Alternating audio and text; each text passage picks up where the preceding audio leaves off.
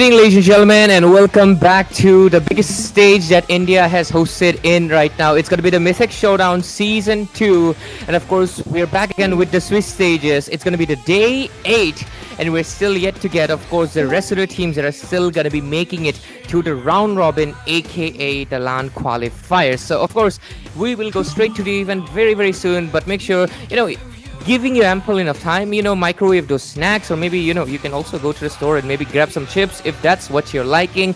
It's pretty cold, so maybe grab something hot, or if cold drinks are up your alley, you can grab them as well. But with it, of course, we will soon jump into the game. But until then, of course, myself, I am Ray, gonna be the voice of the game along with my bro over here, Shinryu, on the casting desk. So Shinryu, welcome back. I think it's been a while since we've been on here together, so it's finally nice to have you back again, man.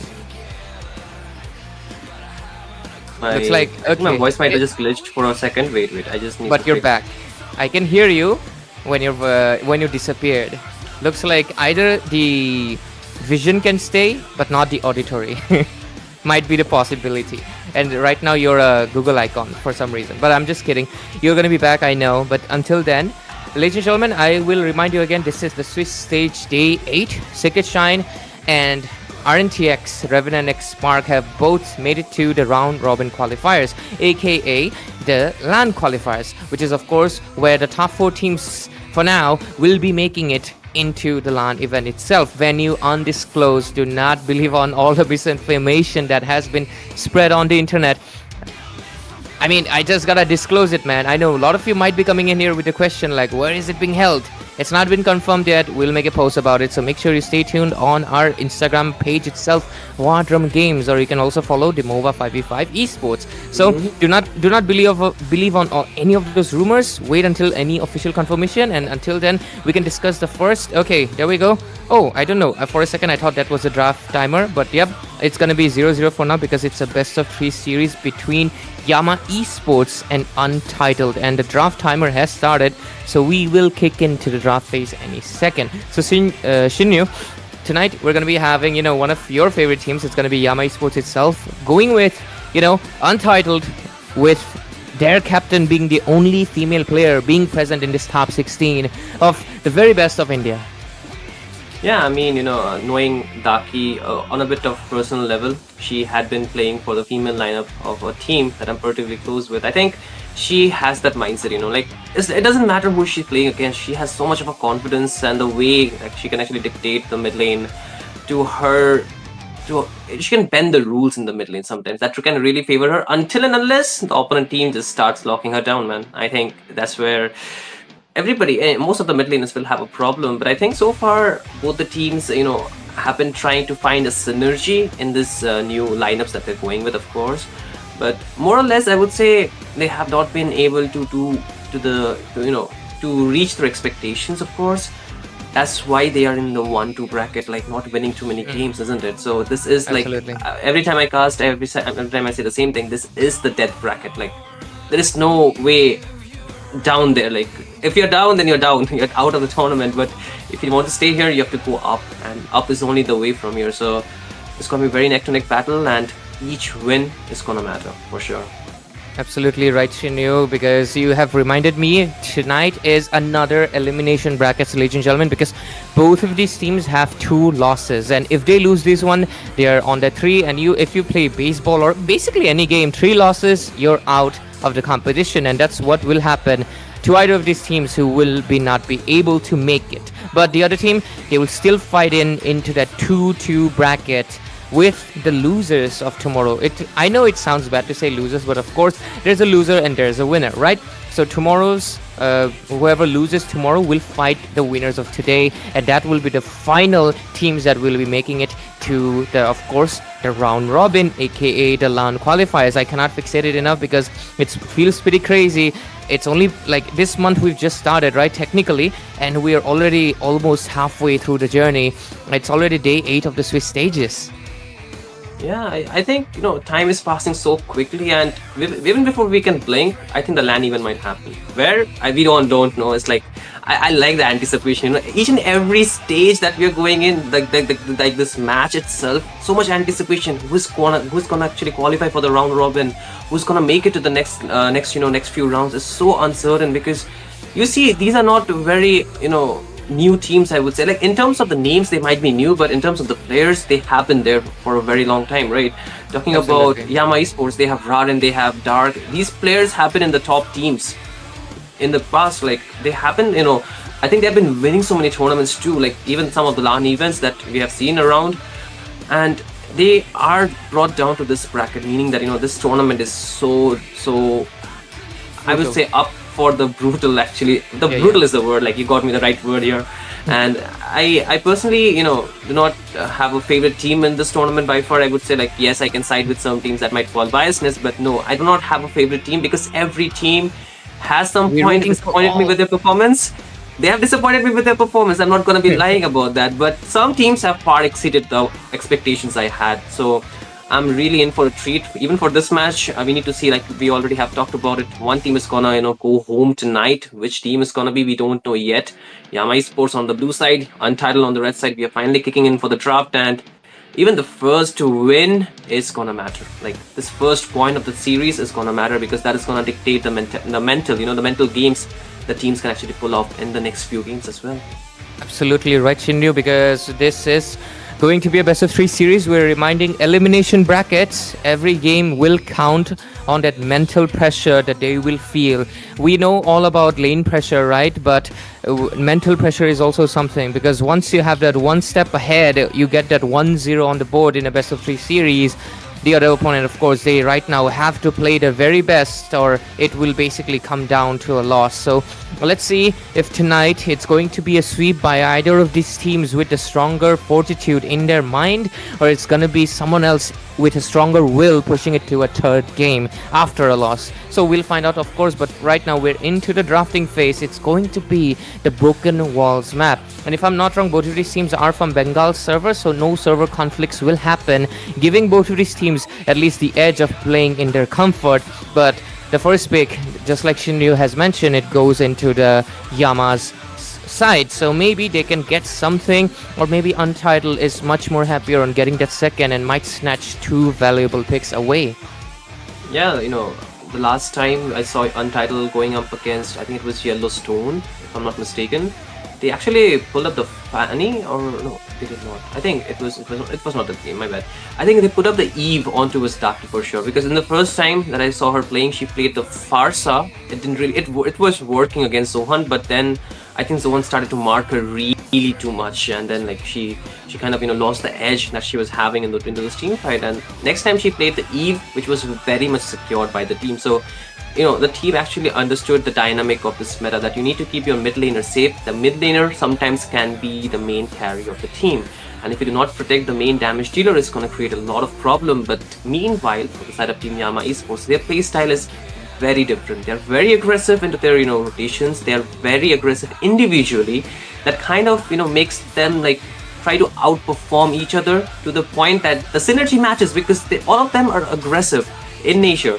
So they would try to, go for the aggressive route until and unless they throw the game. That has happened in the past. So I think if they can match, you can keep the balance between that aggression as well as the discipline, they can really win out those games a lot more, because like I already mentioned, they have a very experienced lineup as well. All they need to do is just be disciplined into those games.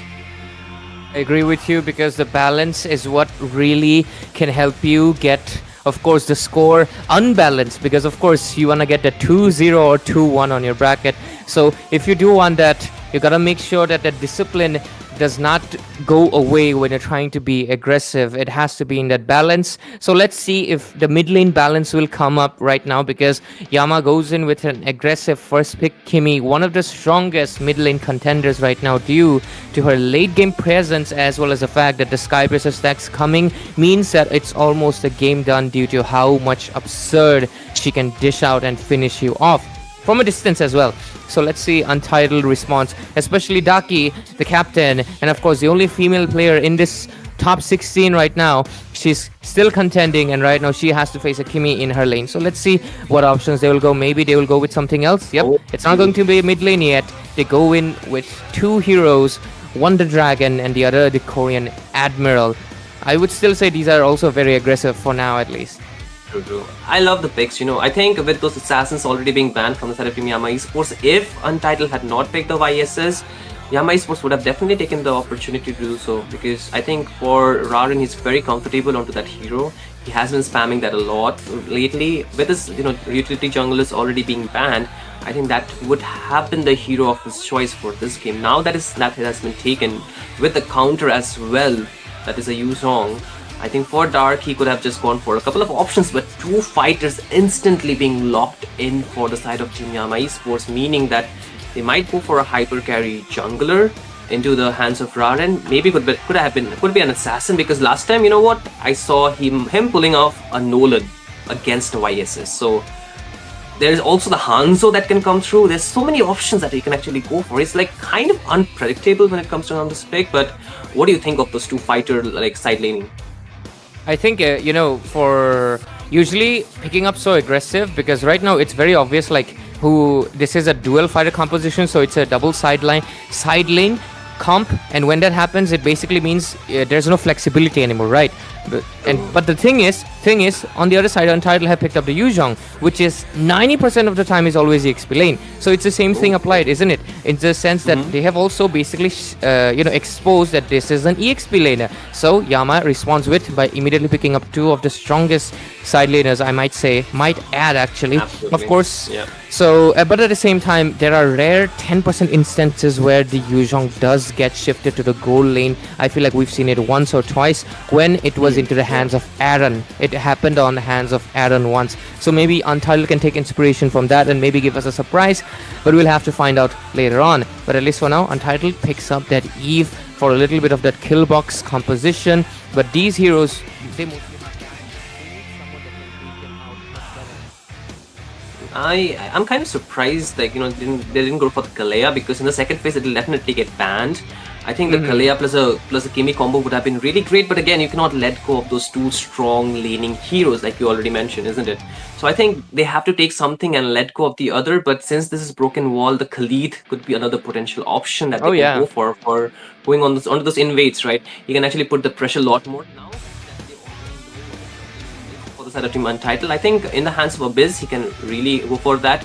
Apart from that, I think he also has the Chow into his arsenal, right? The Chow could be another hero that can side with, and with the nerfed YS, like 1 second only onto versus his immunity, I think the Chow can easily mark him down, or at least bait out a lot of those skills, or zone him out in the team fight. So that could be one of the choice that they can go for. And now Yama Esports do a very good job banning away the Ruby, because that's a very safer choice. Most teams would like to go after picking up the YSS and for golden options, I would say. I agree with you, Dashinu. So I was actually fixated on the Kalea thing because I was trying to weigh down on we come back to the balance thing, the scale. Sometimes you put one trade and you try to equalize it with the other. I was trying to see, I was giving out the Kalea, considering it's one of the signatures for Abyss TZ right here. That's the reason that the Untitled did not hesitate and immediately banned it out. I was weighing it. Is it worth it to not get the Kalea? Because maybe you could have left the Lapu Lapu out, but I think maybe they still have a plan, and I want to see the roamer of Untitled or maybe Yama Esports to see how good they contend, because I want to fixate on the term balance tonight because you've mentioned it and I think it's going to be one of the key factors of unbalancing the scoreboard, a 2-0 or 2-4-1, because the reason I'm mentioning it is it's elimination brackets. We've had In Heaven and Ryuga Esports already leave the top 16, only 14 are left, and tonight 3 more teams are going to be leaving us with a heavy heart. But of course, the winners have to go forward without any regrets and keep moving forward in the future, right? So tonight we will see 3 defeated teams, and let's see who will be the first one. But for now, at least, this is the first game and the first draft, and we're almost done with the banning phase. Minotaur is a really good ban here because Untitled could have immediately picked it up right now. So let's see. Since this is a Broken Walls, I'm also considering the option of the Khalid that you mentioned. Very aggressive. Will need the discipline. Yeah, I think even the Hilda could be another choice that I was thinking about. The Hilda can actually put the pressure like the Khalid itself. But I'm kind of surprised they didn't ban off the Esmeralda because There we go. Esmeralda could also be another hero that Untitled can actually put into the goal lane now that there is a Lapu Lapu, right? And with taking away the Hilda, this is a very smart choice. And I think that can also, put the reverse counter there we go. to Yama Esports. Yes, like we talked about, the Nolan is coming through in this draft, right? And very safer choice, but they actually go for the high loss. I like the high loss, but I feel they kind of lack the crowd control. The heavy, lockdown skills to actually stop the Yu Zhong if he comes in. And if there's an Esmeralda now, I think it can work really well because there's nobody to actually stop or punish the Esmeralda. Yes, they have the CC. Yes, they have the Kimmy, but I think the Esmeralda can soak a lot of those damage for nothing. Like, because I think she can just go and spam her skills even onto the high loss, really hitting him, and generating the shield. I think the Esmeralda works perfectly fine. Apart from that, the Grandeur could be another option if they want to go for a winning lane against the CC. I think so as well, but they instead go in with an option that we had forgotten about. It's going to be Alice, the one that we use in our transitions, because her new revamp is absolutely fine, and I think whoever designed her, great job, my dear mate. Make sure you keep cooking on more heroes. But yeah, but I love the fact that you mentioned the Nolan, and the Nolan did appear, because I do think right now with the YSS nerf, just like you mentioned, he does not have the, it's a very split-second immunity, and it can be kind of predictable. So let's see, since the draft has been done, we'll take a look at the spells right now. It's going to be Toby with the Vengeance and flickers all over on the rest. Of course, Abyss goes in with the Revitalize to synergize with the heals, and at the same time, Kit Kat over here, I mean, Yu Zhong will forever be, entitled with the Petrify. Should I say Untitled? Because we have UT. That doesn't make sense, but does it make a pun? Maybe. But with the spells done, we will soon dive into the game, Shinryu. Yeah, I mean, we're not looking at something very different. Pretty normal spells from all the members. Daki will be actually prioritizing the Flicker to just actually reposition since there is an assassin. But we actually looking at Raran changing his name again. It was Eevee previously, and now it is Clutch TZ. Nice. Yep. Okay, Ash TZ has a brother now, and Abyss TZ too. So pretty interesting, right? So okay, we'll go for this game. But again, looking at the draft, we are looking something of a very front to back composition from both the sides. I would say they're really actually putting the pressure on the front with the Kimmy on the back line for Yama.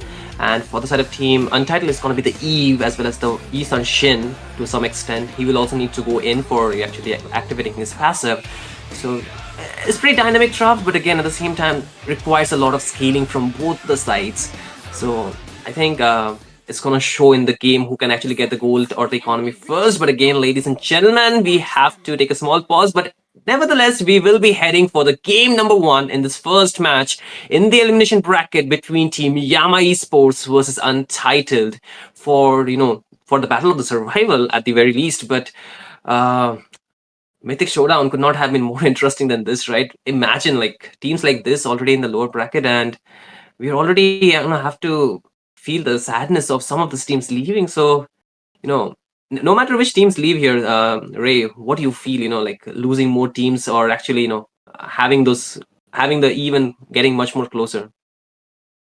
I think, it's again, I will fixate on this term for tonight's first best of 3 series. It's a balance of emotions, I feel bad for the teams that will leave tonight as well, because 3 teams will be eliminated this first game. Then we have another game between Zohunt versus Daku Sena, and the last one of the night, another best of 3 series into elimination, is going to be Eternal Torment versus Vnom Esports. So basically out of these 6 teams, 3 will leave us tonight, and it will only be leaving just a few more teams to be joining the top 8 brackets. But with it, I think the pause has been undone, and we will jump into the game, ladies and gentlemen. This is the Land of Dawn. I am Ray, gonna be your analyst for tonight, and joining me for that hype man is gonna be Shinryu on the mic. So let's see how this game, is it going to be more into those hype fights, more brawly, or is it going to be a little bit more strategic? We'll soon find out as we dive in.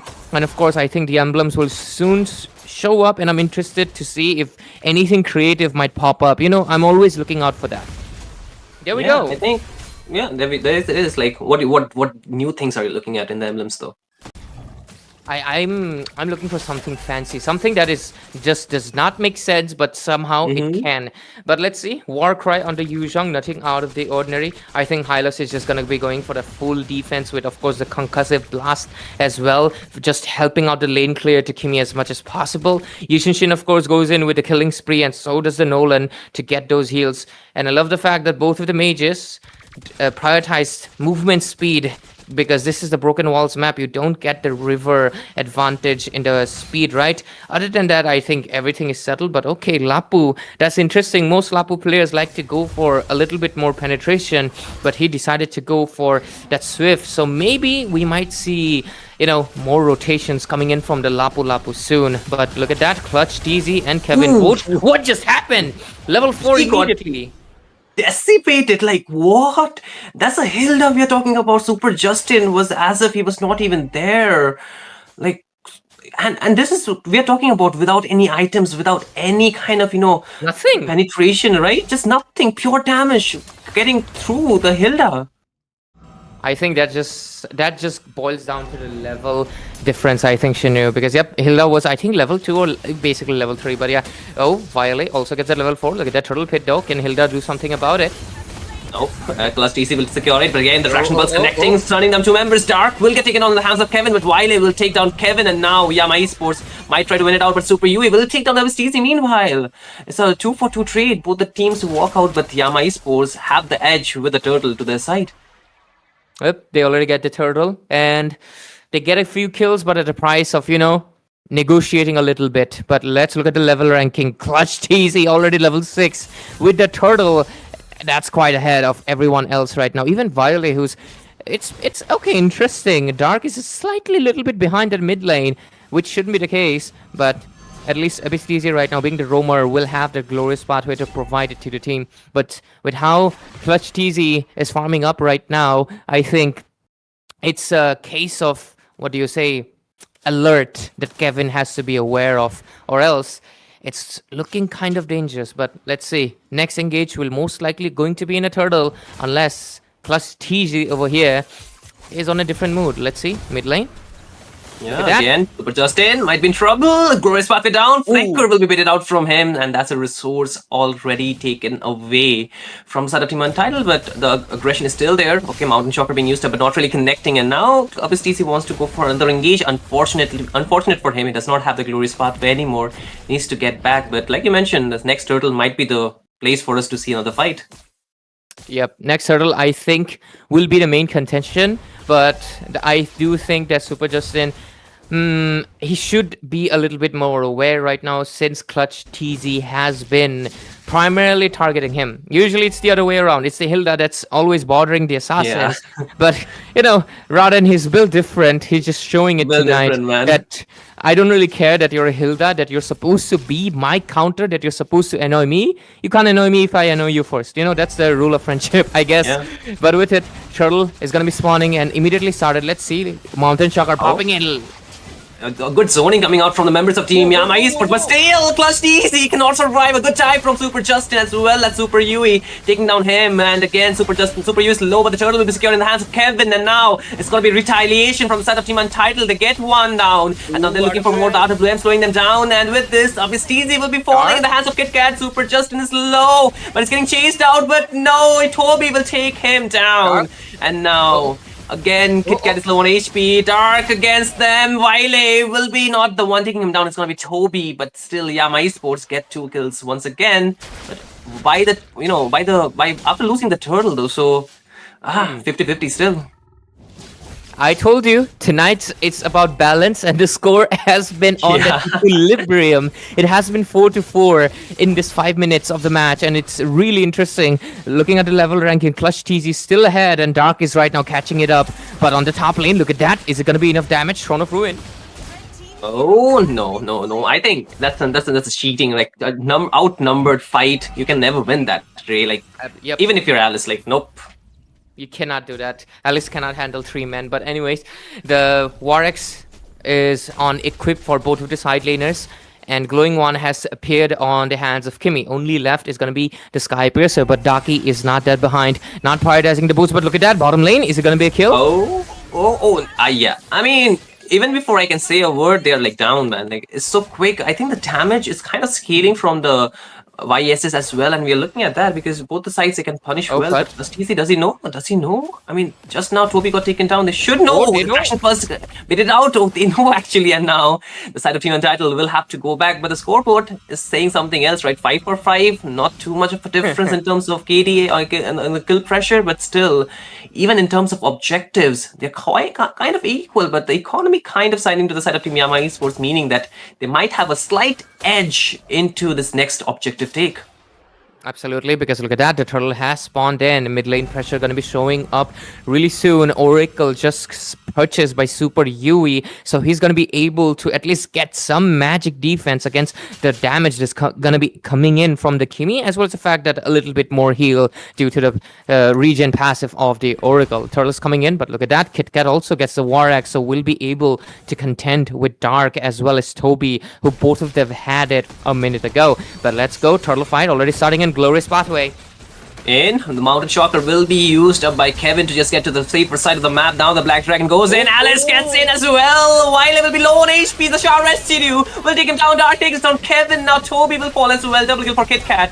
And now they're stuck in. Dark takes down Super Justin. And Super Yui is trying to survive with the help of RW. But Dark does not really care. He takes one more down. Triple kill for him. And with this, Yama Esports will definitely have the advantage in taking down this objective. But Dark might be in trouble. He's still trying to survive. But can he find an escape? The bravest fighter uses the clutch, gets the stun, still trying to survive, but no, the Void Blast will take him down.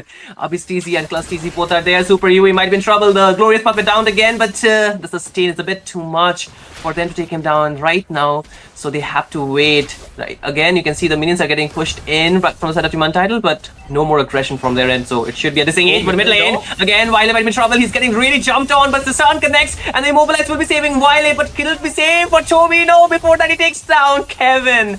And with this, he's trying to look for more while escaping back towards his side of the map. And there we get the instant replay of what just occurred in that turtle fight. If you look at that, the RWM, the chessboard comes in, but Dark refuses to be a pawn in that, and he wants to be the king, and he gets the triple kill, walks away from it, buys a lot of time, because if you consider that's like, what is that, 1 HP, the turtle does give him that momentary shield, but that Bravest Fighter passive allows him to survive just a few seconds more until he's ultimately doomed by the Void Blast to his face by Daki's hands. But the kill score right now, 9 for 8, almost equal. But what's happening on the mid lane? Daki! She got disappeared, man. The damage is unreal, and now they will get the tier 1 onto the mid lane. Toby's still trying to zone them out, while again on the bot lane, you can see Wile is trying to poke down Super Yui, and the rest of the troop from Yama Esports will definitely rotate, but Super Justin is there as well, but they're trying to go back. But can is the question. You can see Dark will be going in with the Bravest Fighter on the tier 2, trying to lock them down. Toby will be the one taking him down, but with eye level, more damage, takes down Super Justin. The Black Dragon goes in and even gets out much quicker. And with this, Yama Esports will be able to take down the last tier 1 that was standing onto the bot lane, and the Lord will be spawning soon as well. Oh, tier 2 locked in as well. This is so much advantage for Yama Esports. They get so much macro right now, Shinryu, because just like you mentioned, that is an inner turret that they just got, and with it, outer tiers are basically all gone. The bottom lane inner is gone as well. Look at the goal difference right now creating between the side of Yama versus Untitled. It is climbing up to 5,000.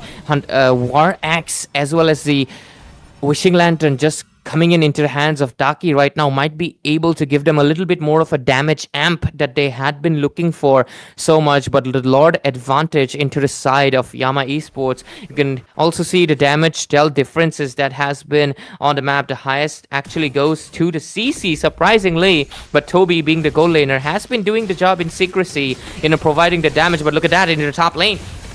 Oh, another fight being instigated by the side of Team Yama Esports. The RWM locked on, but no, Daki falls with this, the mid lane town, but Alice goes in. Super Justin finds a good immobilized while You can see the Black Dragons zoning them out. It's too much for Abystis to survive, and with this, Kevin will take him down with the bow and the arrow, while Dark has already expended his bravest warrior, but he's still his bravest fighter, but still he's going in more. The series up, Kevin, able to get out with the Traceless, survives, while the mid tier 2 will be falling. Yama Esports, now they're knocking in the doors of team Untitled. Oh my goodness, Clutch Easy doesn't even care. He goes in and takes down one more. Kit Kat falls, while Super U is trying to run as well. Toby trying to poke them down. The Lord is still not even near the inhibitor, while Team Yama Esports are pushing them inside their own base. And look at the builds right now. Almost full build with a despair into the hands of Clutch TZ. But look at that bottom lane. I think that's going to be a contention round. They get the inhibitor though. Do they go in more? I don't think so. I think this is a retreat place if I've ever seen one. Top lane will get exposed for the side of Untitled.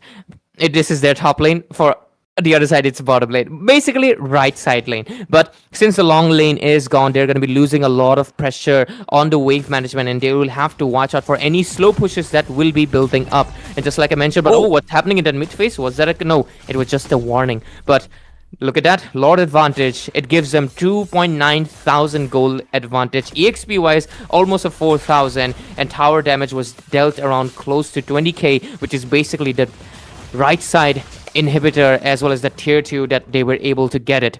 But with it, the score is 14-9, almost an 8,000 goal lead. 12 minutes in, no more holy defense, you knew. Untitled, can they make a comeback?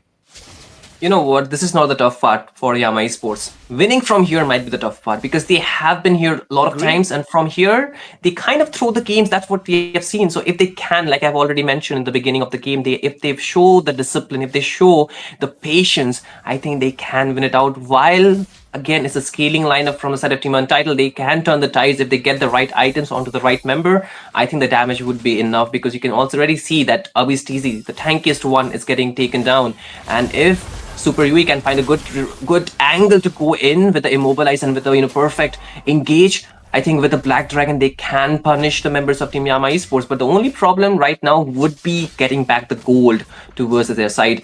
And with the next Lord already into the line of turn, I think they will not even get a sniff of this Lord, while Yama Esports will take it down very quickly. Yep, look at that. Clutch TZ, aka Raren right now, gets that Lord on his hands. Kevin, though, will be getting his tier 3 item, which is going to be the Endless Battle. And so does Daki as well, getting that cooldown reduction, getting a little bit more spam ability of that Void Blast and Void, spam. So let's see what will it be like. But look at that 4th item for Violet. Gets the concentrated energy for the damage amp from the passive. And a little bit more spell vamp that will help in sustaining these long extended fights that have been happening due to basically 4 sustainers duking it out each time. But look at that, top lane looks like the bone of contention. They want it and they will take it right now. Oh, the Lord is still there. Yama Esports, they're trying to push in more. The second inhibitor on the middle and it's not falling yet. The RW will be faced down while Super U is taking a lot of damage. Yama Esports, they're trying to buy the more they can chew. They're getting zoned out, but obviously still survives. The stun connects while Dark is frontlining. Toby takes down Kit Kat. Mega kill for him. The Lord gets cleared out though. Then now they go for the inhibitor onto the mid lane, and with this, all the inhibitors will be falling while the Nexus is wide open. Yama Esports, they are finally showing some signs of discipline. They are backing off while they cannot have any more advantage near the base of Team Untitled. Yep, it's always a good thing to step back, because if you want to be pouncing on someone, on your prey, you have to take step back so you can charge in. You cannot go without momentum, but with it is basically full build for right now Nolan, which is of course Raren aka Clutch TZ twinning with Abyss on his team.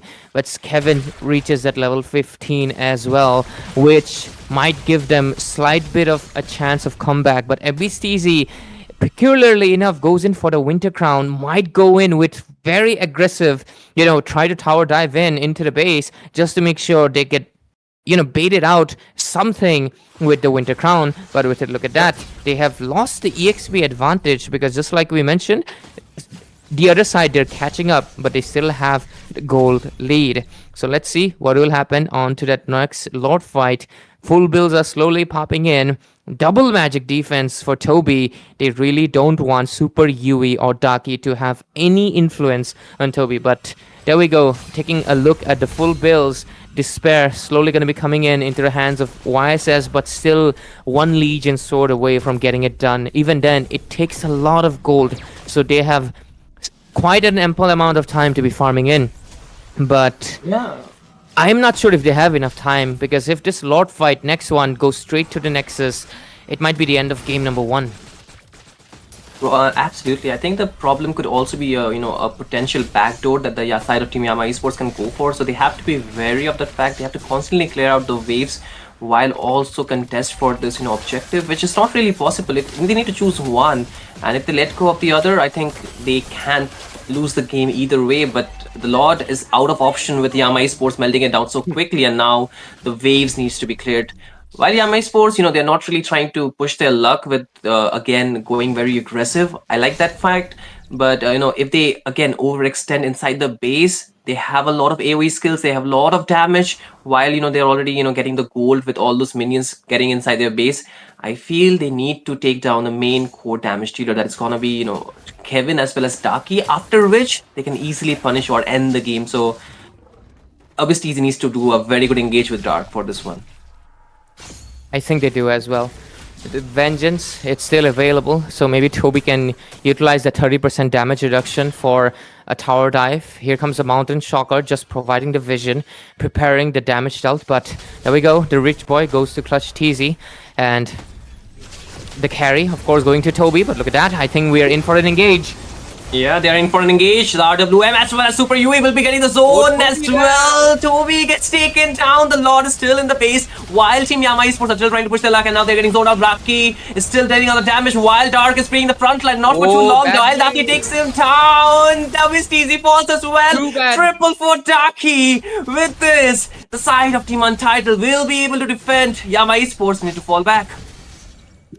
Daki, being the only female player, she's showing it why she is the case. And that triple kill is right now pushing back Yama Esports to the point where they will have to play a little bit defensive. Look at that, the aggression is gone. It's basically nullified by just a single move by this woman. And right now, I think, Yama Esports, they have to respond back equally harsher with this next lot that's going to be coming in a minute and 10 seconds. But is it going to be the thing? We will soon find out. But look at that, goal difference immediately shifted. It's no longer Kimi who's ahead. It's actually Daki with those shutdowns. But look at the damage on that side. Toby is trying to chase. Super Justin, he was really trying to zone all by himself while Pilot takes him down. Now the Black Dragon is expended. This might be a problem because the side of Team Yama Esports, they're trying to chase them down. Toby's dealing a lot of damage towards Kit Kat, and they're still going in for more. Super U is there, while obviously, not obviously Zidaki might be in trouble. No, Clutch TC cannot take him down. The Doris Path is throwing them down. No, the curtain call locking them down. Toby takes down Kit Kat. The RWM will not really matter. Yama Esports, they're taking more members down while the base is completely open. Toby zoning Daki down. The shutdown they were looking for. Now Kevin stand by himself. What can he do? The base is 1 HP away while more minions are coming in. Kevin, can he be the one to defend? I don't think so. This is Team Yama Esports winning it out. The game number 1 will be theirs.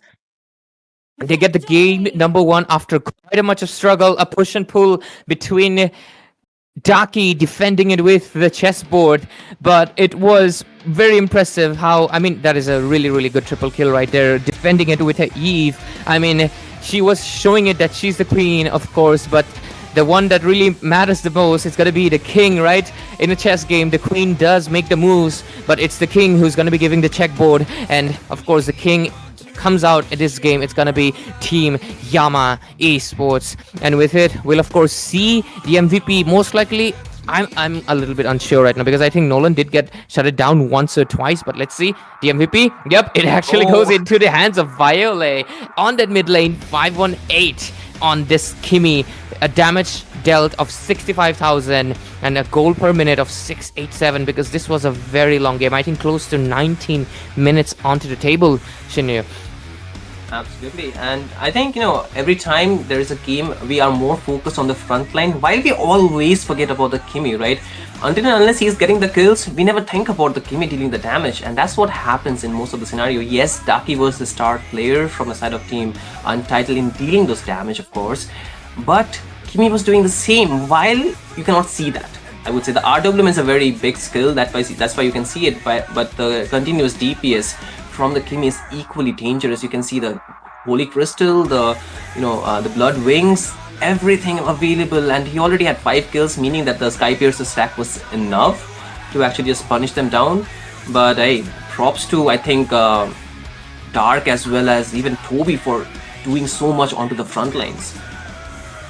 Look at the statistics, you can clearly see 3 lords were taken and 2 turtles were into the favor of Yama. So from the very beginning, it was a Yama's game. The question was, can Untitled change the pace? They did it once, but they could not do it twice, and hence the once point is going to be going into the favor of Yama Esports.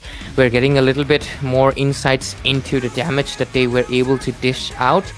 The presence of Dark is really, of course, really obvious, but as well as I think Toby had the highest damage dealt. Yep, he did have the highest damage dealt, and I think gold-wise it was, there we go, the head-to-head popping in. We're going to be seeing how much damage was dealt, 91,000, and damage taken was also pretty impressive, 100k from the side of Untitled. That is just impressive.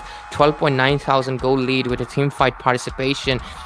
Look at the Nolan. His teamfight participation is really low, but I think that's how you should play an assassin, right? You gotta get those sneaky kills and you gotta get out immediately as fast as possible. But it's really impressive that Yushin Shin actually dished out more damage than him. And look at that, even Daki is actually dishing out 10,000 more damage compared to Viole. So it really goes to show, look at her teamfight participation, does 77% as well. So I think Daki, they might have lost it, but it really goes to show that she was one of the more valuable players in her team, being the captain, taking the charge, being the queen. But let's see if it's going to be enough to take down the king in the checkmate, which is going to be the game number 2 that we're going to be diving in ASAP as soon as possible. The damage taken from the Alice is insane though. 240,000 is absolute madness. But since we are done with the statistics with this 19-minute game, I think, I almost forgot about this. We need to talk about the richest guy, right, in the team. It's gonna be Clutch TZ because he has been farming very, I think, throughout the game without getting much marked around. The carry for this game, Toby, being, the fighter gold laner, still dealing out a lot of damage, goes to show, how much he is even impactful onto those fighter heroes. Sandbag Super UA, he tried, man. I would say like he really gave some good sets, but the conversion rates, we saw it once while Daki was able to pick up a triple kill.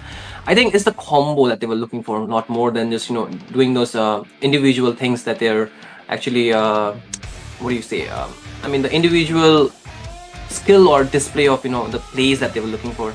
But again, I think next game might be different. I think for Daki, she was doing very good. The Hilda was not really a problem. She was giving a lot of peel, but the problem was Yama Esports, they were marking her a lot more.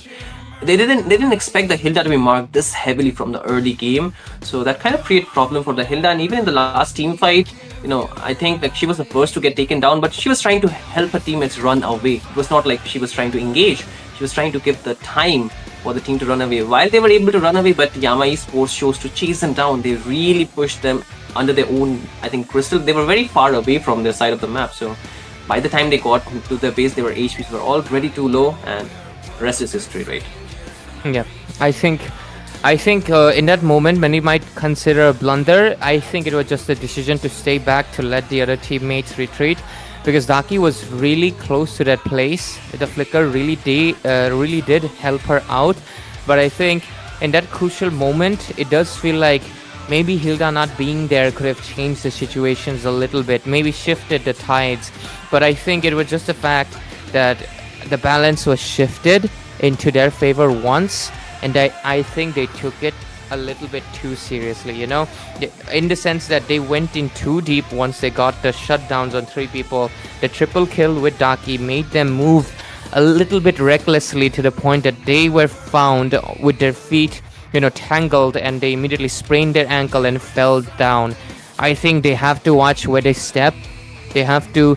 Just because you have the chessboard doesn't mean that you will always have the chance to make the moves. It was Yama who was able to really make it feel like the pawns were not them. It was, I mean, to be fair, they did have a horse, and in chess we all know how overpowered the horse is. So maybe it was the sheer luck of a presence of that horse itself, or maybe it was not. I get it, he's not a horse, he's a centaur, but still, you get the point, eh? Let's just say, like, let's just say the lands were filled with landmines, man. That's the problem, right? You step on the wrong one and you get blasted away, right? So even if it's a chess, but this is a war, right? This is a war zone, right? It might be chess. Landmines. Crazy terminology right there. We are not gonna get into that. But anyways, the tides are shifted. Untitled will go to the side that is, of course, the blue side, the first pick, and Yama right now goes into the red side. They're both on the same server, ladies and gentlemen, Bengal, so no server disadvantages on either side. It's going to be the expanding river, giving a more advantage to both of these really amazing mid laners, Violet and Daki. But let's see who utilizes it more right now. I think you can go for mages with no dashes much better, because you can rotate, as well as the EXP lane that is going to be rotating from top to bottom, because I do think expanding rivers is one of those maps that really gives you that silver edge that you really look for. But anyways, look at the previous draft. Let's see what is stolen and what is given. The Lancelot once again bans team. Same bans from the side of Team Yama Esports. They're not really doing too much changes, except for Team Untitled. They are banning away the Kimi, which was the MVP performance from the last game. So I think a good denial, but not too crazy that we're looking at from this game. Sorry about that. Just a little bit of hearing issue. I couldn't hear you for a while, but I'm back anyways. The bans, with the previous draft in our front face, it's really nice, right, to have the previous draft. Yes, as casters we can note it down, but how convenient it is to have it on our screen, right? Convenience is what humanity invents, right? Yeah, we can walk to, I don't know, Shinryu can walk to Guwahati, but does he need to? He doesn't need to. He can come through a train or a plane, right? Convenience is the key, right? So because of that, it's really convenient. I'm really loving it. I really want to, of course, shout out to War Drum Games for giving this great production. So anyways, with it, the bans looks like gonna be, almost similar, as we're seeing the same heroes getting banned out. But look at that, 3 bans identical from the hands of Yama. That is pretty crazy. But the Kimi will not see the light of the day, as Untitled for some reason will ban it out. I think they have a different mid laner in their mind. It could be, but I think this time they're letting go of the we just changed color, man. Like, what just happened? You were giving a good shout out to the production. This is what they do to you, man. I think that's I think it's a way of them to acknowledge us. They're just letting us know we hear you, we want to tell you, but since we can't tell you, we'll show you in a way. So shout out to the streamer for making me black and white. Giving us a little bit of a nostalgia, my dudes. It's not CRT TV's age anymore, but okay. The color is back for me. When is it going to be back for you? We'll soon find out, right? But hey, Untitled will get that Lapu Lapu, sealing it away from the hands of Yama. But MOBA Raren immediately kicks in. Why am I playing? I was about to say that, This time they actually let go of the Fredrin and you give it to... I would say practically you can never ban out the side of Team Yama Esports. They will always get one of their comfort heroes. Like, if not for everyone, at least for 2 or 3 of their members. But okay, Toby instantly locks in that grandeur, not even thinking twice while, the CC is left open in this game. I think that's just a comfort pick hero immediately. I think they're comfortable, and I think they wanna... Maybe I'm gonna be honest. What if they're piggybacking off of Raren? They're like, Raren, go ahead, carry this game, man. You got your main hero. You're legit known as MOBA Raren, so do it. I'm just gonna be, chilling out here, getting some of my stacks until you take the game. Take all the punches, because Fredrin's thing is that he's gonna be taking those punches, and giving it back tenfold. So let's see if that will be the case. But since the chessboard's horse was on the other side, Untitled trades it off and immediately takes it back. So let's see, Daki, do you come in with the queen or do you come in with a different hero? Oh, and I think Daki. Good night, guys. I'll not get to speak again. Good night, guys. I think Daki has a really good game knowledge to really understand that in the game there is only one queen, of course, the best queen out of everything, and the possibility of all existence in the land of Dod. In every region that is mostly possible is going to be the only lady from Keda Riverlands that will get selected is gonna be the Zush. I am sorry for so much of that. I am so excited because I don't get to see the Zushin so often, and I think the ones who know me, I know she's not in my background right now because she's inside me, in my heart, I mean. So I'm really happy. Thank you, Daki. I hope you win this game. But Yama will get the chessboard away. Let's see if it will work out or not. But yeah, the Yves does have a better control against the Hylos. But look at that. Repicked and few have been stolen. Sides have been switched. Yeah, I think this time the horse will be against it's not to be in the chessboard, but he has to come to the chessboard to actually, look for the fight. And like you mentioned, the side of Team Yama Esports, they're ready to take the punches with the Fredrin, but they still have a very tough hero to pair up against. It's gonna be Zushin, like we've already mentioned, which can be a very annoying factor to the Fredrin in a lot of cases, because I think the Fredrin is the one who will try to frontline, and he needs to keep his stack up every time, he needs to connect his skills. If he just misses out on one, he cannot actually use the Appraiser's Wrath. So that could be a problem, and more so when they're trying to turret dive while the Luxian is kind of, in a free range where she can do whatever she wants. But at the same time, with a utility jungler being locked in from the side of Team Yama Esports, they're banning away the assassins. I think that's a very good choice because you have a Eve, a Grandeur to protect, so not giving this assassin might be the best course of action. As you can see from the previous draft that it's on the screen, right? It's really surprising that I think they really focus on Violet's MVP and letting out that Fredrin, which has been picked for this series right now the first time. I think, it can backfire, and the things you're mentioning, I think that will also come into fruition really soon. Yamada, of course, they read the textbook, they know shield is countered by the Esmeralda, so they're going to be picking up the Esmeralda against the Lapu Lapu. So let's see if the Lapu will shift the lane right now into the goal lane to make sure that Esmeralda does not get that laning advantage, because they are still yet to pick up. Lapu these days is the flex hero, so there's a massive chance that this Lapu will shift to the goal lane at this point. But let's see if that's the decision. Might be, but no, it's no longer. It's going to be the Guinevere jungle coming in, and Nathan contending into goal lane. A very classic, I would say this is an Indian rank matchup. Nathan versus Granger. It always happens when in the rank games, and let's see if this will translate something into the, of course, Mythic Showdown itself. Sometimes, we gotta go back to our roots, we gotta be those ranked players, because before tournaments, we used to play rank games, right? So yeah, let's see. Abyss, what do you close the draft with? Of course, it's gonna be the Kalia. Yeah, but I'm not too big of a fan with the Kalia and the Eve combo. I would say that's not enough burst damage. Not synergistic. There's no synergy actually. Yeah, but at least with the Grandeur it works. I think in the late game, if Grandeur gets enough farm, I think the Grandeur can burst him down. But I'm really happy that Toby's actually getting his comfort heroes, because I think in the fighter he's performing good. He is decent, but with the marksman or with the damage dealer, he's a lot more potent into those games, right? He actually makes his presence known. And while this is a very equal matchup in terms of the leading phases, we can see marksman versus marksman, fighter versus fighter, and utility versus utility. I'm really liking this draft. It's like very, I would say, the previous meta draft that we're looking at, right? Not the current one, because I think in the current one, this heroes will not be the ideal choice to actually go for. If you have the better heroes open, like the CC was left open, but nobody picked it up. So kind of speaks a lot, right, for both these teams.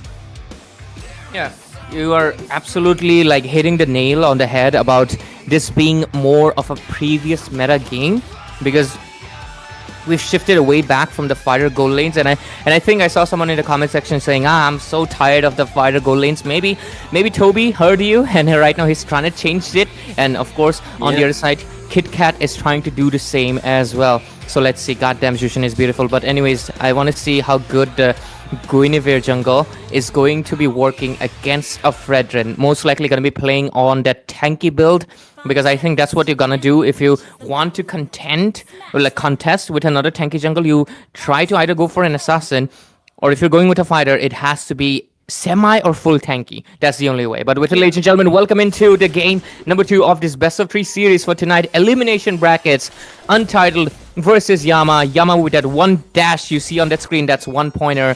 Let's see if it becomes a 2 or Untitled can make it into the game number 3. Will they walk home or will they push through? Myself, Ray, I'm joined by Shinryu being the voice of the game, and look at those emblems. Yeah, I mean, nothing too crazy that we're looking at. The movement will be there for both the mages, while, the Zohunt will be much more tankier compared to the Eve, of course. Apart from that, very standard spells, I would say. We're not looking at something too crazy.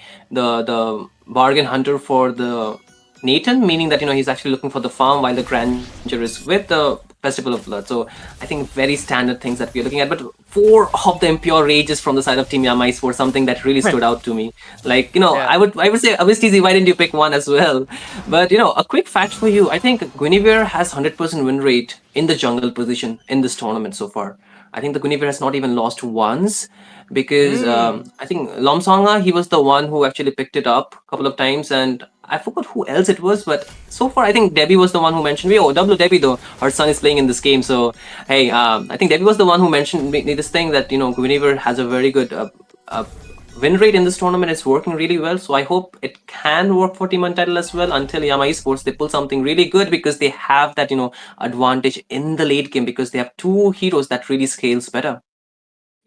I'm also looking forward to that. Maybe the statistics can come true, but statistics are made by the players. So let's see if that's the case. Look at the pressure coming in from Zushin already, and the turtle has spawned in with the expanding river with that beautiful shape on both ends. But look at that. What is happening?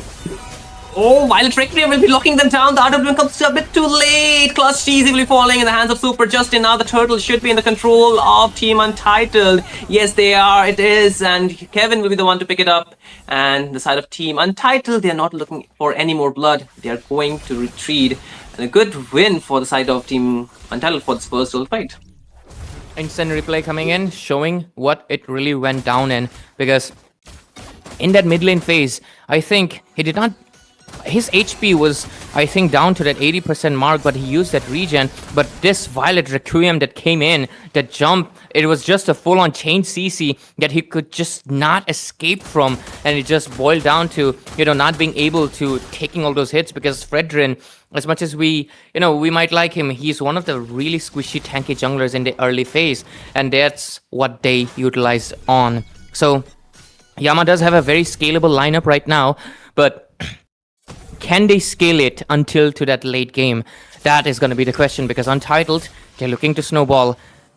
Just like Guinevere has the dialogue, in her KOF skin, like Psycho Ball. I think they are in here for the snowball. Yeah, I mean, both the sides require the snowball. Even for Toby, he needs to get the Sky Pierce attack away. Dark wants to go in, out of blade, drop down. Instantaneously, Kit Kat will be taken down. And again, 1 more member locked down. Super Justin cannot even get the escape. Violet picks up 1 more kill. Yama Esports instantly turned around that wave push into a winning fight. I was not expecting that, honestly, because I really thought Yama is going to take a few seconds, but hey, let me take a good look. Instant replay, thank you. We're going to be seeing what really went down in this one, because Yama instantly getting those 2 kills, I think that was kind of unexpected even for me. In this bush, it really feels like it was going to be Untitled setting up something for themselves, but it was not the case. It was not the case. The chessboard came in, Kit Kat was taken down immediately, and the next target was Super Justin inside the chessboard itself by Viole. But anyways, nothing happened during the replay phase, but what will happen might go into the replay phase. But look at that, the turtle. Oh, Kevin already jumped in. The Glorious Path will be locking down, but Vizta Easy with the Tsunami Slam takes down Kevin this time. Clutched Easy, finding the clutch retribution. This time around, still the chessboard is down, like you mentioned. Toby will take down Super Justin, and now Yama Esports, they are in the lead. They have 4 score in, while Untitled, they just have 1, while losing the turtle as well. Boom, and suddenly the tides shifted again, and Yama is on the lead, 1-4, and the goal lead as well. Level ranking, look at that, Dark is level 8 compared to Kevin as well as Super Yui, who have a 1 level disadvantage. But okay, item priorities are coming in. But what just happened on the bottom lane? Dark won that 1 versus 1. Yes, on theory he wins it, but to win it on execution, that's just different, right? But KitKat will get the Feather of Heaven, and Warex will show up on Super Yui, but that wasn't enough to be surviving the shield soaking damage that came in from Dark itself. But look at the goal ranking. Yeah, the gold ranking still, I think Toby is doing a good job. KitKat needs to farm a bit quicker. Dark in the second kind of surprises me while they're doing a good job. Most of the members from Team Yama Esports are in the top 5, so they are in the lead as well. So this kind of shows that, you know, if a snowball happens from here on, Yama Esports might get the better half of it. Until and unless Untitled, they get some good pick-offs onto the core damage dealers. That's going to be Toby, Violet as well. But it all comes down to how can Kevin, you know, instigate that team fight with the spatial migration, as well as, you know, the slowdown from the glorious pathway. They didn't just sync it so well, but again, Yama Esports, they're not giving too much chance. Again, the lockdown comes in onto a Super Justin. They're overloading him with damage, and Toby guns him down. And this might not even be too much of a fair fight, because that's a horse versus 3 members. Once again, top lane though, he switched the lane, but doesn't really matter. Super Yui will fall nevertheless. That's the second time him falling back to back. The total will be up very soon, and Yama Esports, they're looking in charge of it. 1-7 score, and time is also 7 p.m. Maybe it's favoring them with the clock, right? But Yama right now, just like we've seen it, I think it's looking really bad, because with Nathan you're supposed to snowball, but with the Granger you can snowball as well, and that's what Toby is doing with the Sky Piercer stacks. I assume he got the first kill without it, and right now he has around 20, which is going to be giving him that amp that he really needs. But bottom lane might be something that they're contending, or maybe the mid lane, because of the pressure. Look at that, they're trying to get the first tier turrets as much as possible, and Raren is just no issues for him. Clutch TZ gets it, and mid lane looks to be falling immediately. The first outer tier turret will go down, but look at that. Oh, the glorious pathway will be dropped down, but still a bit far away. Kevin gets gunned down in the hands of Toby. Mega kill for him, but again, you can see Super U is trying to run away, but how far can you run? But the members of Team Yama Esports might be in low HP. They need to back as well. So it's the same for the side of Team Untitled. So neither of the team would want to continue that any further, go for the disengage. But still, the ball is in the court of Yama Esports, man. It's still, the ball is in their court, despite not having any ball hero, you know? No Kufras, no Gords, no Brunos. Just kidding, guys. But anyways, the Granger will get that Malefic Roar, which is, I mean, Daki just got her first item while Granger is on his third. That is just insane. He's just basically 2 items ahead. He's 2 items ahead. Look at that. The rich guy goes into Toby, and this is what happens when you play with your comfort hero. He is just snowballing the heck out of it with 4 kills, basically 30 stacks on the Sky Piercer. And I think that is just spelling a whole disaster that is coming in right now. A hurricane of storms of sword. But okay, look at the bottom. Oh, the flicker play onto Super Yui, but not enough for him to survive. Toby completely dominating, dismantling the lineup of Team Untitled. This time he takes down 1 more member, while Plus TC might be in trouble. He gets picked up, caught on the turret, but still no! It's Toby! Still finding the kill amongst everything. It's like Toby's world, and we are living in it at this point for Yama Esports into controlling this next objective that will spawn. Monster kill already, and he's gonna be getting that legendary pretty soon. And I think, yeah, unstoppable, then monster kill, right? 1 for 10 score, and the snowball just does not stop. Look at that mid lane. Miss TZ once again gets the lockdown, but they cannot secure the kill yet. But still enough pressure for them to take the tier 2 onto the mid lane. With this, the last one falls. Yama Esports, they're even going for more. Obviously, okay. He just gave me a jump scare out there though. Fish jump scare, tuna jump scare. No, she's not a tuna. She's more like a, I think like a dragonfish. No, that's not the term. But anyways, level ranking wise, you can see Clutch TZ, Dark, Toby. 3 people are pretty ahead. Daki has somehow been, try to equalize the EXP at least by trying to be ahead by getting those minions, but it's not been enough. But oh, look at the knock up. Do they get a knock? Oh, The stun though this time again. The Violet Requiem will be stopping them down. Obviously, the fourth and out of KitKat. Now the damage is kind of scaling from the side of Team Untitled. Toby is still there. Dark will be going in, picking up a kill. Toby's trying to dun them down, but the damage will not be enough. Dark is losing HP really fast, while the Lord is not even had yet reached the base or even the inhibitors of Team Untitled. There is still time. The Holy Defense still stand intact. I think this Lord Defense might just come through for the side of Team Untitled, as they are still holding on towards their inhibitor, while Team Yama Esports have some more minion pressure that they can push in with. But can they find more? Oh, wait. The damage from the two members, Wiley plus Toby, takes down so much of an HP for KitKat. This could just spell trouble for the side of Team Untitled, because I think KitKat is getting the scaling, but not there yet. Not there yet, that's the thing, right? Nathan needs a little bit more itemization compared to the Granger. Granger relies more on that stacking, on that spamming, and the spam is already there. And even the itemization, his third item in, and I think he's going to be going for a 4 pretty soon. But let's see, Abyss TZ, does he pull a clone? Yes, he just pulls a clone. That's a very Abyss TZ move right there. I would just say one of his signatures, and I think he should be doing this if he does qualify for the LAN event. I think that will be, you know, his moment, you know, to watch. A sight to watch. But yeah, item builds. Oh, Toby is about to complete his Blade of Despair. 3,000 gold advantage on a single man. He got it. He got it. He's basically full build, because that last item is usually just gonna be going in for 11 minutes. 11 minutes into the game. Exactly. And he's done. He's done with the full item. What? But Abyss. Oh, wait, again, Abyss goes in, cannot reconnect, but Toby still gets the goal. I finds up a double though, but Clutch TZ will be falling. And Yama Esports, they could not take the inhibitor turret down yet, but still they pick up 2 kills. Now more waves are still crashing down from the top lane. Toby can still gun it down slowly but surely, but he needs to be wary that Kevin is still there. He dashes in and out, but Abyss TZ wanted to pick up the... Oh, he actually used the Tsunami Slam once again onto the clone. And you're right about that. That is his signature move at this point, man. reminds me of those all, you know, like, what is those, like, you know, those fail plays by roamers, you know, like they say, Sana Miracle Boy, this is Key Boy, and then boom, it just lands on nothing. I think Abyss is having those moments, man. Crazy, man. But you know, we are seeing a lot of Gila moment from you know, Toby this time around. I mean, we should not use the same terms at the other regions, but we'll find something new for him. But he's doing good. I would say Team Yama Esports, they're doing good, but this is pretty much every time what happens. They are able to dominate the early to mid game, but again, this is the point we have seen them reaching very easily.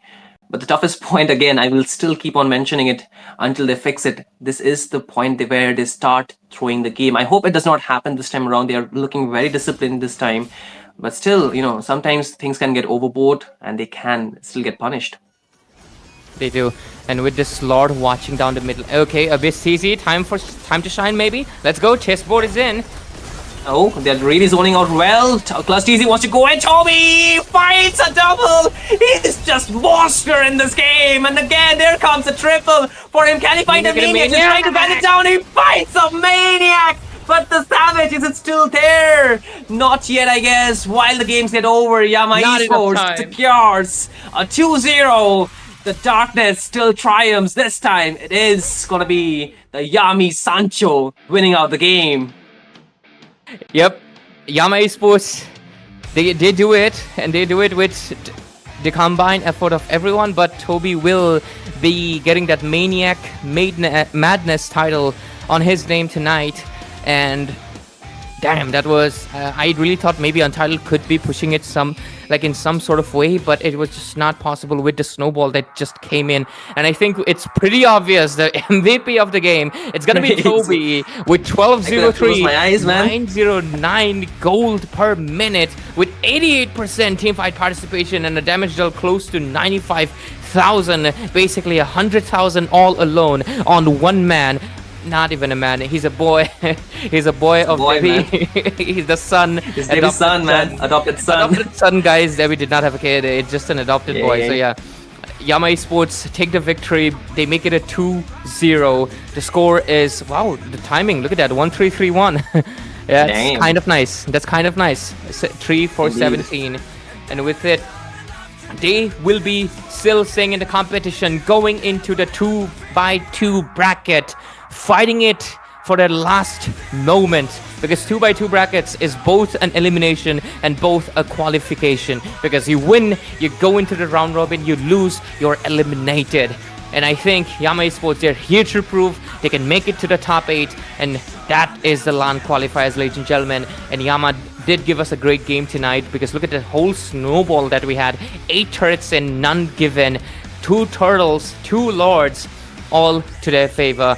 And I think that Impure Rage really worked, man. I think more heroes, more teams might have to, go with the full Impure Rage lineup. But with it, the series is over. if you are very rageful from within, Impure Rage is the get-go, guys. Make sure.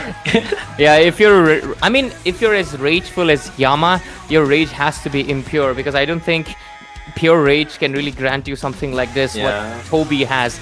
I mean, this kid right here is trying to contend to be the very best. I think he will be getting it. Look at that 5,000 goal advantage on a single hero.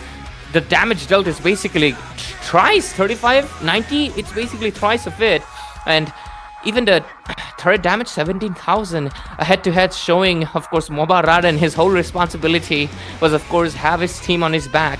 But not to take the credit away, Kevin had 100% teamfight participation, really providing as much as possible to the team, taking damage as much as possible as well. You can also see that Zushin alone took 53,000 damage, despite not being a frontline hero. 100% teamfight participation again.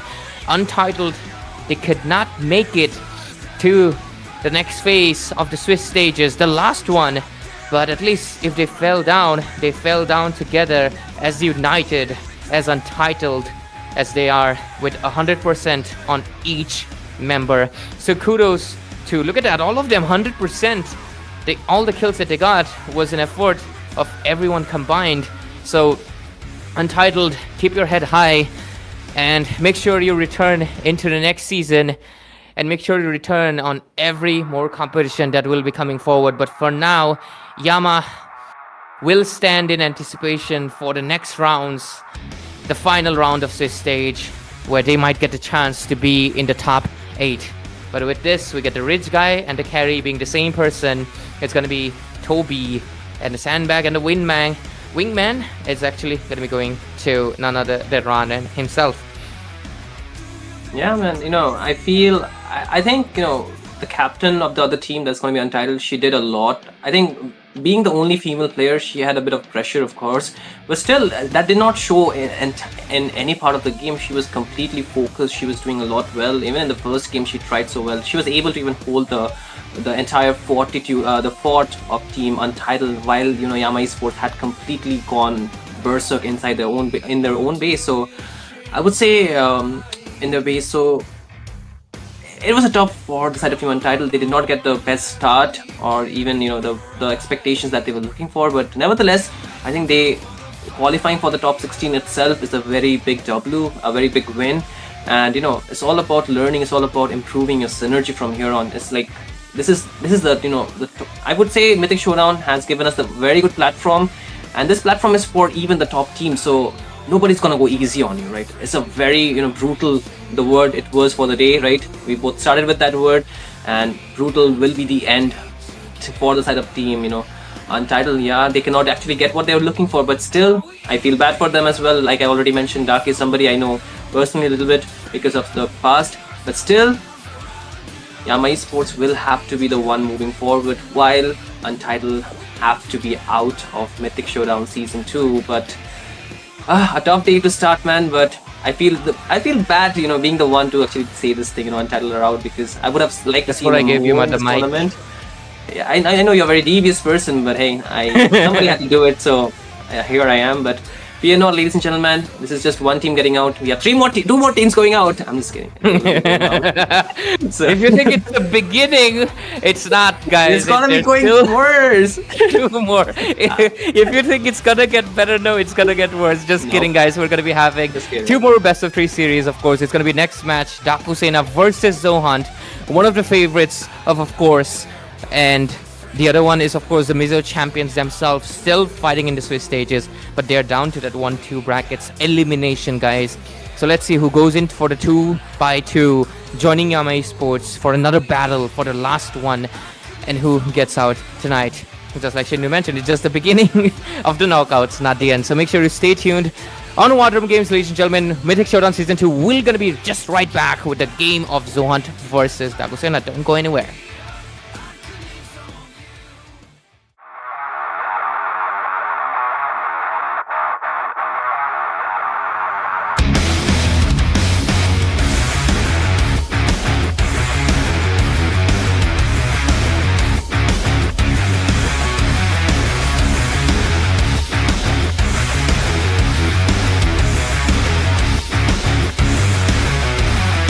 Do you think I'm crazy? I've got no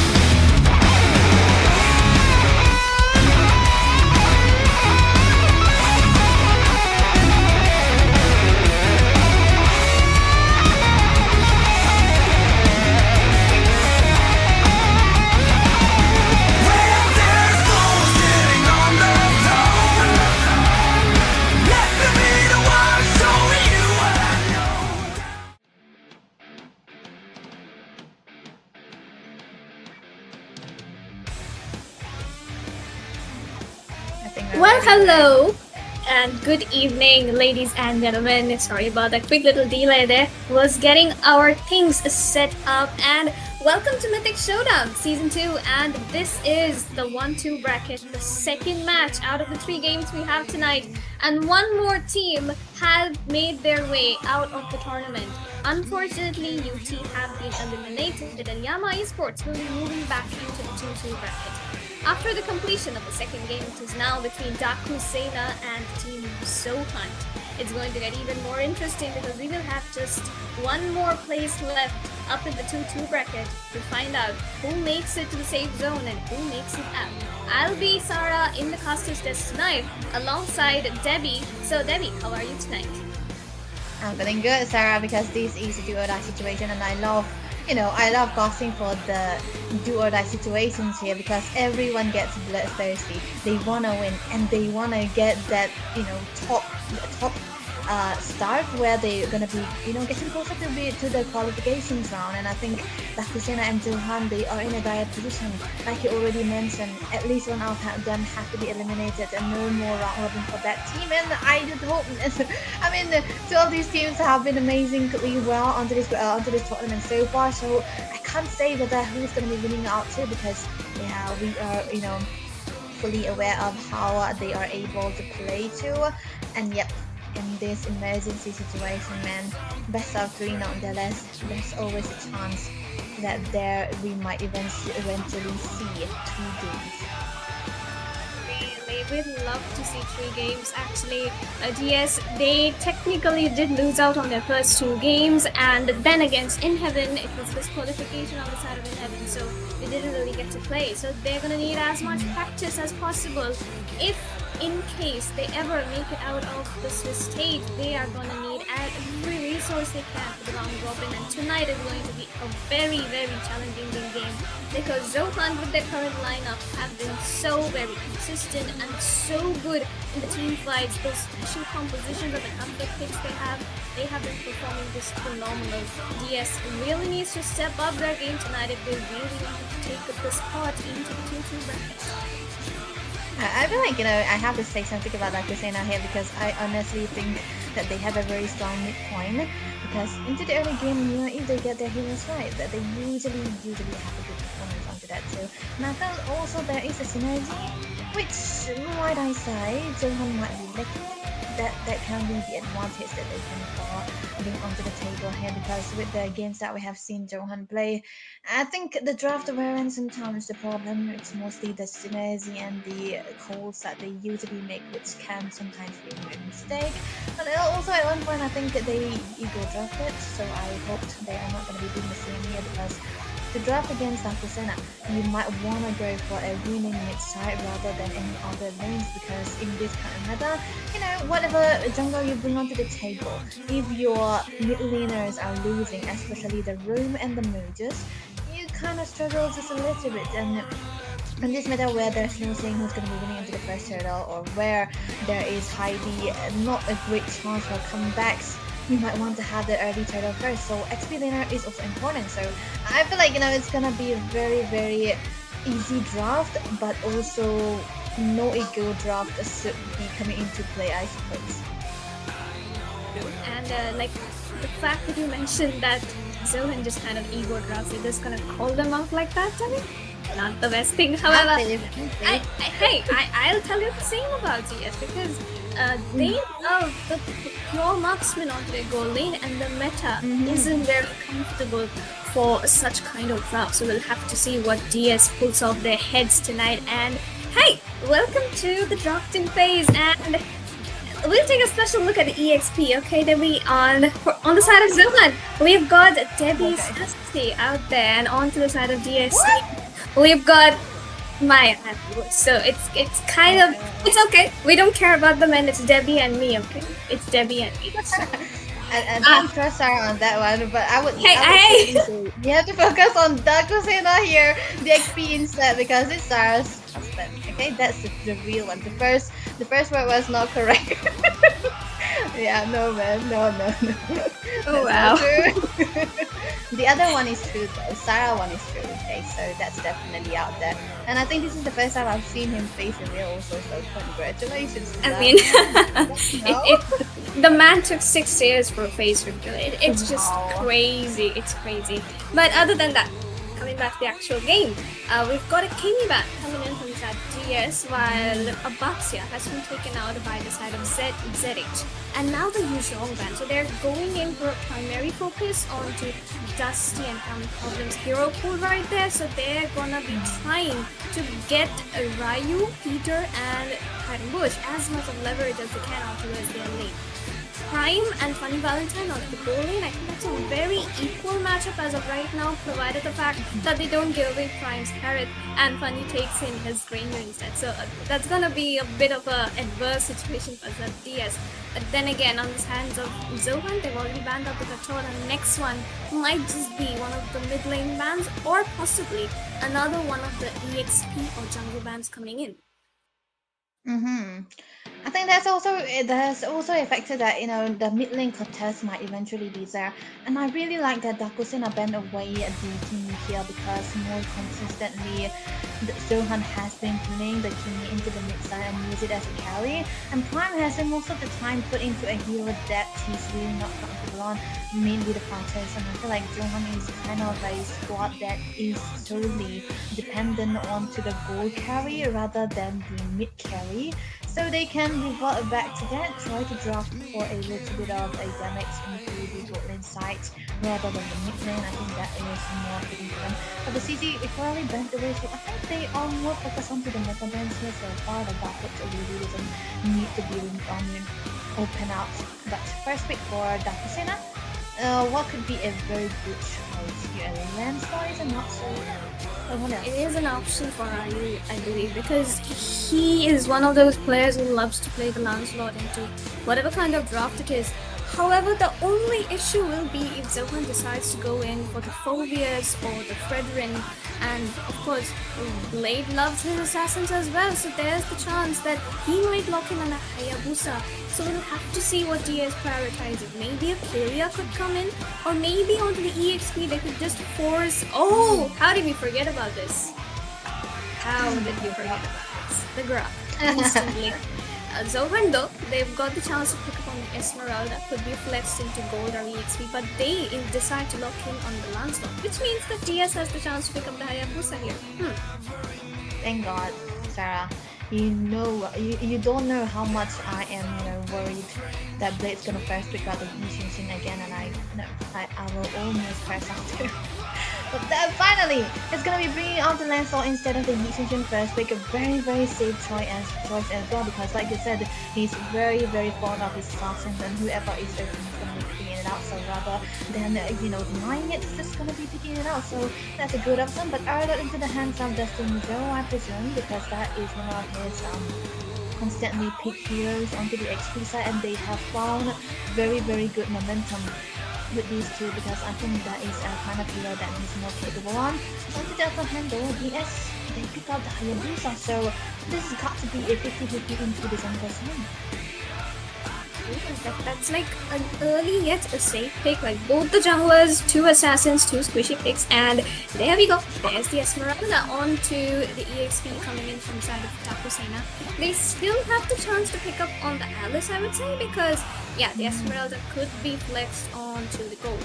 On the hands of ZH though, they need to think this through. Do they want to lock in onto the Harriet still? The Prime is pretty good. Even against an Esmeralda, he should be able to perform pretty well. But then again, there's the Lunox they could go in for, but instead they decide to lock in on the Hilda. Another Hilda into the hands of Ilu. I believe that this is kind of his most picked hero so far for this season for Zohan, but they cannot really find wins into this Hilda because the early game wasn't supposedly good enough for them, and of course when we talk about Hilda, the late game is what we do not want to focus on, it's the early game. And I think it's really a good hero to go against the Hayabusa as well without a cut control, so they were going to be really, really dependent on what the things that they bring onto the table with this Arbok, so that can also be an option. But hey, for Zohan, what could they remove here? Is it going to be a possible mid lane? Oh wait, the Phobias was an option there. I don't think that they remove the Phobias. So what can they Daku Sena then another mute? The Eve, definitely possible to get that banned out. They could go in for the Luno's ban as well. The Kadita, maybe not so much, however, depends on the draft though what they want to pick up. Peter, he could go in for the Eve himself, he could also lock in on the Lunox. So I guess they're gonna take their chances, but it is safer to ban out on the Lunox right here, because then again, the fact they have the Esmeralda can keep jumping onto the Eve during the team fights. Well, that can be an option, but but still, I do feel like Zohunt wanna play the marksman, a real marksman into the games, because their lineup rates and stuff are they're gonna be needing into the damage. But the fact that there's also the juicing still, never mind, it's gonna be banned in the I thought it could have been good into their hands, but then I can see the Hayabusa already allow you amazing counter that hero as well, so you cannot really, count it out. So Daku Sena, another mage man possibly. It should be either of the mages. It's either Eve or Lunox. Or if they want to lock in on the Granger for themselves, maybe this may be the Harriet ban. It's just a possibility. Or like, but then why to just go into the Claw? It's very. Oh, what exactly are they planning here? If it's the Valiant team getting taken out. I think this is more of a target ban, and for you, even though when he used to be playing into the wrong position, he used to play the Valentina into the room, then this dude is crazy onto the Valentina. So I feel like they are kind of banning it away so that they were actually expecting a damage onto the bot lane side and a bit of the utility into mid side as well, because they also have a job already that they can take out with big ultimate from. So that is a very good and nice chance for me to and I have it like you mentioned into the next is gonna be the bot lane damage we're talking about finally. But Sarah, Harriet Hilda, this was a combination that Zohunt went for and they Works, definitely. The Yeep pick also, I would say it's kind of stable. She can go for the brute force for a tankier build against the Arlord, the Harriet, the Lancelot, whatever you want to name it. But funny Valentine, what is he going to lock in? He can't Granger, there's a Harriet on the Lancelot and an Arlord. He can't go in for the Claw of Carry, they'll just get melted. Maybe the Nathan. The Nathan is one of the possibilities that he could be trying to get, but then there's the Hilda he needs to watch out for. So, there we go. Well done. Double prediction from Sarah, of course, that's vaccine. But nevertheless, Zohunt, mid lane, what will be the far side is also good, but okay. Dang. The debut, Kagura. Kagura and Hayabusa to the opposite sides. Damn. No, it's okay. The Hayabusa on the side of Daku Sena has got to this world. That's fine. Okay. Oh, I see what you did there. Okay. That's a W indication. That's what we are gonna be seeing right now. So Kagura, for you, I have never seen him play these kind of heroes before, but he's more, onto the fast moving hero. So let's see how he will be able to perform into this, because Kagura, Sarah, it's gonna be needing the very early game. If the Kagura cannot snowball, that's gonna be the downfall on this side of the zone, and they're gonna be losing out on the next side. And again, they do have to learn with the help of the counter, so that can actually happen. But for Daku Sena, they have a scaling hero. They can play the slow game. But the first hurdle though, 2 assassins onto this side, it's definitely going to be one of the most important factors here for both of the teams. And honestly, the Lancelot should be able to secure it better. It depends on the server though. We'll have to see if it's Delhi or if it's Bengal. We'll be knowing into the game. Lancelot will Thorn Rose and the Retribution. If he times it correctly, it's definitely going into Zohunt's hands. At least the first one. Plus, there's the Hilda. She's gonna keep marking out Ryu as many times as possible. Allah could go in with the final slash. Peter could get caught while casting the RWM. There's a lot that could be going wrong. However, we'll see once we land into the game. Yep. There's also one factor that I kind of want to mention for Daku Sena is that they have a Esmeralda already, and there is no burst on the side of Zohunt. Fair point, but I am still very wary of Prime's Harriet, and I've seen what a good Harriet can do. So we'll be seeing a lot of funny things in this one. But ladies and gentlemen, welcome to the land of dawn. The game is all set to begin. Both the assassins starting off at their blue buffs will be rotating to either of the opposite lanes. EXP priority coming in by both of them definitely. Turtle will be secured by whoever gets the retribution first. So the first game is being played on the Bengal server. So of course, Zohunt does have a little bit of advantage, but we'll see how that one goes. That's definitely going to be a good start. Whoever have the priority under the mid start here. But like talking about the emblem so far, I think it's a lot of damage coming through from the side of Johan here. They have Swift onto the Landstar as well as the Kagura, who have the mystery shot. That's going to be a fast moving Hilda as well with the wilderness too. But hey, Jazz is onto the Grok with the damages. Oh, Ilu aggression. Oh, Ilu? Oh, he's so low, but he's gonna make it alive. Just not that slight burst gap coming in from the Hayabusa and the Eve. Oh, it would have been first blood right there. So far, decent momentum coming in by both teams. Jazz taking the poke, but he'll be safe, I believe. Yi though, oh, definitely getting the poke game better, at least for now, I believe. Yves is the queen of pokes here into the mid side because of the first skills that she has, so that's definitely going to be it. Height and Boost trying to go in a little bit too aggressive, but Blade will not be getting the level 4 just yet, so he's going to be safe for a while right now. The Turtle, we're talking about what we have been talking about, is definitely going to be up to right now. Whoever have the better set will be able to have the good one here.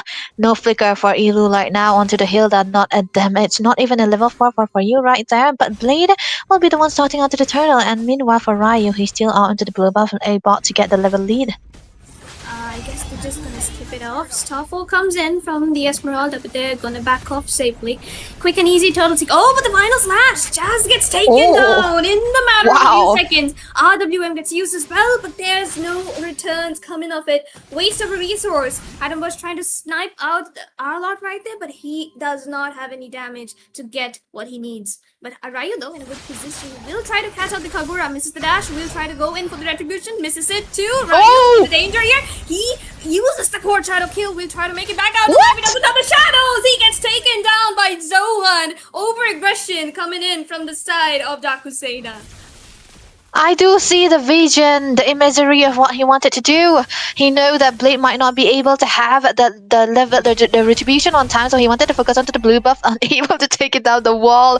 Did not come in handy, but level ranking though, Height and Boost will be the first one here onto the XP side, of course. But until and unless Ryu is, not behind, I think there's still chance for Dakusena to have a good time. But then again, Blade is actually going to be having a greater time of his life, which he do not usually have when they play against a Grok. But this time around, they'll be able to, so that might be a good chance. Oh, look at that! He's low. Oh, a tectonic charge comes in onto Ilu right there. Wow. But Peter himself is low. He didn't get to cast the RWM with Ilu right in front of him. For you is gonna make it out alive. That was actually a close goal. I thought that he would actually go back with that, but the initiation was perfectly on point, Joe. And I feel like they shouldn't have committed so much onto Ilu here. Even though it's the early game, the Hilda really can't die, and he also have the flicker already. But we were talking about how much of a brawl it happened for the Turtle here onto the top side, onto the mid lane, but it has been a dead lane onto the bottom side, so we might eventually see something here. Flicker? Okay.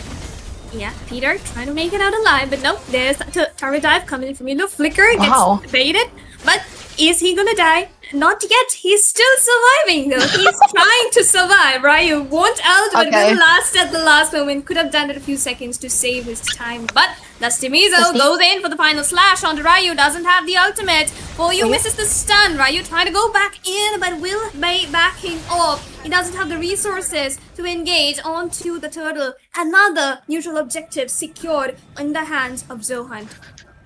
Amazing engage coming through from the side of Ilu, I would say, because if you take down, oh my goodness, that was a steal. If you take down the mates, it's definitely in favor, even if you are the room and you wanna trade your life for it too. And they were able to do so. And he even wasted out the ultimate form from the Hayabusa as well. Ryu wasn't there on a perfect moment to try to contest onto this Turtle right now. So 2 turtles already into the hands of Johanna. They are 800 gold ahead. They will be able to accumulate more. But gold ranking though, Prime will be the number 1 here.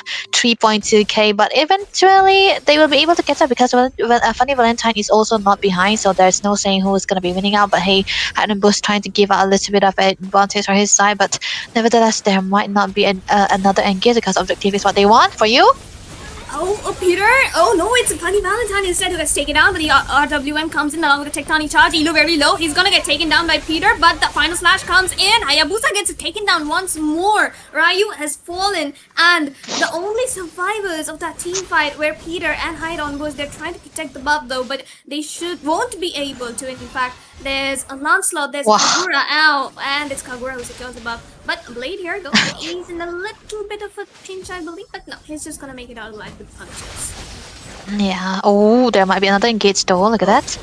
Damage. The damage is there. Oh, the final slash onto Hyden Bush. He's surviving! He's surviving, and he's actually made it out alive in a 1v2. Like Blade? Oh, but Ryu gets the quad shadow this time. Is he gonna get the shuriken? He does! There's the shutdown for Daku Sena, the much needed shutdown. Goal lead back to a 1k in favor of Team Zohunt. But the turtle is gonna be up very soon. Lancelot nowhere in the scene, Devi. Yeah, that's definitely a bad way to recall Mr. Blade. That was too much. You have to be wary of your situation here. But I feel like they're gonna be, a contest coming through from the side of Daku Sena here because Blade is not up yet. But never mind. Ryu trying to go in. Shadow already used. Mizo, can he get the retreat? Just secure. Whoa. But Ryu gets taken down again. For you is very low. Hayabusa, Esmeralda has to back off, but no, he's not gonna make it out alive. Funny Valentine though gets the kill onto Prime. He's still surviving a bit, but he's gonna get caught out into the wall, landed by Grok himself. So Hilda, taken down pretty easily, and of course Blade trying to snap the bush, but yeah, won't find anything there. Good call. But then again, they traded out with Prime, so I feel like it's still in favor for the side of Zohunt here again because they've been very good in shutting down Funny Valentine, and he hasn't been able to have a good time. But level rankings though, Hyden Bush still onto the top here. This is the Esmeralda we're talking about. When he once he get the items that he required, he'll be able to get out the damage soaker abilities, and that is not what Dusty could do onto the airlock. He's mainly made for the set, so that can be something that the ES could wait for. But second build, interesting enough, it's gonna be the Sky Piercer for Ryu here after the Hunter strike directly. So he wanted the damages done, but bottom lane is what they want to focus on. Elu going in. Safe little entropy, just using it up defensively, so he can be alive for the majority of the team fights. So, yeah, honestly, Zohunt here though, they're still holding up the lead. It's at 2k. Funny Valentine though has 3 items. Kagura misses out on the umbrella. But that's a flicker getting taken out before the Lord can come up. So DS will have to play it very, very slow if they want the Nathan to stay alive. During the Lord fight, Kagura definitely picks up on the Genius one. Also has the glowing crystal, so that's a quick, easy burst for her. Especially onto Peter as well as Nathan. I feel like Peter hasn't been able to cast the RWM in a safe position because there's always a Lancelot diving in and Narla too, but Blade might be taken down very low, but he does have the ways to survive. There might be a re-engage though. Funny Valentine, no flicker. No flicker, no ultimate. Get 4 men onto him, but Hyden Bush trying to come in with the Starfall here. Doesn't use it up yet. Ryu gets the kill onto Illu, but will get taken down before you right then and there. Lancelot trying to do something into that team fight. Hyden Bush goes in once more. Jazz trying to zone them away with his passive. Final slash right in under the turret. Dusty Miza goes in for more. Lewis Peter is gonna get taken down. Blade still low. Will fall to Jazz, but they are still staining this. They are still keeping the turret alive, but now it's gone. Hyden Bush needs to run. There's 3 damage dealers in front of him, but he's gonna fight. He's trying to take a little bit of a fight because Dusty and For You are low. Prime doesn't have the mana, but they're all gonna recall back to safety.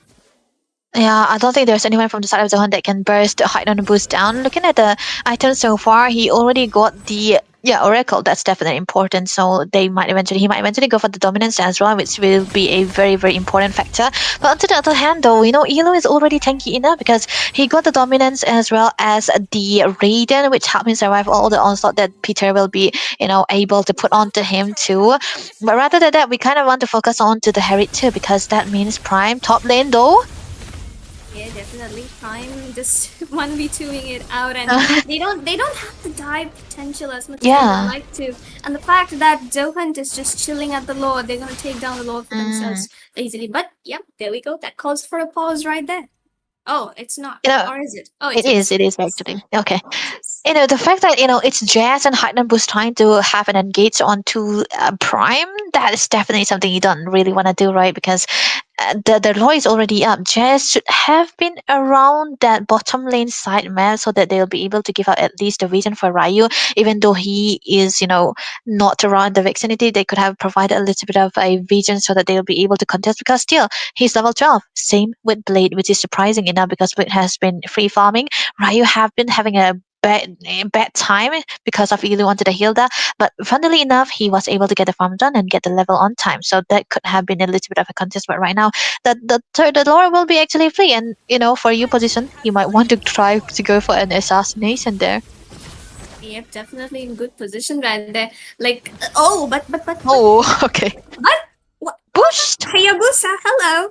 Hello. You might want to secure that kill. You need the kills as much as possible, but not gonna happen right now. And honestly, they need the native. Oh, but Oh. no, misses the shadow once again. That's a double aura minus. Okay, no worries. Minus However, all. Zohunt has the Lord.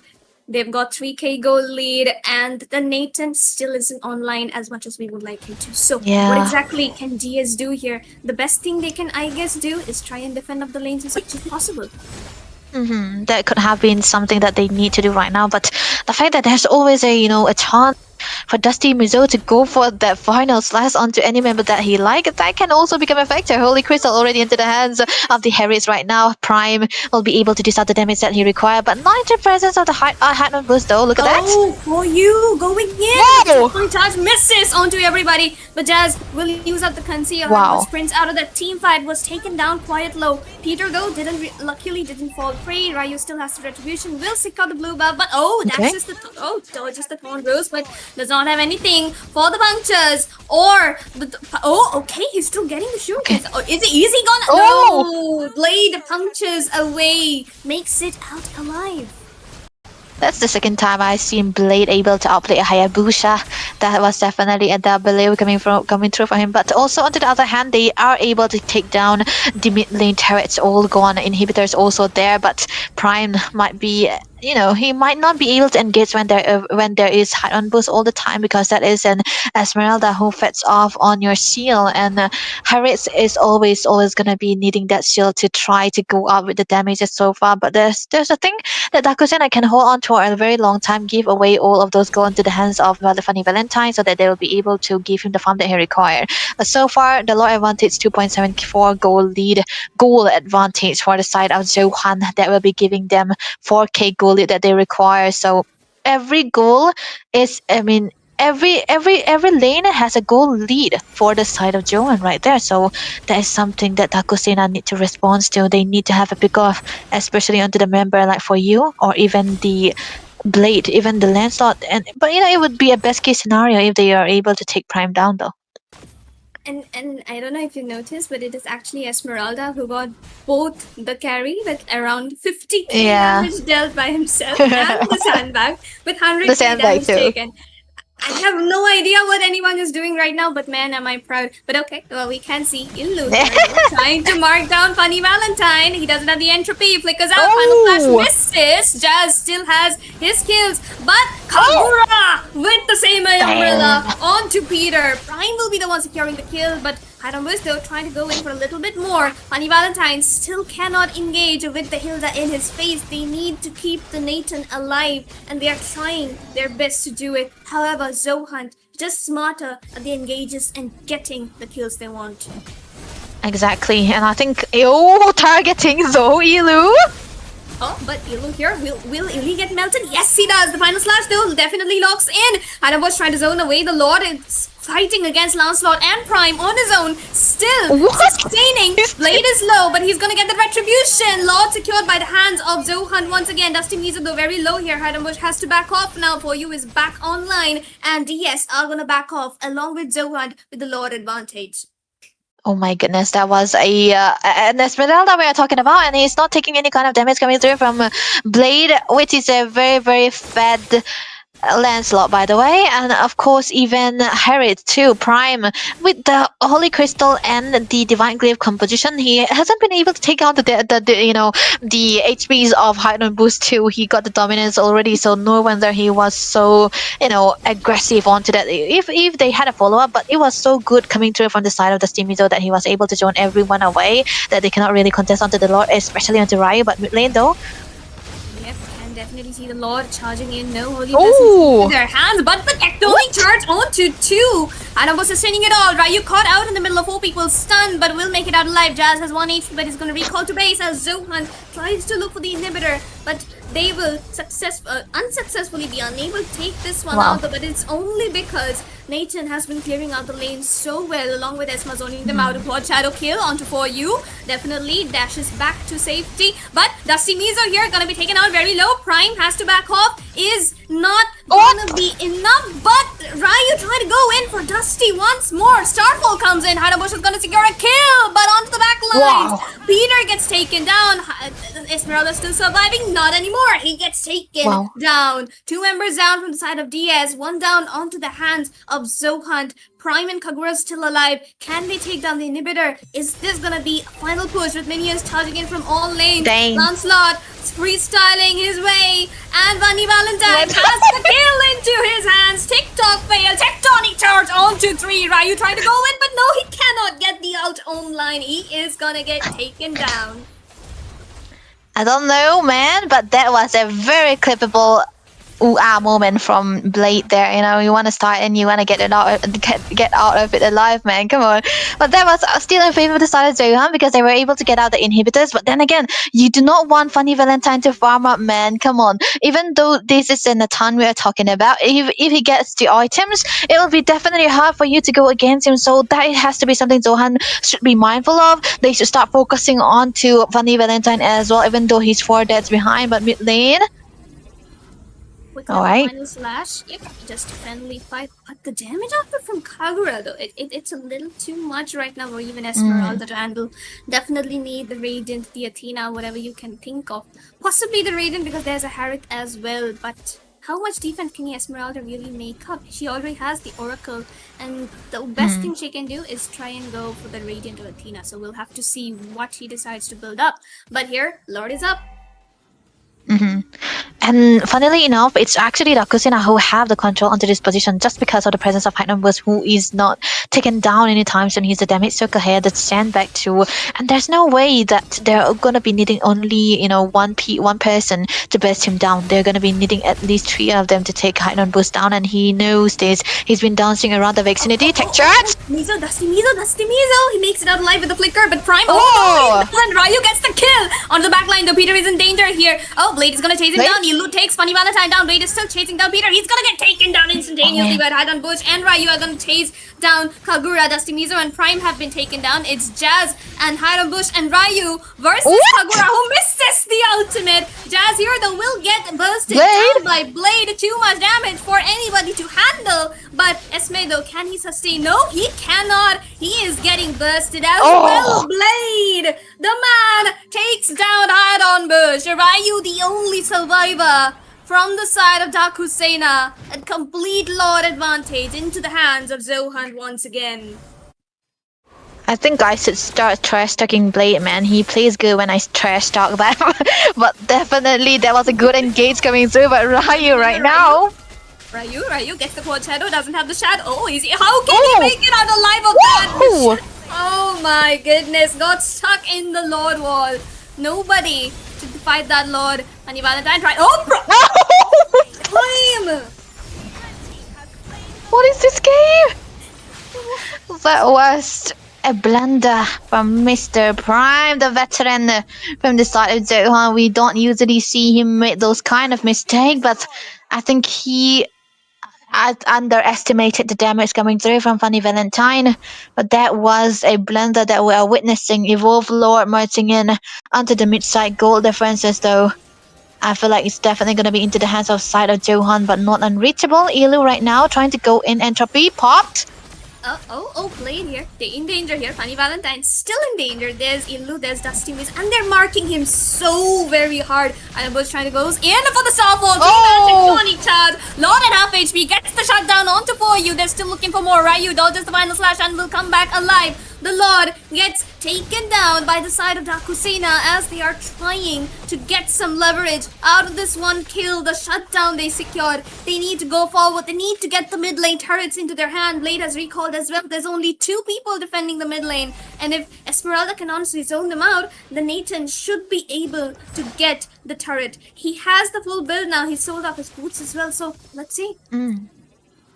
The sprint is definitely going to be in favor right now. But the thing is, Daku Sena, they are right now in a very good position here. Even if they try to go for the team fights, they might eventually win it out. But mid-side, though, there might be a little bit of an engage.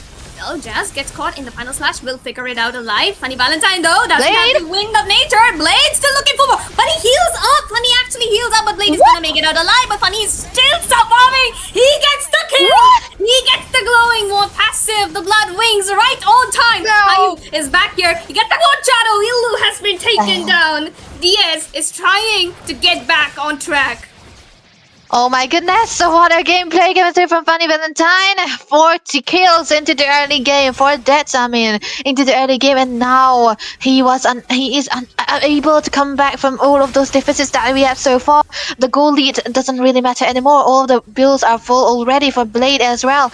He might try to want to focus on to Funny Valentine, but he cannot take him down without the help of anyone. Ryu? Easy. The Toned Rose just saves for Blade's life there, but the Lord is up, guys. Can Zohunt contest it? Yes, they will. They still have 500 lead into their hands, but Dusty is down, so is Illu, and DS can easily burst down this Lord. They have got the Nathan into their hands. If they secure this Lord, this should be a huge advantage for them. For you, try to go in for something. Will not use the same umbrella, but Dusty Mizo here, gonna be the only one. Another Tectonic charge comes in, engaging up the Lord, though not the best of decisions. Ryu, same umbrella for you. No, he misses, and he's gonna get taken down by Peter. Oh my goodness, Daku Sena. This is looking bad, so bad for Johan. Right now, Hilda, Illu cannot really do anything onto the backlines because there's always someone who will be able to survive from all of those onslaughts, and he's always gonna be getting caught here. And we were talking into the draft about how much of a Hilda is a problem into the late game because he can't really do anything. And this is the part where we are gonna be saying this. He really, really can't do anything. Every good set coming through or expected from Johan should be into the hands of Dusty Mizo, and I don't think he'll be able to find both who is Peter or even Funny Valentine, and that is to be the problem for them right now. Mid turret will be taken down, the Lord up onto top lane. Everyone is available, all the green resources still there, Sarah. Definitely, and the Lord is still very, very healthy. For you is still down. He's gonna be back in a few seconds though. Picks up on the lantern just for the Esmeralda as well as Jazz. So, but Blade though in a bit of a risk here. Jazz still has the Tectonic charge, will be saving it for the final engage. Blade trying to look for something, doesn't deal any damage to anybody. Ryu trying to look for more, gets the pole shadow onto the backline. The base is at half HP, but Ryu into the backside will be taken out very low. Funny Valentine gets marked down by For You. Killing spree into the hands, but the Daku Sena are gonna take game 1 for themselves. Damn, let's wait a damn second, man. What was that, Johan? We did not really expect that kind of throw coming through from them. Yeah, that was actually amazing play coming through from the side of Daku Sena, and I think everyone from Zohan did have a blunder. Yeah, they could have been counted, man. 5 of them have a blunder, except for Illu, man. And I feel like it's also giving a kill onto Funny Valentine into the last part when Prime was trying to get an engage onto him. Yeah, that was definitely not something you want to do. That was a big, big blunder that Johan were committing. MVP for the match should be... Oh my goodness, I thought it could have been Hidden Boost. Don't you think? I was expecting a Hidden Boost, man. Almost had him. Almost, right? It's fine. It's all good. But because it's because I feel like Jazz has been able to make the Tectonic charge onto the perfect members most of the time, and yeah, he was everywhere, right? He was everywhere, so that has to be the reason. Absolutely, and you know what? It was so good towards the end. Like even For You took down Funny Valentine, but Lord itself was so strong. and just couldn't be stopped and kept hitting the base, the minions too, and Ryu just sneaked in with the shadows and just got that last hit on the base. Just so perfect to watch and to feel for.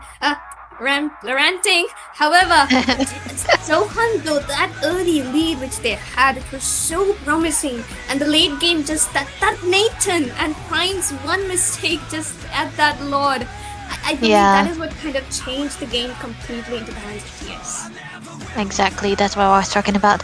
And you know, Ryu, I feel like he could reach this time around because every time he wants to go for his good farm, there's always Elu on his face, you know, with a hammer. But funnily enough, he was able to have a good comeback and able to farm onto the side and get the level that Blade is in. Because in a funny situation, when you are against a Hilda, you cannot really get the farms done. But there was a good jungle botting that he also did. But I want to highlight a little bit more to the Esmeralda too, because he was everywhere, all over the place, and I think I'm not doing this on purpose, but I'm doing this because it's it is true, you know, because there's always a fact that, you know, he's the solo joiner. You also said right into the game as well when he was the stand back and the carry all together in one point. That I think is the reason he was able to zone everyone away, especially Prime here, and he wasn't giving him the spacing or the required amount of space and position to have a free hit. That can be a very, very great factor to head though. Jungles, I think this time around Lancelot does have it into his kit though.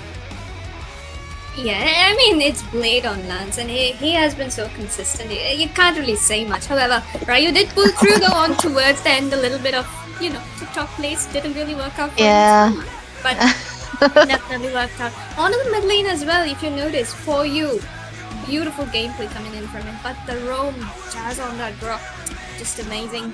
And like, even damage taken, 200k. Hilda did take more damage, but she did not have a method to disengage. So she just had to go in and then rely everything to, you know, EXP though? EXP though. Wow! 100k damage as the Esmeralda. That's double of Dusty Miser right there, and nearly 300k. That's 100k more than Dusty Miser as well. But oh, look at this. I'm just gonna simp, guys. I'm just gonna simp. Nobody cares. Zara's gonna steal, guys. I am gonna simp for the rest of my life on this man. The carry and the sandbag, the one and only Harambush, mine. Rich guy though, Funny Valentine definitely did well. Wingman as well, Chaz. Definitely. The tectonic charges, crazy good. Right on the beat. I feel like, you know, Funny Valentine, he wasn't having the best time of his life into this onto the gold lane here today. But being the rich guy there, 700 gold per minute, that's actually very low. But still, onto Nathan, who died 4 times into the early game, you might have think that is a GG for them. But then again, I feel like Daku Sena, they played the cards very well. They did not make a mistake. But Johan was more onto the blundery side. I cannot stress this enough because I hope they listen to this, because I'm gonna be trash talking them for the rest of the time. Because I don't think I'll get punished for that too, right? Right. But never mind, because yeah, man, there was a flashy Lancelot that we were seeing, but there was a comfort draft for the side of Johan as well. But they did not maintain out that kind of how do I say, discipline that they should have when they were trying to go for the team fights most of the time. But I feel like Hidden Boost Esmeralda was the tempo breaker for Johan. They don't have a choice but to go in most of the time to get split out, and that kind of caused the biggest loss for Johan. Honestly, yes, like even Prime wasn't able to mark down Funny Valentine as well as Peter as much as he would have wanted to. So obviously that made a lot of difference, and the Esmeralda zone was nearly so perfect. Like the fact that he made it out alive of every single team fight just died for the ones where the entirety of his team went. So that's definitely gonna make some difference. And on to the second game, right into the draft we are, Debbie. And another expanding river map. That was the clouds, and now it's the expanding river. So the Gatot ban from Zohunt is gonna stay consistent, while DS is the one banning out on the CC. So we'll have to see what they do about Esmeralda this time around. Esmeralda could come through onto the second phase if Zohunt if they won, but it should not go into the hands of Hide and Boost 2. But there's also a fact that, oh my god, there's gonna be some saying for me now, losing in Bengal server, and now they're gonna be playing Mumbai, so the drafts might change a little bit for the side of Zohunt too. But DS can draft to their full potential. Lapu Lapu has to go. This is the signature pick for Dusty Mizo, so the CC is a meta ban that you usually want to remove. What could Zohunt ban here right now? What could be a possible hero they don't want to face? Zohunt. They are gonna lock in on the Lancelot once more. I can definitely see that coming. But the fact that it's gonna be Delhi server into the hands of DS, they ban out the land. Yeah, I was wondering this. Oh, okay. Blade might just be wanting the Hayabusa or some kind of a fighter jungle for himself. Onto the hands of DS though, they can ban out on maybe the Kalia for the roam. They could take that out. They could take out a mid laner, possibly the Yeep, or they could take out the Arlot or the Dragon. Oh yeah. Dragon or the EXP lane. One thing I'm sure about Zohunt is that they cannot play the pick of heroes, man. They are more of a chaotic teamfight composition kind of squad. Right, so if they play the Kalea, I mean, I'm not against it, but I wouldn't like it either. But yeah, Basha can go through. Blade, there's a thing about this dude, man. He is able to play the utility too, but he's more better onto the assassin. That's why he just play out the assassins more than the utility. But still, can be flexible. I have never seen Ilu play the Basha, so it can be into the jungle side. But now once again, Grok and Yif, they want a mid lane winning side for Daku Sena. That's a very strong mid lane comp, I would say. Like, it just won them again. Yeah, So the it is. Eve and the Grok definitely works out on the hands of DS this time. Ryu still has the Hayabusa, but against Baxia, he's really gonna have to think it through what he wants to pick up. He could go in for the Guinevere jungle, that works out. Oh, But- whoa. Okay, it's going to be the Kimi mid lane along with the Ruby onto the gold lane. So that's a very strong early composition coming in from the hands of Zohunt. It can be, but I'm kind of worried about the Ruby here because I'm still okay. Never mind, man. Mr. Heinenbus, it's definitely gonna be the Esmeralda yet again. Dare I say it's a flex, but I would like it if it is into the hands of Dave, man, or Zizu. What? I'm joking. But hey, Okay, I see I'm- you. I'm doing that on purpose this time. I don't like Prime on utilities, man. Oh man, if it is the Ruby that he's picking up, I want for you to perform. They don't really have a good win rate onto the Kimi, even though they have a good early game. Johan really throws into the late game. That's a fact. Everyone will know. But Arlott gonna be bent away. Two of the heroes that you predicted taken down by DS. So, what are the choices for Johan to ban right now? Jungle. Yeah, jungle, Hayabusa, definitely gonna be taken out. Like, it's a 80%. It's Delhi server. You don't want to give Ryu his Haya again, even though Aura minus, it's fine. He did pull off. It works out against the Kimi as well. So. And also the Nathan might definitely be a ban coming in from the hands of Zohunt. So yeah, definitely the Haya getting taken out.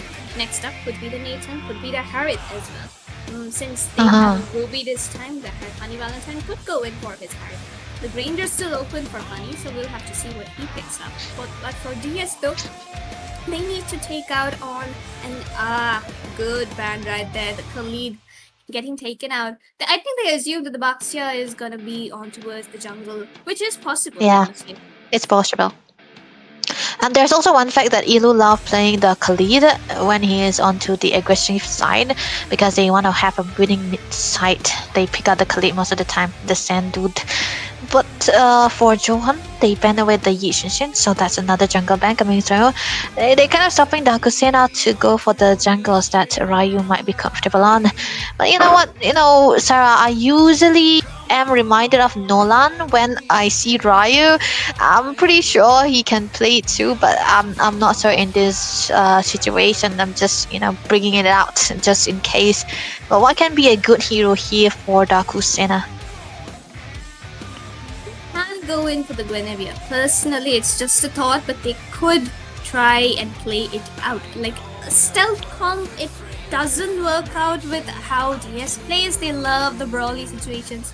Like they have been playing, but instantly they lock in on the Nathan. They're not gonna take any risks with that. So this time around, the entire draft is the same into the hands of DS. The only difference is going to be Ryu's jungle.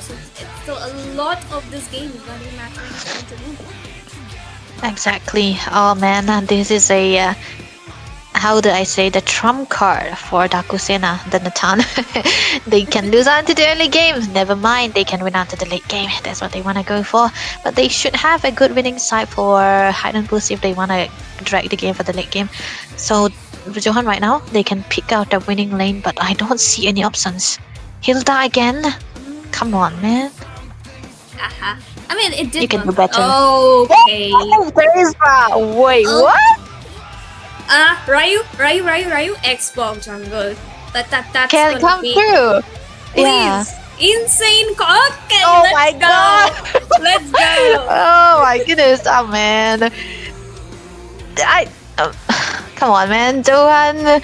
This draft is looking so behind. Come on, man. It's still 50-50. I will tell you, it's still 50-50 only because of the fact that Prime and Dusty Mizo can go in for the stun, damage combo and just burst out the Firaga. Oh, yeah? And then the team fights are in the hands of Zohunt. Without the Firaga, this Expo is going to struggle a lot into the early game.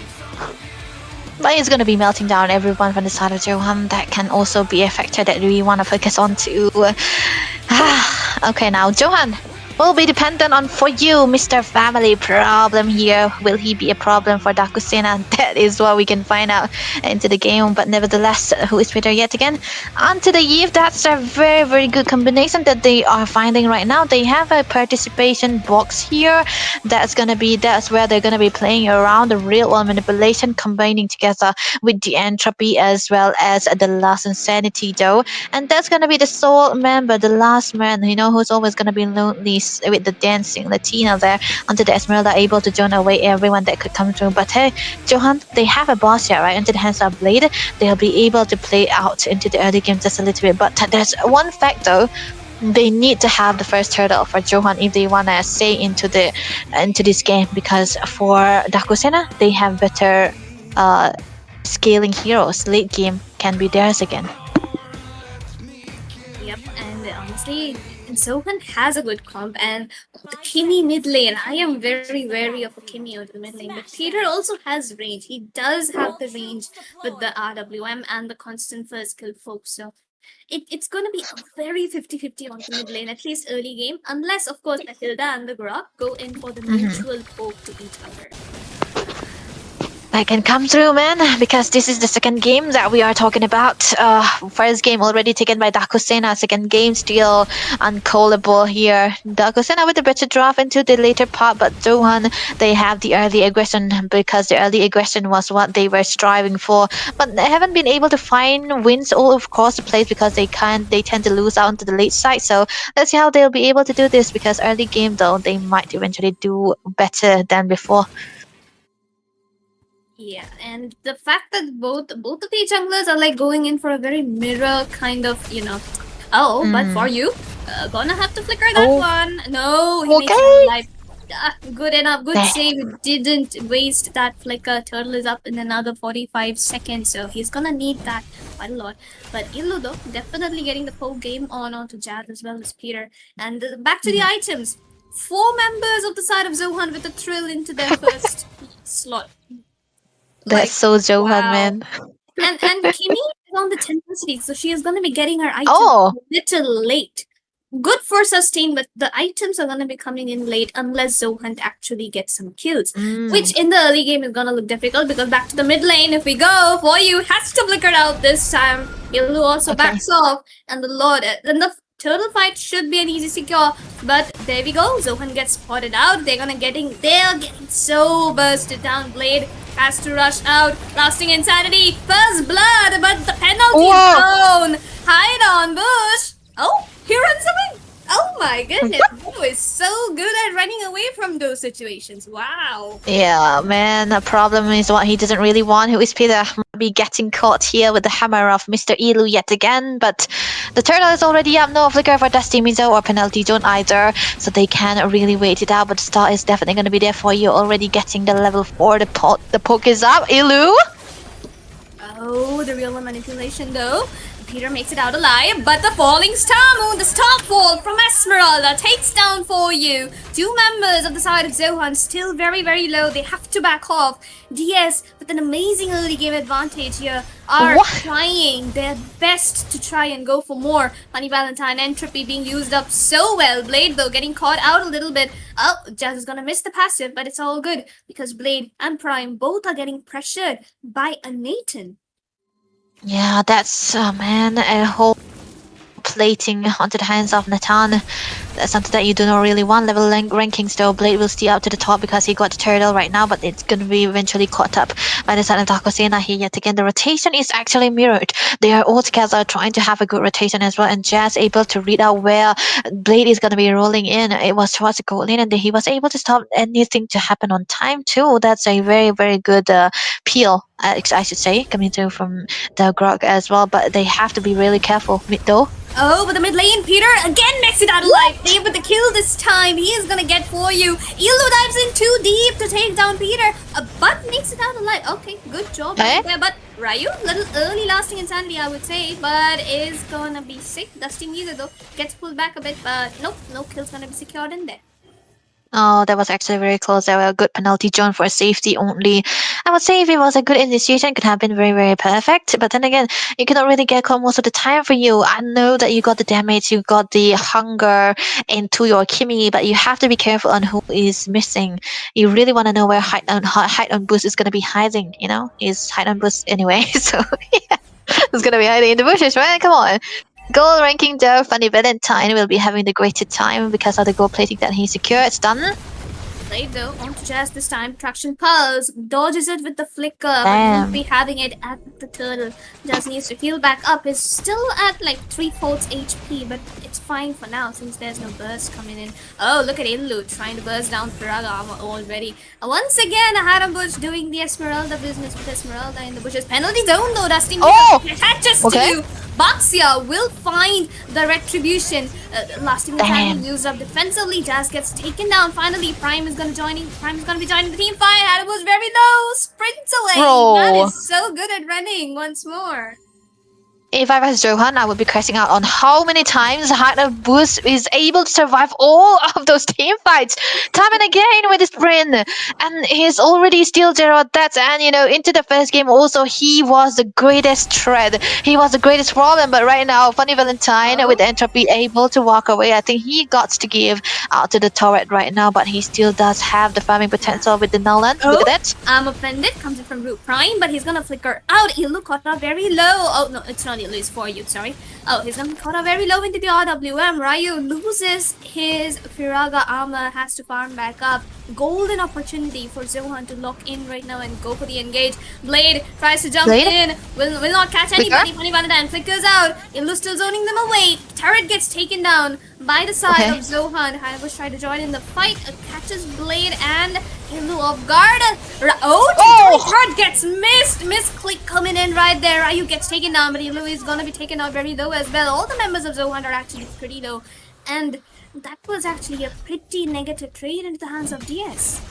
Yeah, they traded out the turret with a kill onto the jungle nevertheless, and there was a fast rotation coming through from Dusty Mizo. His penalty zone has been perfectly on point, and the fact that onto a Teresa, who is a slow-moving hero, he is able to rotate together with a Highland boost is amazing enough, so they have to focus a little bit onto the XP side too, but right now I feel like this can be a regain of the map for the side of Zohunt here because of one fight that they took. They haven't lost out onto this turret, so Daku Sena might eventually want to focus on that, and I feel like this first team that is able to get and secure onto this mid turret will be having a greater momentum. The turtle already up. Everyone have the resources available, Sarah. There could be a possible engage.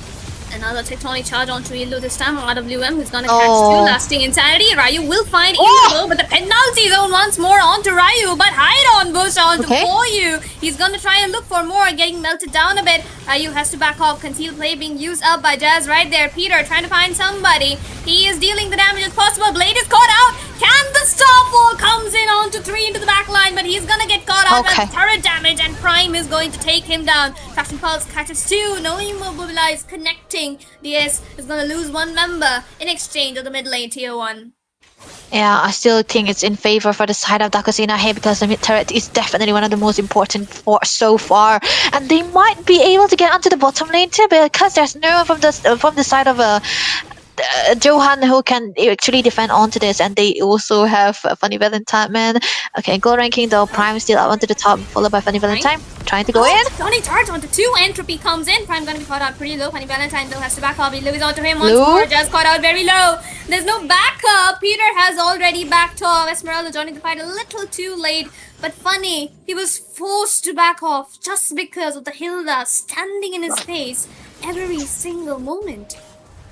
You know, whenever there's a combination coming through with the wall and the lost insanity, it's always perfectly on the perfect man. But that is the synergy that the DS have right there. But now, I think if for Zohunt, they shouldn't give any free farm for Funny Valentine. But there's no one who can focus onto this hero in particular now because they do not really have an assassin, and there's no way to dive into him as well. And the only way they will be able to catch him is if Dusty Mizo can get a land onto the penalty zone onto the Nathan, and if there is a way for Arm Offended to be landing onto as well. But you know, there's always this underrated moment where whenever there's a Kimi, the Nathan really kind of struggle against a Kimi. I don't know if people are actually going to be believing this, but Kimi kind of have a greater chance against a Nathan, so that can be some of the factor. But it comes down to the skill set as well. But mid lane though, there might be a little bit of an engage, but all the teams are still going to be trying to disengage because the lore is already up, Sarah, and they will be going for it.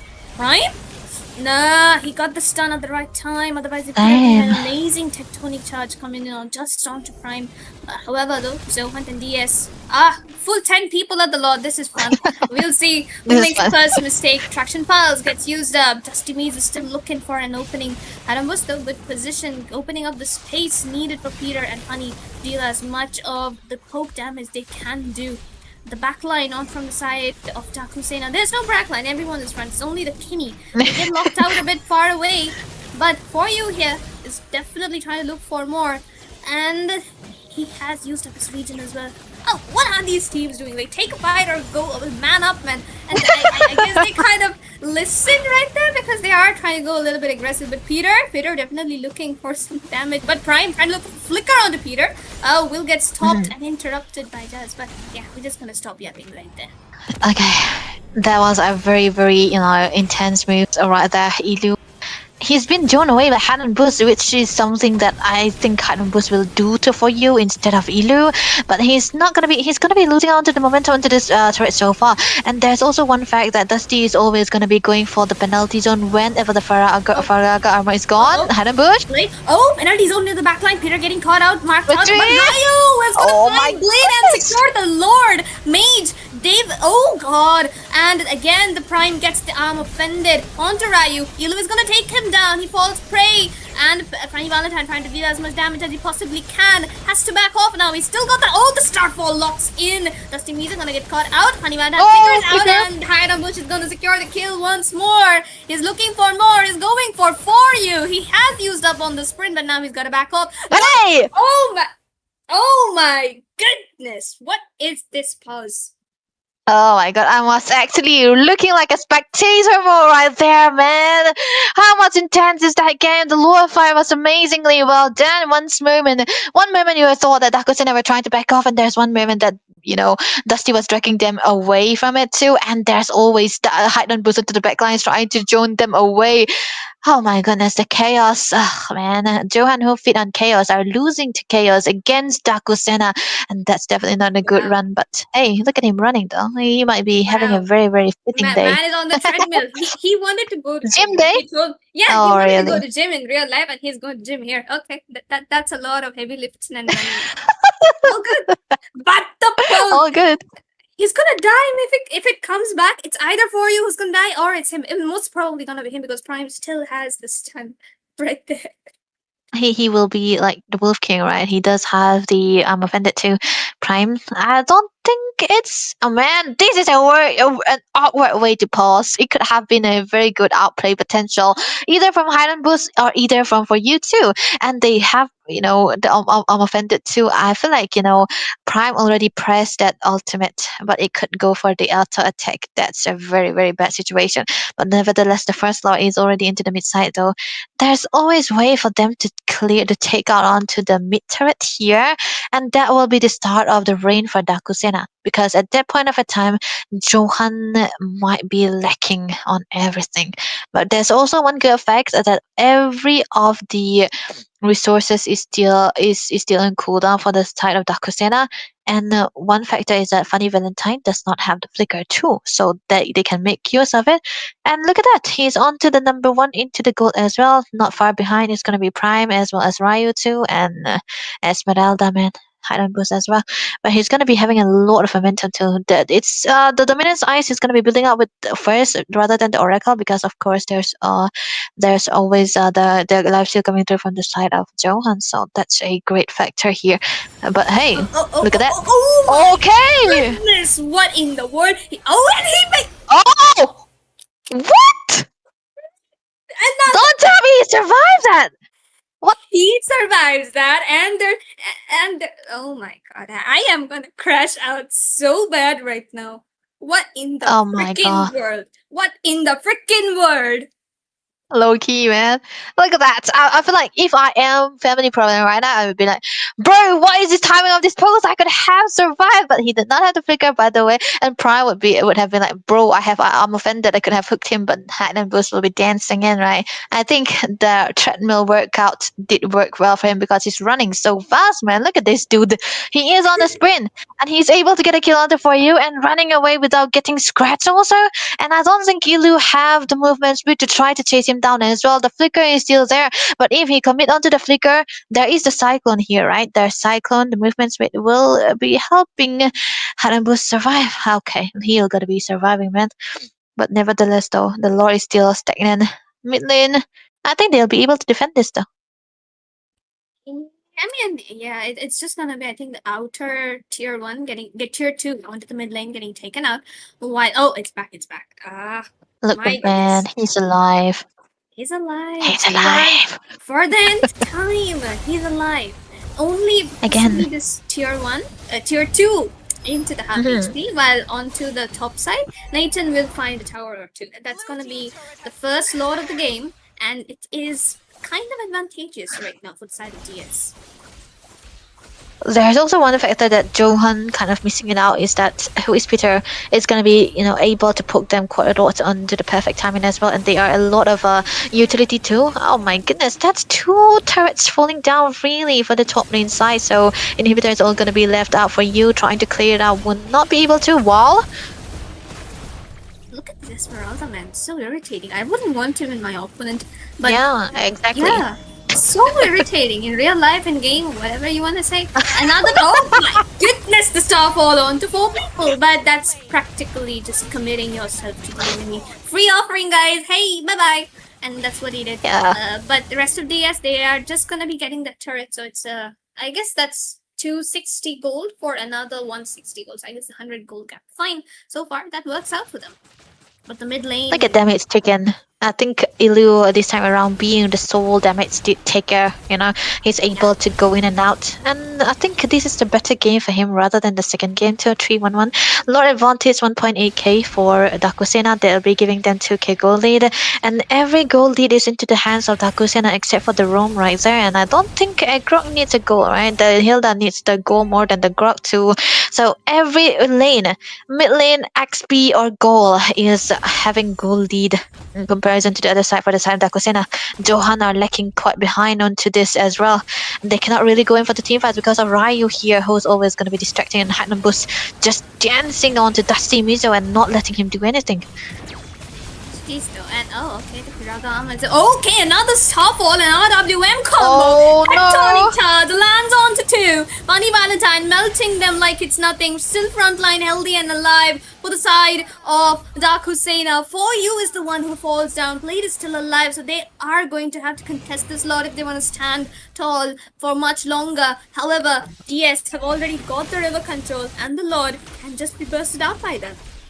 Oh man, definitely gonna be free. Dusty cannot really do anything, just give out a reason too. And Blade, he's level 13, so I don't really think it's a good idea to go in though. Level 15, height and boost, man. Look at this. Oh. Look at this dude.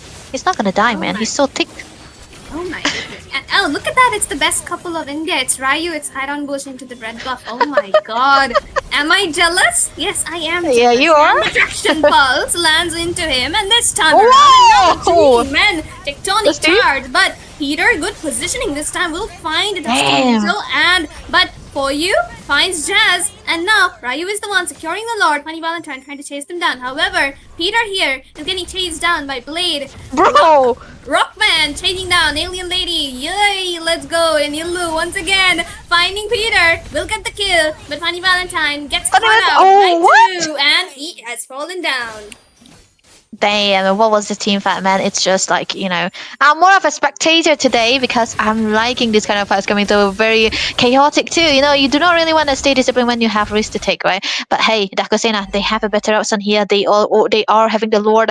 They took down the outer turret for the side of Zohunt. Only the inhibitors are left. They do have their people dead, but it's gonna be still a bit of time for them to stay alive too. But Ryu, man, he is not even dead when there's a fight. This is how tanky he is. He's able to get the farms done. He's able to get out the damages into with the War X as well, and the immortality too. That's another way for survivability for an Xbox right now. Another item secured for who is Peter. It's gonna be Divine Glaive. So this time around, we will see Blade or even Dusty Mizo not really having a good time against this composition that we have seen right now. Eve will not be getting doved upon. He's gonna be freely hitting, and that is something you do not really want to see. So Johan, they need to make it clear what their plan is gonna be. But the wall here, though, very good positioning, and Blade gets knocked up and What? taken down by the lasting insanity instantaneously, and now they're still looking for more. The damage output is coming in from Funny Valentine. Hada was trying to front line it as much as possible. Oh. The Infinity Zone is gonna land onto 2. Another Starfall comes in. Dusty Meter gonna be taken out very low. Illy tries to back off. Funny Valentine looking for more. For you makes it out alive with the flicker at 1 HP. Inhibitor getting taken down onto the top side, and a wave marching down the top, bot, and mid. So can DS try to look for the inhibitors this time around? Man, this is something very bad for the side of Johan here. There's always the immunity and the charts coming through from Jax that always disrupt them all the time, and the mid lane will be taken down with the entropy as well. The Natana really doing a really good job here. Prime, without the damage dealing potential that he have onto the Ruby, might not be able to sustain anything in comparison. Oh, look at that, penalty zone. Yep. Definitely trying to look for an engage. RWM catches 3, stops them into the process, but For You is still alive and the minion should be cleared out pretty easily. Another Lord up in 35 seconds. DS realizing that are just gonna back off. Yeah, that was actually a good decent case coming through. Very disciplined in comparison to what Johan has been doing to the first game. You cannot really brute force your way into this kind of composition that they have right now. And there's always one thing that Dusty Mizo has been doing. He's always been waiting for Roy to have the Faraga armor popped out. But that cannot really happen now into the later part of this game. You cannot wait for that to pop because it's too tanky here at this point, and there's no one onto his side that can chop that armor down too. And there's always, they are always waiting for the penalty zone to try to go in for the team fight, but then again, Jazz is always there with the tectonic charge, and whoever he engages upon gets taken down because of the presence of the entropy, which is onto the Funny Valentine too. That is something that is done calculatively by the side of Daku Sena, and Johan cannot really reply to that. The lore is already up, and the wall set in from the side of Daku Sena. It's not going in. Oh, the real time manipulation and the lasting insanity For You falls down so easily. Ryu does have the immortality, still looking for more. Harabus jumps in with the starfall. Funny Valentine follows over the entropy, but they are not going to be getting any more kills here. Safely, just back off, go for the Lord, but no, they're looking for the inhibitor here. They've got a healthy 4 minion wave coming in. Ilu still very low, gets caught out into the wall. Starfall once more, right into the back line. Will he get put inside the base by Prime? Not yet. Hanabu still sustaining it all. One man down on the hands of Zohunt. 3 waves charging in from all 3 lanes. Daku Sena looking for a finish here. Starfall once more. Funny Valentine with the entropy will find the damage onto Blade. Busts him down. Illu gonna be caught out very low. Prime once more, but the penalty zone still dodges it. Okay, but the tectonic charge onto 3 people. Daku Sena get the set. The base is at half HP. And it is gonna fall. DS are gonna secure a 2-0 and move up to the 2-2 bracket. What did I tell you, Sarah? You didn't trust me. Oh my goodness, what did I tell you? Amazingly well done, Daku Sena. That was gonna be them successful in joining out, moving on to the next round. Defeating Johan in a clean sweep, but that was amazing, clean game that they have given us, showed it to us as well. You know what? I have to say, just trust me when I predict next time. Maybe you are the lucky charm DS needed, but Okay. oh shit. Oh, who do we have here? Look at that. Shut up, Debbie. It's all yours. Bye bye. Let's wait for Sarah to steam out because this is gonna be a player of the match, Mr. Hidden Boost. That's the face reveal right there. He have 88% kill participation with the sprint that he have, and Spellbam also onto the Esmeralda. That was amazingly well done. He was everywhere, all across the place. If we could have a highlight onto that, I would say that there was amazing maneuver that's coming through from the side of Esmeralda, and he should not be getting the Esmeralda, man. But nevertheless, let's looking at the lineups rating so far. We can see the damage were all onto the hands of the Natan too, and the zone was definitely for the side of Height and Boost again. For you, always getting caught into a very peculiar position, always taken down. Oh man, the good sets coming through from the team is really not working out. So Ilu played his best, but then again, Daku Sena, they did the draft so well in a position where there is an if, there is an Xbox, then they will always be able to melt out the frontliners most of the time, and they have 4 frontliners for the side of Zohan, man. That's kind of amazing if you say. Like I think she's still, you know. I am still dazed. I am going to be dazed for days now. Oh my goodness. Just amazing. Look at the KDAs, bro. It's just amazing. 5, 3, 9, 1, 3, 12. Oh, good job. Oh, and honestly, this Ryu and Dave, best couple of India, man. 5 to 6 and 5 to Yeah, 7. the best couple. That's twinning. Oh, 6 assists and 9 assists. 9. I see what you did there. You know. I see Can we say myself that? on it. Oh my god. Like, wow. Okay, Ryu and Dave. I forgive you. It's fine. Oh my god, Ryu. I think he's gonna be very, you know, scared for his life for the next one. But you know, looking at the you know, the pose of Prime here. It looks like he has so much aura, man. But yeah, not so much into the game today. Yeah, get him on the damage dealers, bro. Come on. But hey, it's still gonna be a well-played game for this side of Daku Sena. I mean, this time around, looking the head-to-head for the jungle, still Ryu will be the one having the favor onto the Xbox. And of course, when you play out the Basha against an Xbox will be having the greater time. Onto the mid side though, do you want to take this? Because look at this goal, 9.8 for both of these. Yeah, definitely very equal though. I guess just the damage output from the heat was a little bit more. Even onto the roam, pretty equal by both of them. Just a 600 gold gap here and there. And ironically, you Yeah. 4 kills. 4 kills out of Yeah, 11. that's what. That says a lot. EXP though? Sigma meal versus Sigma meal, it's fine. 6.6 versus 9.9. This man is catching strays, bro. This man is catching strays, I tell you. And honestly, 84k damage dealt, 200k sustained. That works a lot. This time around, Peter is the carry. And of course, Funny Valentine once more secures the rich guy. Perfect goal lane execution right there. And as always, the new and upcoming roamer. One of the best roamers right now. Once again, securing the win, man. Job well done, DS. You know, I think I mean I'm gonna be Hunt, but still I feel like Johan did a good draft again. Because the first game, right, they cannot really control the pace of the a Grok, Jazz onto the Grok, and this time around they also open out the Grok, and of course Jazz is gonna be picking it up because that is a Grok. Come on, dude. And they let go of the Eve when they wanted to play a Bastia because Eve is good against a hero like which is melee, and he kind of struggled against heroes like the Lancelot. Into the first game, they were able to answer to the plays made by Peter because he is always getting hunt down by Blade onto the Lancelot, but this time around he is onto a Bastia who cannot really dive into the backlines, and there is always way for him to survive, and he always find a perfect positioning too, and that kind of stopped everything from happening to this dude. And yeah, they were playing around that river manipulation too, and Zohunt fall right into their traps most of the time.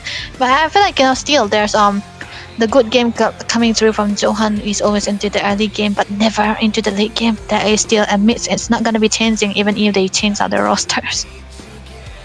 Well, that's an amazing effort by Zohunt, I would say, but sadly, they are gonna be eliminated. Bye bye.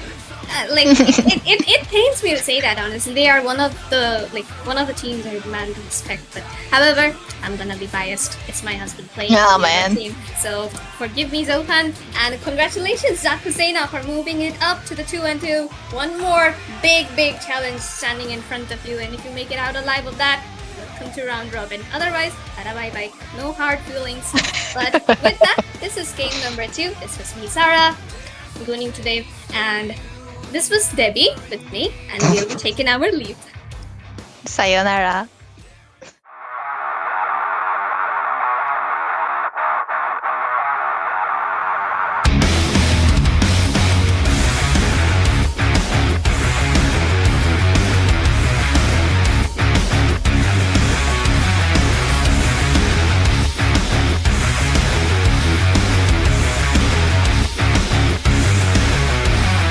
Do you think I'm crazy? I've done all this before.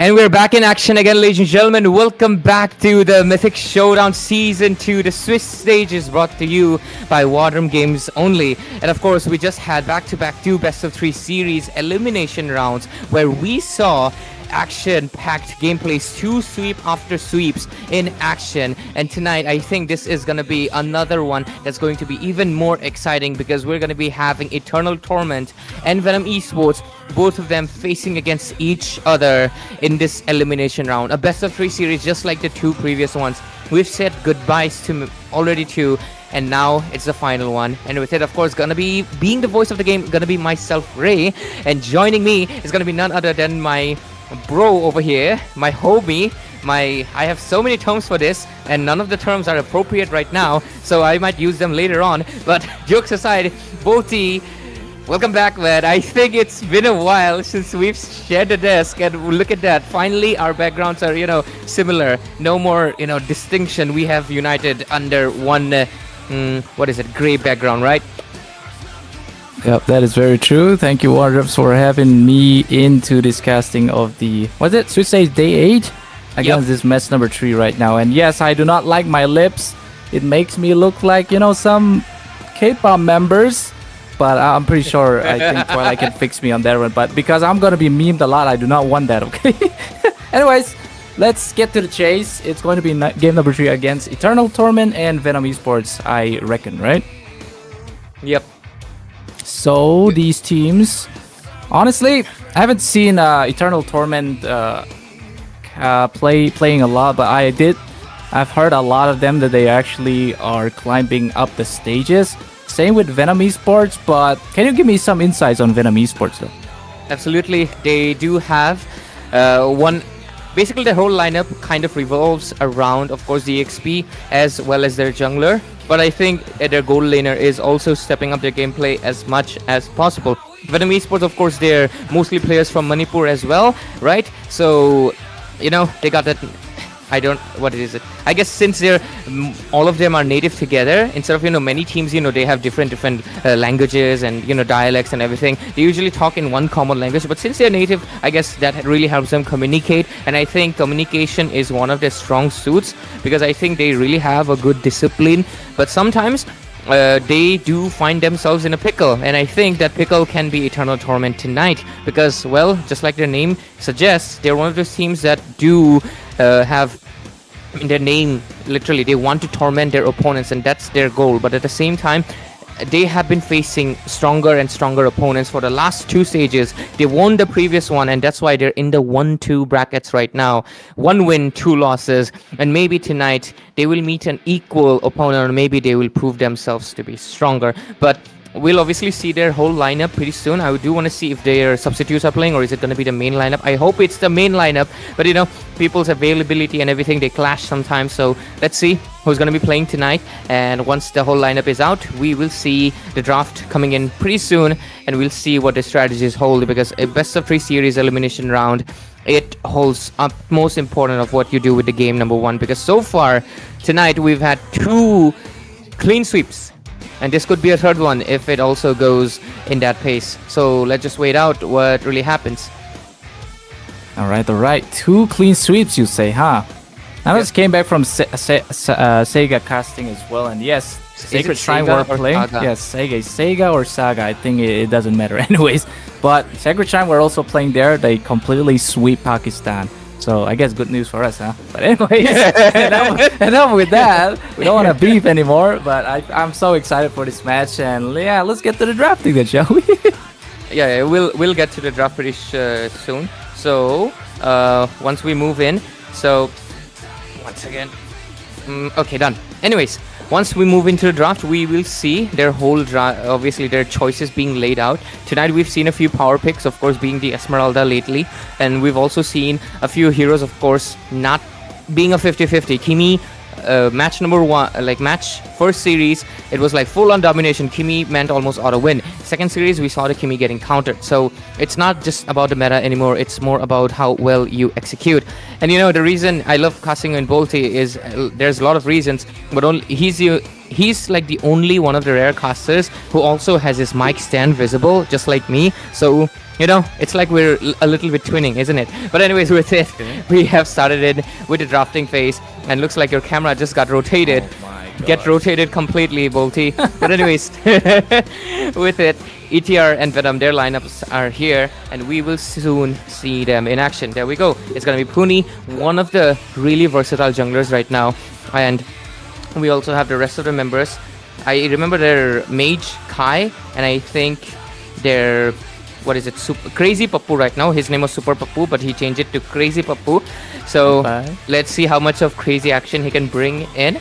So their lineup is pretty good, but on the other side we have Vnom, who have a really young jungler. I think he's like 17. I think he's a kid, Kelie, and he's been performing really stellar as well. So let's see how their draft plays out. According to the draft wise, Vnom is more onto that assassin. They like the assassin heroes, but at the same time, ETR, Puni, he's a versatile jungler. He can assassin, but I think he can go for a tank jungle as well. Yeah, that sounds quite buzzing for me. The fact that if you are versatile, you can come up with the element of surprise on the jungle pick. You can go utility, you can go assassin. It's basically how you adapt to this certain meta right now, because I wouldn't say there's a certain meta right now. It's more of like how comfortable you are onto your picks. And even an assassin jungle wins, even a utility jungle wins. And yeah, synergy also is very important. And I do want to point out that Lancelot banning has been quite a menace in this current meta. The fact that there's also Lancelot auto ban on SAGA, and even here from the side of Vnom, they are looking for the first ban onto that first phase of the draft. And also the side of ETR, it's going to be a Grok, because broken walls, Grok the builder is going to repair the walls. You don't want that to happen. And here comes a Kalea and a Baxia. Also a Baxia. Okay, you give me more insight on the Baxia, because is there a jungler from Vnom that actually busts with the Baxia? I think it's more of the sense that they don't want to bust with the anti-heal, man. That's the main thing. Because I think they can... I think they do like using the Yuzhong a lot, as well as basically the regen heroes, you know? They like going for even the Harith, the Esmeralda, the Yuzhong, even the Lapu does get affected by the anti-heal. And Vnom can pull up the Baxia on the roaming position, as like they might assume it's, you know, jungle, but boom, at last pick it might be a different assassin jungle coming into play, like a Joy maybe, or a Nolan, right? And you see the Baxia goes into roaming position, and he just proves to be a really annoyance. So I think they just want to avoid that. But avoiding that, you know, on the other side of Vnom, they ban out the Hilda. They pay a price. Puni gets one of course, a comfort pick. It's going to be the Hayabusa. So let's see how Vnom responds with. They respond with a Gatot. And next is obviously one highlight player is a Reaper. This guy is, of course, has been in different other teams. I think you know him, and he is one of the older members. So I think he does guide his team a lot. And let's see if his guidance tonight can at least keep them still in the Swiss stages, because the next round of Swiss, ladies and gentlemen, will be final 2x2. You know, 2-2. That's where basically everything will close off. Today, what was it? Daku Sena, and the first game, it was them. Who was in the first game? Untitled versus Crazy. Yama Esports. Yama Esports and Daku Sena are already on the 2x2 brackets. So let's see who makes it. But yeah, immediately Vnom, I was telling you, they're one of the strong suits is their EXP laner, and they do not waste a second. They pick up the Alice to give Reaper the advantage. Yep, giving Reaper an advantage will, you know, suit them in this fight, because you know how Alice plays out. If you go just the perfect time, you push the Flowing Blood, tear with a ton of runes, and then Esmeralda, perfect analysis from the goated and analysis of India. I would give it to Ray, because this guy, when he gets serious, his drafting is insane, man. But anyways, it's going to be ETR gonna go for the export pick as well. I think it's good, because they have two very tanky, one that does not deal well with the true damage that's going to be coming from Export. So gold lane Export, let's see Ray on that prediction, but it seems like it, because they have a damage dealer. I think Akimi is still open, right? So I am kind of feeling Akimi on the side of ETR if they want to go for some chunking damage. Ooh, Kylie on the joy. Yeah. Yeah, that's why I was telling you, right, Venom? Their jungler, Kelly, is really more comfortable on the assassins. And since this is, both of the teams are in the Bengal server itself, there's no conflict going on of the fact that one of them might be lagging. So because of that, I think both of them just want to go for that really flashy assassin plays and just want to basically snowball as much as possible. But of course, that comes in with the execution. I think, yeah, just like I mentioned, Kimi, Venom side, it's going to be really bad because Hayabusa easy flank and will pew.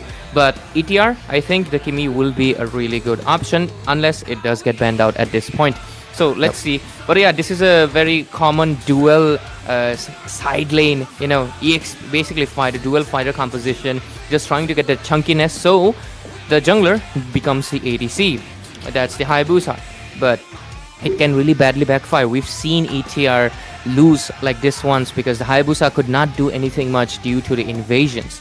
So let's see. Invasions, it's going to be very easy for Vnom Esports because they do have a Gatot, which is kind of very chunky in terms of invasion wise. Also, Alice, I'm not really sure. I mean, Alice also a very good contestant for an invade because of her pure sustainability in terms of just sucking off everybody, right? So ETR, they might face an invade, I'm pretty sure, because Joy has a very high mobility on the dashes, can kite people, can also go for the outplays. Until Hayabusa has the shadow kill, I don't think the Hayabusa would be safe from the Joy. But anyways, I think ETR also would be aware of protecting their jungler perfectly here. But other than that, the ban session coming in, it's going to be what is this? Yeah, a tribal warrior on the side of Eternal Torment. Lapu also is a very good versatile hero in this current meta because of the gold lane fighter being a very menace into the gold lane, because they don't, I think Lapu is played on the gold lane the most as well, and he does give a lot of reassurance in terms of backline diving, and also you don't have to worry about ganking or gold lane because he is there to sustain, pick up with the Festival of Blood. He is good to go. And also, like you said, yep, ETR, it seems like they are going to be banning, I mean, since they think about picking the Kimi, yep, the ban comes from Vnom now. Same with the Eve because they are going to be focusing on the mid lane pick, mid lane bans on the side of ETR. So far, so good for Venom's bans. They have denied the kill box composition that could have come in because the Eve and the X-Borg is a really nasty combination. We just saw it last match where Daku Sena was able to dominate Zohunt in a really dominating fashion. So yeah. I think obviously the Eve and the X-Borg combo, you gotta avoid it. So that was a good decision rather than the other mid laners like the Farsa, because Farsa zones out but doesn't capture you in an area that X-Borg really enjoys. So let's just see how it goes. ETR so far though, they have banned out the Khadita, I think, for their own mid laner because their mid laner Kai, if I'm not wrong, sorry, because there's like two Kais in the tournament, if I'm not wrong. There was a super Kai and this guy. So this is a super Kai if I'm not wrong. But anyways, this guy, basically, I think Khadita is obviously, Joy is already a stress that the mid laner will have to deal with. Okay, Venom comes in with the inspiration of, you know, Zozo, right? You know Zozo? Yeah, we like Zozo to Blin, pick up those. Direct Like mid-cap. Yeah, Yep. I think they are taking inspiration from him, and picking up this Lunox is it's a 50-50, I would say, because well, she is good at melting the Esmeralda, yes, but is she kind of not vulnerable, and is she not kind of, you know, lacks the AoE severely? She's purely single target except for just one or two skill, so that might be risky. But let's see, the last pick is still left for Venom. It might seal the deal of if it's gonna be a dual side lane again or it's gonna come in with the gold laner. But ETR, Look at Ray, so happy. Of course, I the already wife knew comes it, up. bro. I already knew which mage was gonna show up, but I didn't want to say it because Sure, people would think. Nah, genuinely, I knew because, you know, I'm looking at the options, okay? Farsa is not something you want to play against Katotkacha or the Alice, right? Karita's banned out, Eve's banned out, Kimi's banned out. So what do you really go for? Unless they... I don't think ETR is so bold that they would go for something like a Saber mid lane or something. That is like not a possibility. So what is left? Of course, it's me wife, man. So I'm really happy, man. Of course, you can see it in my face. If you can't see it, I will draw her in my face. But anyways, jokes aside, Vnom goes with the traditional Moskov pick. And if I'm not wrong, this is one of his comforts actually. I will confirm once we get into the game. We'll need a little bit of a memory reboot. I don't know. Yeah. I'll get it back. But I think ETR, they have caught up. They know how to get my blessings. So ETR, bless you. Right, always with that pickup lines, or I don't even know if that's a pickup line. But anyways, yeah, I think, like you said, it has to be a comfort, right? Because picking a Moskov here could be very risky in terms of a Hayabusa coming in to kill you instantly and just run away.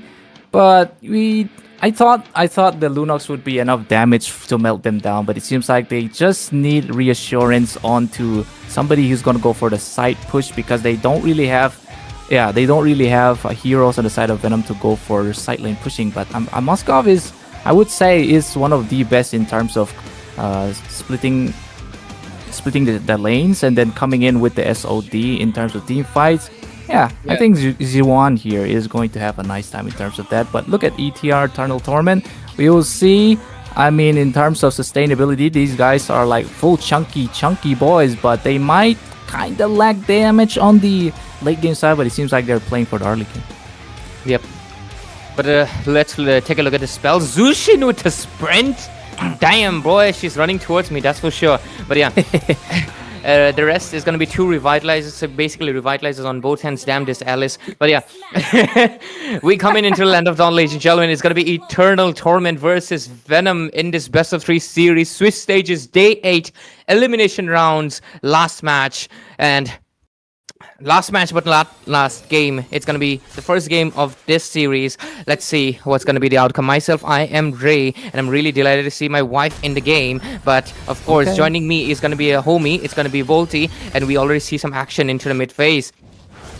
Yep, action indeed. And we did see a little bit of poke, too much for the side of Papu there. It seems like Shini and Carrybird are doing just the perfect time to let the Hylos recall so that they can have a safe engage. But don't forget, your wife is there to safeguard the Hayabusa. And actually, almost single-handedly between 3 of these members. But Quad should have been forced out for now. But until then, we will see some more action happen. Absolutely right. Mid lane, so far, obviously, Zushin will win it out. You can clearly see that because, of course, it's me, wife. But jokes aside, Lunox has really poor early game, and they're going to get really bullied for it. This is what I was mentioning about. But Zishuan here, of course, he's going to be going in with... Okay, let's take a look into the emblem setup. Whoa, a lot of Impure Rages on the side of ETR. And today we had a team that played a lot of Impure Rages and they won. Maybe they're trying to use that strategy. On the other side, Joy goes in with that cooldown reduction on that ultimate, as well as the Moskov going for that single target emblem. Really wants to win that lane, I suppose. But let's see, Turtle spawning in. I think rest emblems, it's just fine. Alice with the Tang emblem, Esmeralda with the support for a little bit more shield. I think everything is fine, right? Nothing out of the ordinary. Hayabusa goes in with the War Cry to get that 8% damage bonus when you cast those skills. But anyways, Turtle has spawned in. We will soon see. But look at that, mid lane. It's going to be an ultimate pot by Puni there. There's still going to be more as they chasing out. It's going to be your wife onto the chasing session onto Kaylee. Crimson Beacon being forced out as well. He pulls down Kaylee, but Kaylee going to have the enough dashes to evade the impending doom that's going to be coming for the side of Eternal Torment. And they are still fighting for more as Reaper is trying to do. Ruins comes in, goes for the Flicker Slash, stamps and immobilizes too. Here comes the pull once again. It's going to be Crazy Papu in the midst of it all. Almost getting taken out. SOD comes in for the back line. Look at Crazy Papu. Still surviving, and Puni is going to get the first blood with that. And Eternal Torment with their Torment gets the first blood. But in terms of that, they get the second one. Indeed, Tatake would be the one to secure that. And with that, I think they can secure this turtle until the Chaos Assault comes in. Carrybird takes down your wife. And more is going to be happening as Tatake still gets a double kill. 3-1 trade. Oh my goodness, what is going on? Because Puni is going to secure the turtle, and more is going to be happening here because this one just comes in out of nowhere, gets taken out by Renolson, and that is going to be an invasive AOG. And with that, it is time out for both of the sides with ETR having the edge. Big edge, because this has just been 3 minutes and they already have a 1,500 goal lead, 4-1. And yep, I was right. It is Renaissance on that goal lane. So the X-Borg my theory held correct. And on the other side, though, Zishuan, I think that was really unnecessarily aggressive. He did not need to go there. He doesn't have enough damage to really provide the team something right now. He needs to be a little bit behind. So I think that was kind of unnecessary from his end. Other than that, those 3 kills, it was definitely by ETR themselves, not by any throw that came in from Venom's side. And they're right now putting in the pressure as much as possible and trying to get the goal lead. And they also got the turtle, right? If I'm not mistaken. Yep, they have gotten it. So let's see how the river control goes. Tatake right now going full AOT on the side of Venom. So let's see how much can they defend for long. It would be really funny if Tatakai plays Yin or Maris someday, with that skin. But sadly, they are not EXP lane options right now. But yeah, there we go. Gold ranking. Renaissance on that export gold. Look at that. He's like 2.7. 500 gold ahead of Zishuan, but what's happening on bot lane? What was that? On bot lane, Puni also takes out Shinny for some reason there on the topper side. Szechuan or Szechuan Sauce is in trouble. We don't know what is going to be happening because he's getting chucked down by Crazy Papu. He gets picked up by Ray's wife, and Puni will be the one to get the securing blade kill onto our Szechuan. And for now, it's going to be top lane. I think secure for the side of Eternal Torment. And yes, they are going to get another more. The goal lead is also already so big. We are talking about 3k. Yep, 3k already. Just 200 gold left. And look at that, Turtle has spawned in again. Time moves really fast in this kind of games where the action just does not stop. Gadol Kata with a really good run there. Good connection comes in, knocks out 2 members of Eternal Torments. Will this be the one for Venom to actually get the kill? But no, it's gonna be Shinny getting the kill, instead getting killed again. There is going to be the Starfall here, trying to go and sustain out, but Carry Bird, fast hands. He's gonna use the Brilliance to escape that impending ultimate. But for now, it's gonna be the second turtle for the side of Eternal Torment. Easy peasy, goes for the lemon squeezy on the side of ETR. Yep. Lemon squeezy for Puni over here. Puni, I don't know why he puts... Oh, on the other side, Zishuan gets taken down again. It was a 1 versus 2, but still, Moskov could not survive it. What's happening on top? Hayabusa? 1v2? Yep, he did force out that ultimate, the shadow kill, but didn't take out Kaylee. And like we said, Ray, Zishuan couldn't do much there, right? He always gets blundered because he needs to scale up. He needs to play it safe instead of being always getting caught out there on the bot lane. But right now, Reaper, it seems like, is also looking quite unhealthy. But look at the item builds. Anything you want to give insights upon? 5-piercer pretty early on in a Hayabusa. Usually you don't see it that often. But I think considering his team is dominating already, what's happening on that? Look at that. The pull comes from the Crimson Flare or the Lantern Flare. That is just a mashed up of wards and ultimates. But they are going to take out Reaper there. So the first death of Reaper and more kills secured to the side of Eternal Torment. They're looking for more. Tatake would be the one to do and almost steal the buff for the side of Venom there. But that is going to be their cool, sweet blading onto the bot lane here because they're going to be taking out this tier 1 for their hands. And look at, Renaissance there trying to go for the 1v1 with the Kylie, but he has to stop. But on the other hand, we see Caribird getting taken down by the Shadow Ogier. And another tier 1 falls on the mid lane. The pull comes in. Reaper is in trouble once again. Look at the shadow kill. It seems like it wasn't used. Instead, Reaper's going to go for the sustainability. But Shinny is going to die there. Kaylee still wants to do much with the electrifying beads, but it is 3 tanky boys. He won't be able to do anything. And that is going to be 2 down with no trades whatsoever for the side of ETR once again. Look at the massive goal lead that they have right now. It's 12-1 scoreboard, and they're about to reach that 7k mark any second as we speak. It is just full-on snowball right from the beginning, and they had a vision in mind to make the Hayabusa their win condition, and I think it has been fulfilled. So, yeah, there we go. The third turtle, no contest, solo takings, solo pickings, nothing that can stop right now ETR unless they throw this game around. But I don't think that's going to happen that easily. Yep, it won't be easy, but it seems like Reaper trying to go for a zoning session. Shinny has to play it safe as well because he is not that tanky because he's been dying a lot, won't have the items to sustain the incoming damage from ETR. And it seems like it's going to be a free purple for the side of ETR as they invade the jungle of Venom. Venom with only 1 kill, which is kind of flabbergasting it.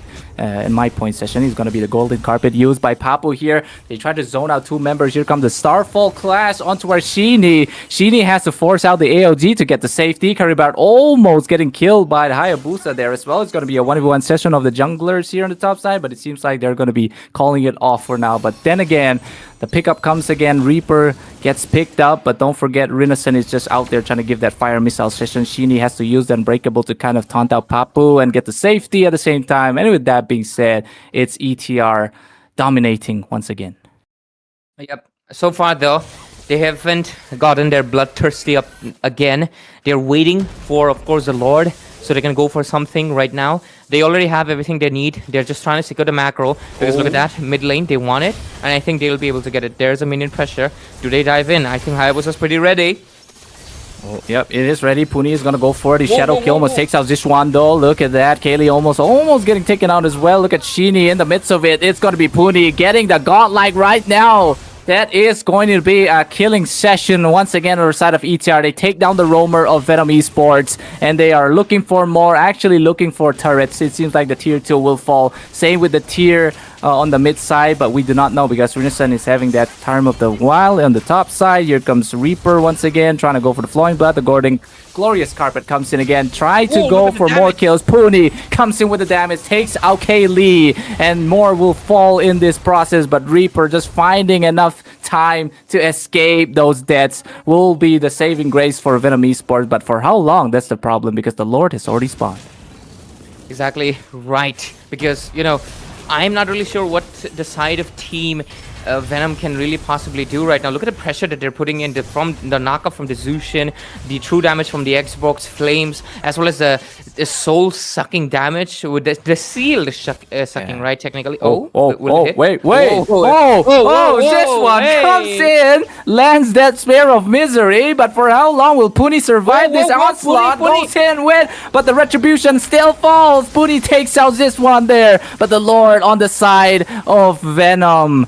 Oh, that was way too close, but for now, Kaylee secures that big fat Lord, but instead of here, maybe a Kaylee or a Kyrie play would be happening, but Crazy Papu gonna go for that crazy carpet session. Your wife goes in with a Crimson Beacon. They want to take out Kaylee, but Sheeny gets taken out the other side. Crazy Papu would be the one to secure the kill on towards the jungler of Vnom Esports. Reaper is still out, but has the Flowing Blood to get this harm's way, and with that being said, it's ETR just pure dominating, but don't forget, Puni is gonna go for the solo onto the mid. Legendary for the sneaky ninja.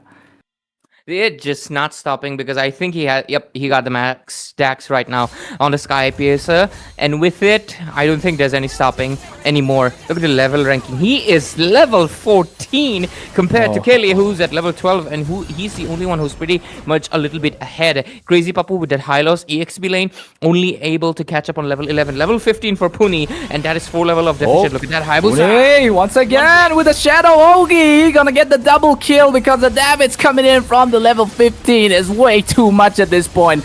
Reaper trying to do his best to go for the Throne of Ruin, but that is not going to be enough damage or the sustain because it's going to be Tatake getting the kill onto the mid laner of Vnom. Caribart gets taken down. Almost Reaper on the process, but they did see that bot lane there is a bit of infiltration, so they have to recall for now, but they're going to wait out of the Lord, and then hopefully with the second Lord they will be able to take out this. But look at Rinesen, a bit of in trouble there, pops in the immortality right now, and with that, I think it's a good thing that Vnom Esports take out the Renaissance immortality. I think it will come in handy in the next maybe Lord fight if they want to come in, because I think right now ETR is should be on alert. But okay, let's take a look at the itemization. Look at that. Despite having the Lord, they're still 1.4 thousand behind. This is one of the great thing about having the Lord advantage screen pop up, right?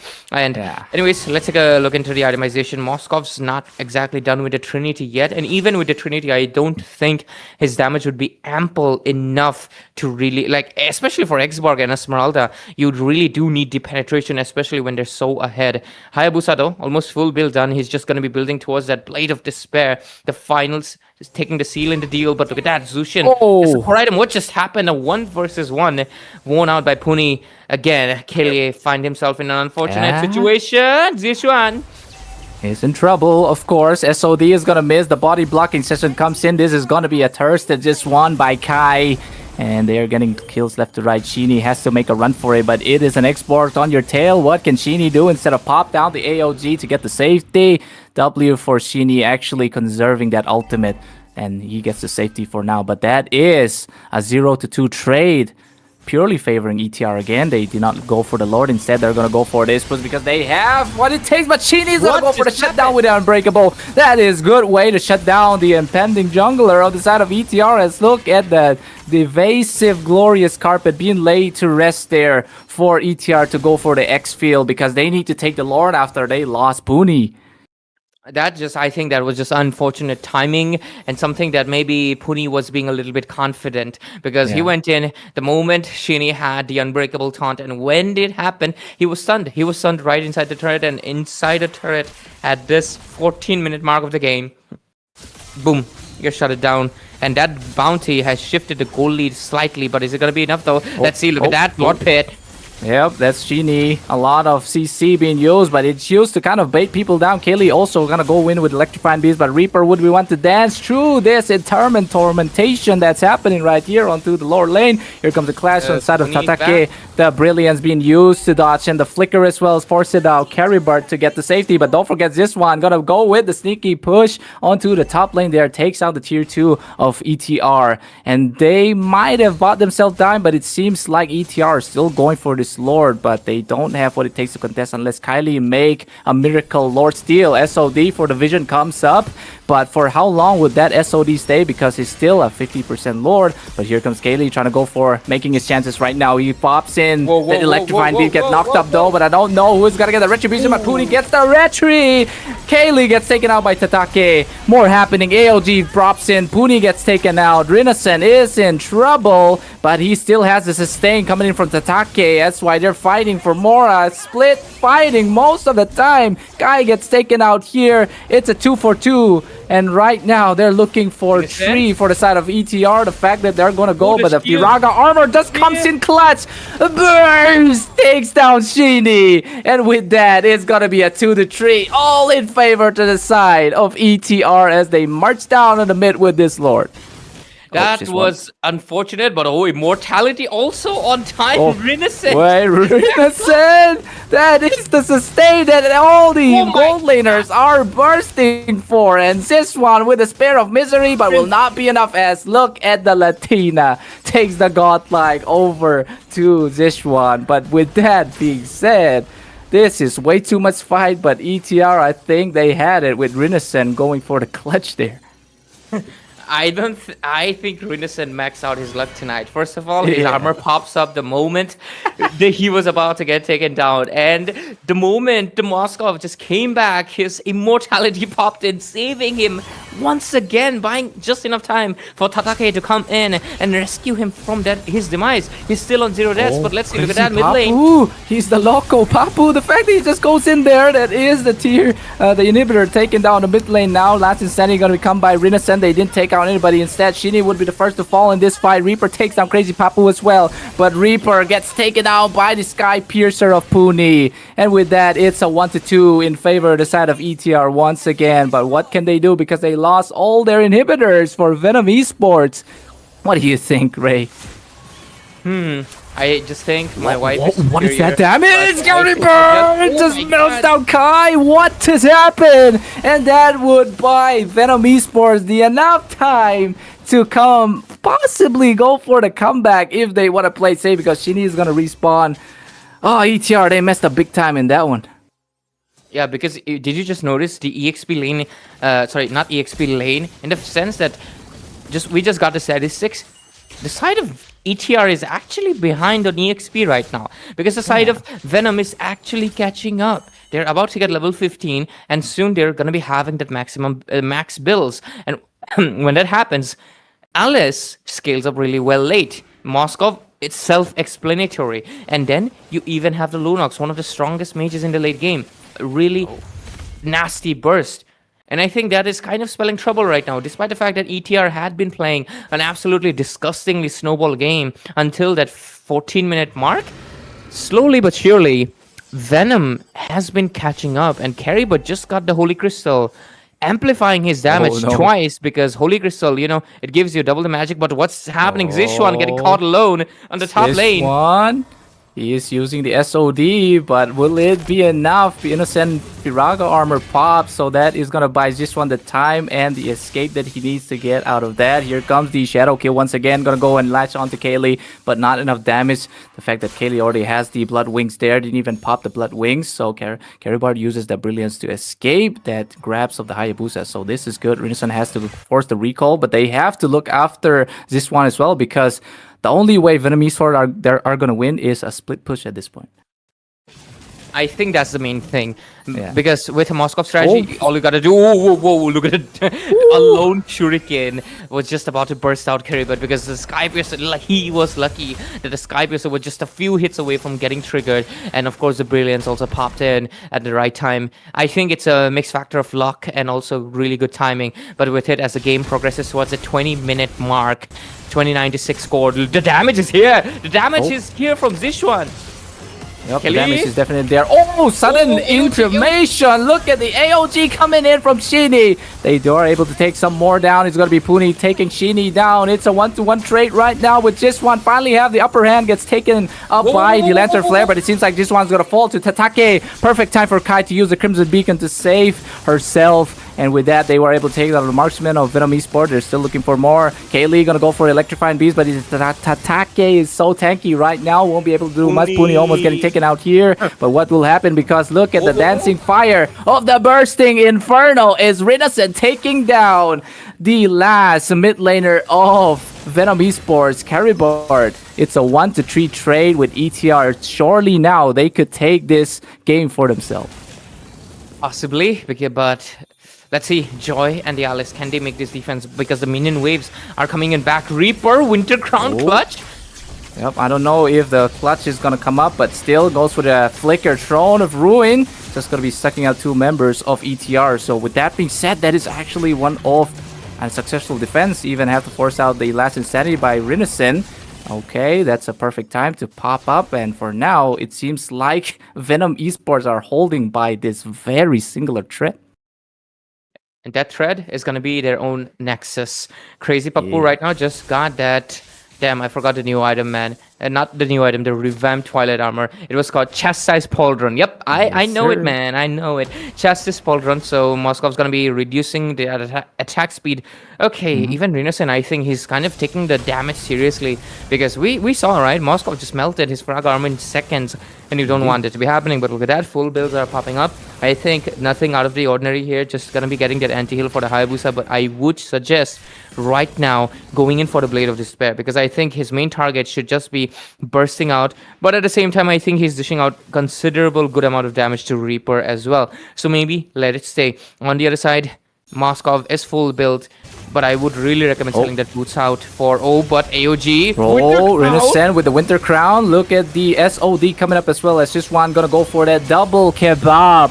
And they are able to kind of force things out. It's going to be Brilliance Force as well. Throne of Ruin being used there, but it's going to be the Kipuni. Going to get the kill on towards Kaylee there. Perfect time for ETR to get the kill. They get one more on Caribard. It seems like this one is also going to fall, but as Kai tried to do his best to take down this one, but this one is not healing much. That is also going to be Ashini getting taken down. This one is down, and the only left is Reaper. Can Reaper pull the defense of his life? This could make his career even bloom, but I don't know because the melting session from Kai comes in, picks him up with that. But Reaper, I think this is over, but has to force out the Winter Crown for now. This still not over, but it seems like we are back on the screen for some reason, but it seems like we're gonna go and see the victory for the side of ETR. Oh wait, what? Oh, never mind. Reaper gets taken down, and that is gonna be game number 1 on the side of Eternal Torment with their abundance of dominance. Yep, sorry about that. We have our new streamer replacing for a while, so it happens, right? It happens sometimes, but we will go back to the casting desk right now, and yep, we'll go back to the casting desk. It's okay. It's okay. Guys. It's your time. For Sarah. It is so nice. We do it twice. That kind of stuff, you know. Oh, This is funny. This is pretty funny. This is really funny. It will get updated in a while. Yep, we are back Yep, into the there we go. casting desk, and you know, it's kind of funny. Sarah, your husband just appeared again. I think he invaded the stream. I think he invaded the stream again. I think, yeah. At least once in a pair, so I guess. Oh yeah, one did not appear at least. You know that at least that's a good thing. Oh my though. Yep, victory screen. I think the There we MVP, go. Yep, of proper course. one. Puni. Volty, go ahead. All right then. I'll just take it. I thought you were gonna take the mic, but anyways, Puni, I'll of give you the mic. course. Yep. Abundance in the kills. 17 kills. 7-10. We thought Hayabusa wouldn't. Actually, Hayabusa is supposed to be doing well because they have two very squishies on the side of Vnom. And look at that. It's so saddening that Moskov Zishwan did even get one kill. It just shows that Moskov has falling down the drain of the meta too hard. Even with a Trinity build paired up with a Malefic gun, you can't do much. You just have to go for the Segway victory. But the Segway victory is not going to come because Eternal Torment, they got all their lanes covered. And with that being said, they were able to punish Vnom Esports with Kaylee and Zishwan getting no kill whatsoever. I'm not laughing at this one, guys. It's just that Sarah opened the stream and she saw it, so I think it's Sarah's fault, guys. If you think about it, right? Yeah. It's her fault. You know, she opened the stream. She shouldn't have done that. it was just a setup for us to show Sarah's husband again. But jokes aside, though, this match between Eternal Torment and Vnom Esports, it was very snowbally until that 14-minute mark. But Vnom had been playing that push and pull game from that 15-minute mark on, because that's where usually you slowly start getting that level 15 and 3-4 items in. And as soon as they scaled up, that's when, you know, I think they were kind of hoping for a possible engage, but I think there is a little bit of dissonance happening right now, because I think they were kind of spread out, but at the same time they were kind of united. But yep, we get the head-to-head over here. Innocent freaking Superman in this game did not die a single time. Fate was on his hand. Look at the damage taken, 223,000. That's the power of a fighter gold laner, guys. He took more damage than he dished out, and that's just basically it. But yeah, Puni will get the MVP, and of course 17 kills, a full-on snowball assassin. Joy took 111,000 damage. Damn, even with like, that's his insanity. But oh, of course this is my wifey, guys, not Kai. It's the Zushin, and what the hell is that? Oh, that's turret damage. Yeah, 4,000. For a second I was confused, but Ludox with 100% teamfight participation, that is insane. I think he was present always on those team fights. And yep, we get Crazy Pappu and Gatot Kacha's comparison here.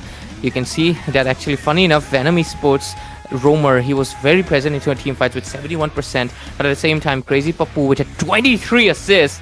Basically, I think he's gonna get that assist, you know, export wingman. Yeah, he's gonna be getting that export wingman. But at the same time, Tatakae also did not die a single time. 200, but what is that? 355,000. He is the absolute sandbag, and I think that's yep. It has to be. What is that? 355,000. That is like, that is insane. He almost made a world record at this point. I don't know what's the world record holding of the most damage taken is. Probably like it is 500k. It is. Yeah. It is like really high. I've done 400k myself on a 35-minute game Uranus. So yeah. Sure. Yeah. It was a Uranus, the older one, the stronger one. You know, it was 35 minutes game because we had a Faramis. So yeah, but yeah, that's not the point. I think this might be the highest so far in the Swiss stage, because I've not seen 355,000. That is just insanity. To be fair, this game did go to the 22 minutes, but that day we did have a, if I'm not wrong, CRQ versus Vnom also went to, no, it was not Vnom, it was Sacred Shine. My bad. Sacred Shine actually pushed a 35-minute game. I'll go back and I'll recheck who actually, you know, who had the highest damage taken. I'll check. But if we're ready, of course, we will go straight back into the drafting phase for the game number 2, ladies and gentlemen. It can be a potential sweep with how dominating the side of team, you know, ETR, Eternal Torment is playing. Torment is what basically they face with how much damage it was being dished out. Yep, damage they dished out was so crazy. The fact that the sandbag was a record for the Swiss days, like you said. Yeah, I think Ray would go and do the analysis because that is just his forte. But right now, I think any second we will go to the draft for now. But what do Vnom have to do in this next draft is to, I guess, get some respect bans coming in. But I did know that ETR also are very, like you said, the Hayabusa is way too flexible on his own jungle. So even if they're gonna go for the Hayabusa ban, he could pull up something else. Maybe a utility jungle could just surprise the entire lineup of Vnom Esports. But you did see, guys, that was a total domination. Even Vnom, I think the only way they're pulling, through the strings of ETR was the fact that Reaper sustained a lot, buy a lot of time for Vnom Esports to, keep continuing the fights and also clear the lanes. And even that last very moment, you did see Reaper. We thought he was gonna die already. Even like that I don't know, whatever bug just happened, and then he was still alive even after we get back to the match. So this Reaper, he knows how to play that Alice for now. But here comes the drafting pick right now with, I think, Ray doing a bit of analysis on his phone. Sorry about that, I had to disappear, home emergencies. But yeah, ETR right now will get the first pick this time around. Oh no, I think no, sides, names are switched. Names will get switched, but switched. Yep. Yeah, Vnom will get that first pick, and the point will get. Hey, it's all fine, man. It's all fine. Don't worry about it. But yeah, right now, since Vnom will be getting the first pick and immediately Hayabusa ban, like they don't even wait, bro. Like, boom, Puni, no more ninja for you. Damn, are you eating Diet Coke? No, that's just. That's not Diet Coke, bro. It's just electrolyzed. It's just a green screen, disappearing some of the parts, man. But I also have a bottle, I got a water bottle. That's it, man. I just drink water, man. Yeah. But yeah. Anyways, ETR right now, since they have a 1-pointer, they can go for a clean sweep. Look at Bolty, flexing his microphone. I only got RGBs, man. It's just a gamer thing. I don't have the RGB, bro. Look, it's pure black. Yep, purely blacked. I will have to get this RGB blacked as well. Just anyways, Vnom, they will. Black means like getting it painted black, guys. And I'm not gonna paint it black. I'm gonna get a black microphone, right? So, I mean, black microphones are superior, right? Isn't it, Bolty? I mean, RGBs are nice, but this thing, like, it's actually front facing. You can see Bolty can speak from this angle, but if I speak from this angle, it doesn't come in. But yeah, enough about mics. I think the reason I'm trying to avoid the bans, not avoiding, I'm just talking about the mics, because I think the bans are really same. And I think in the previous game as well, I think the Grok and the Kalia, I was about to say Kalia, and the Lancelot was banned out, right? Yeah, they were banned out. Hayabusa's new. I think Yushinshin was also banned out. So yeah, one last ban. Yep, that one last ban. 3 assassin bans already for the side of Vnom. It seems like they are trying to respect somebody for the side of ETR. That's gonna be Puni, I'm pretty sure. So for now, I just hope that the second phase of the ban will not go for a 5 assassin ban. Yeah, that would. We don't want the Kyrie moment here, guys. Nah, that's. Don't go full Kyrie, man. That is honestly a bad strategy, guys. I will tell you. For if you fixate on like a player too much, there are 3 possibilities and 3 things that can happen. Okay, first one, you're basically saying you're afraid, like you're intimidated or you're afraid of him, right? It creates a little bit of that mental pressure being switched because the opponents know, oh, they're scared of this guy. Second thing, if you fixate on a player too much, you're gonna leave out the others. Yes, there are power players, right? All teams get that flashy, strong player that can really carry the game, but it only happens with the combined effort of 5 people. And sometimes if you fixate on one too many, you forget the other ones. So yeah, maybe Puni will not do anything, but Renascent last game 7-0-15, and there was Hatake with I think 11-0-5 as well. Yep. So you gotta pay attention to those guys as well, because right now if you're gonna just fixate on Puni, Tatake and Innocent will pull up their comfort and power picks. So let's see what will happen. But Vnom having the first pick, I think. Wow. Early. Wow. Very early, huh? Very early, Ray. So I guess it's good for you, right? You're gonna be very excited about your wife being picked there. But this time, it's not ETR, it's Vnom. It's Zushin night, guys. 3 Yeah. games Zushin. Holy hell. I think this is the highest amount of times Zushin has been picked in a single day. Looks like it's a wifey husbando day today.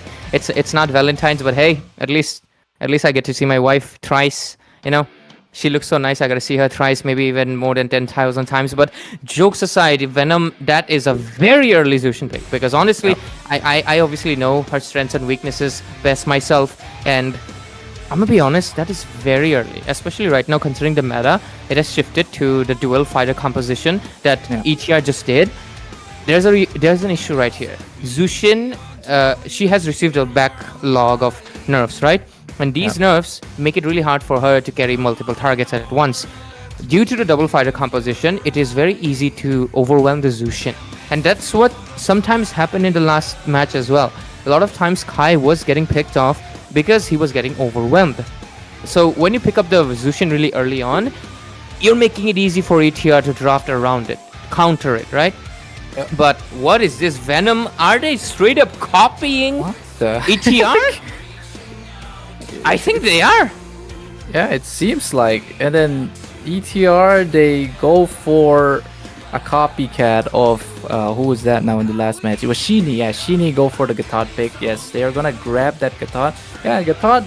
Talking about Gatot, I feel like Gatot is like the best roamer in this current meta. Just my personal take on that, because the fact that the Gatot Kacha has a very high win rate on because Saga at least. Gatot can make his opponents do the Willem Dafoe meme. You know, like this one.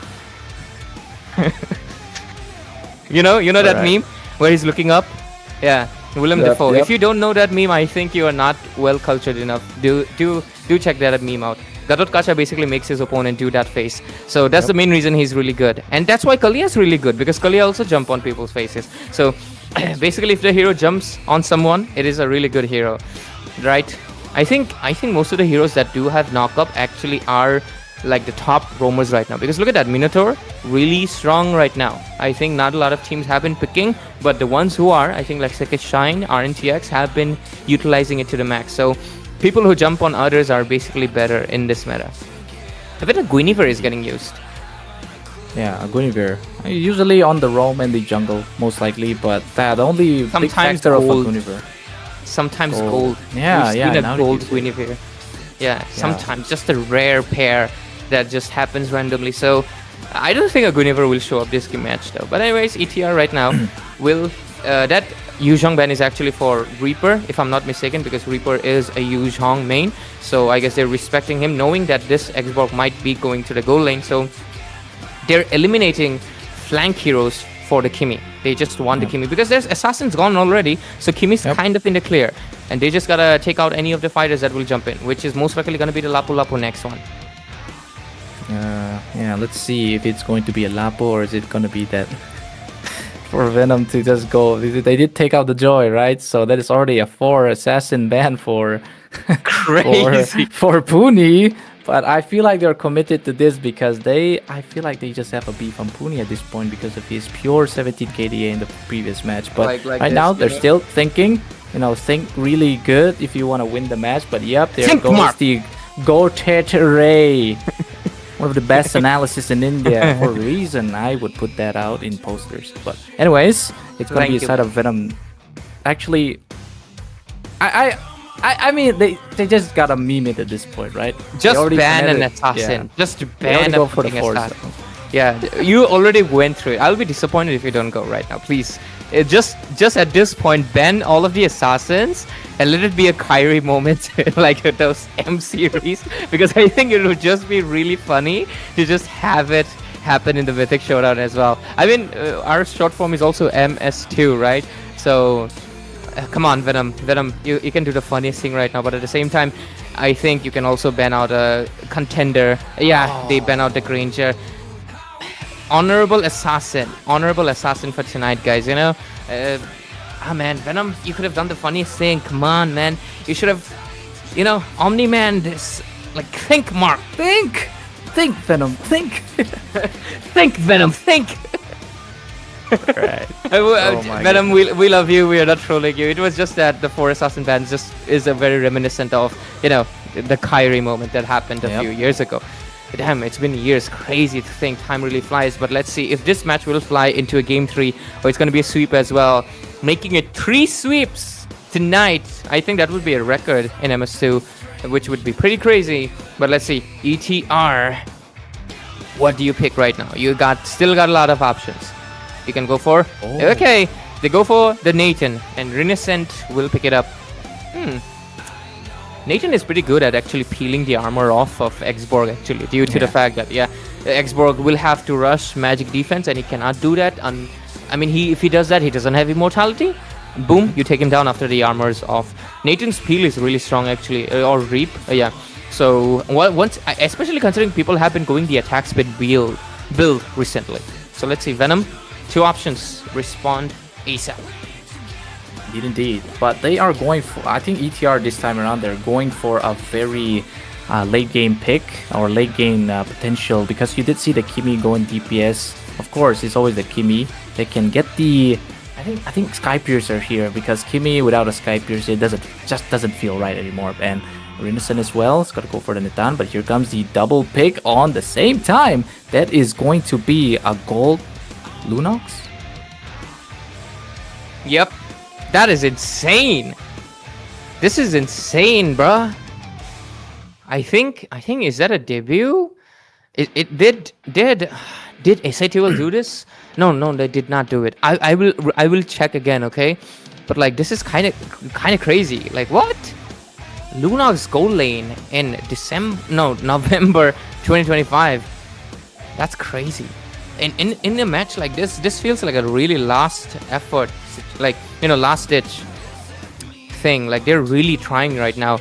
They're pushing their limits, because that is a very desperate move. I'm gonna be honest, because like they're just really damn. And so ETR pulls up with that Martis, and if you've seen those Instagram reels, you know that music that plays when he's running, right? For that maniac, I think you probably know that meme. If you don't, it's fine, man. It was only famous for the Martis users. Yeah, I used to be a Martis user way back in 2018 when I was a child. And when I was I used to. I funny enough, my first hero was, I think, Martis, if I'm not mistaken. Yep. I just thought dude is like, basically, he says like he has defeated 3000 wolves, so I thought he was like a God of War kind of character. He even says it, I think. Even has a skin called God of War. So, anyways, with the draft being done, it is really mixed up combinations. Venom last-ditch effort to make it to a game 3, and ETR going for a very snowball composition again. Can it happen? Can it not happen? We'll soon find out. But let's take a look at the spells. Revitalize on both sides, both roamers. 3 flickers for Venom, 1 sprint for ETR, and obviously Tatake. Thank you, my man. I'm so freaking tired of those Vengeance and Flicker Esmeraldas, because Esmeralda, she's a runner, and with a runner, you gotta use the sprint, man. But with the spells and everything done, wishing the best to both of these teams. Can be a sweep, can push it to a game 3. Let's see, and goddamn is Zushin not beautiful. And I guess that's just your eyes, Ray. Nah, bruh. You capping, bruh, if you think the Zushin is not the finest in the whole game. I prefer Lunox more, honestly. Lunox is pretty fine as well, and so is this Alice. But anyways, Bolty, take us into the game. Yep, that is gonna be the game number 2 for this switch stage of the match number 3 in this day number 8 of the Mythic Showdown Season 2. Venom wanna be onto the blue side this time. Gonna be contending if they wanna, quit this match point for ETR. Both of the jungles are gonna be doing their thing, and this is on the casting desk. Bolty and Ray to take you through this journey.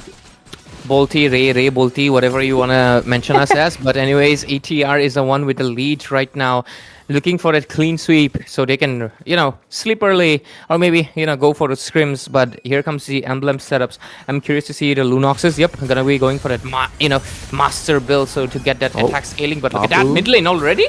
Yeah, Papu is getting caught a lot in this one. He has to force out that first kill, but not still doing any more. But he's gonna get thirsted down. Instantly, it's gonna be Puni getting first blood. Sheeny gets taken down. One more kill for the side of Vnom as they take out Sheeny as well. It's gonna be Kaylee getting taken down, but Puni, the God of War, is doing something. But that is going to stop him, I think, because Reaper is gonna reap the soul of the God of War.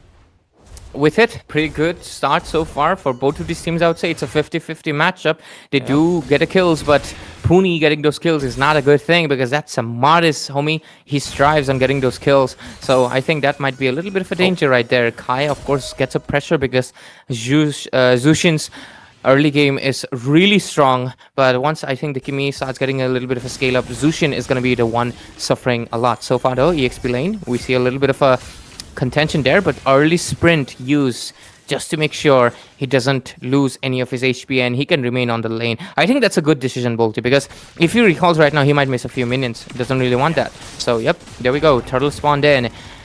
Can Fredrin come in with the bonk and take this turtle, or is it going to be a little bit too late? Let's see. Could be a little bit too late because Puni already has the early start. That is a Firaga armor pop for Reaper here. It seems like the Karabot going to be forcing out the Crimson Beacon to not go for Flicker pops as well. He's still picking up Kai. That is going to be Reaper down to the hands of Tatake. More is going to be happening as the Traction Pulse is going to be pulling down the Fedrin here, as I think Decimation is going to start coming up. But Sheeny gets taken out by Papu still, and it's going to be a 2 kill on the side of Eternal Torment with a free turtle, most likely, unless Karibert goes for the kill here. Puni is on 1 HP. He cannot take the turtle. I don't think they have the information. I think they don't. Yeah, Fredrin could have easily gone for this one, honestly. I think, yeah, this is why you need information on opponent jungler. I think this was a really great window for them to take it. But anyways, gold ranking, we're just going to be seeing a 1.7k gold lead being on for most of the members. The rest of the members will be on at 1.6k. So not much difference has been created yet. But level ranking wise, Karibet is level 5. And the junglers are trying to catch up. Let's see, look at that. Knockup pops in. Crazy Papu. AOG gonna be landing, not quite yet, but another AOG before the AOG. Reaper gets the kill on baby Tapu, and it's gonna be the Reaper stealing the turtle for the side of Vnom Esports. At this time they have that first turtle advantage, so hopefully they can start dwindling down as much as they can. Absolutely. So so far the Vnom is trying to catch up, and I think they're doing a good job because they were at equalizing the score, and look at that, gold has slightly shifted towards them, so a little bit more push and pull this time around. But having 2 mages, I think this might be a very interesting choice of basically how the draft is, but at the same time it does make sense on paper. You want someone that can burst out Tatakai. You want someone that can burst out Crazy Papu much better. Lunox is definitely one of those heroes. But I'm curious, why didn't they go for the Herod though?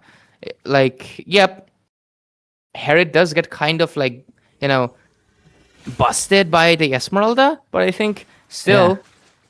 Well, let's see, Let's see. I think the next turtle fight is where we'll see most of the proper execution coming in, because slowly but surely they're closing on the 3,000 gold mark on that 5-minute mark of the match. Look at that. They're getting their first items. Renuscent gets his Feather of Heaven, and Xborg gets that War Axe, but Tatakai better watch out and gets knocked up.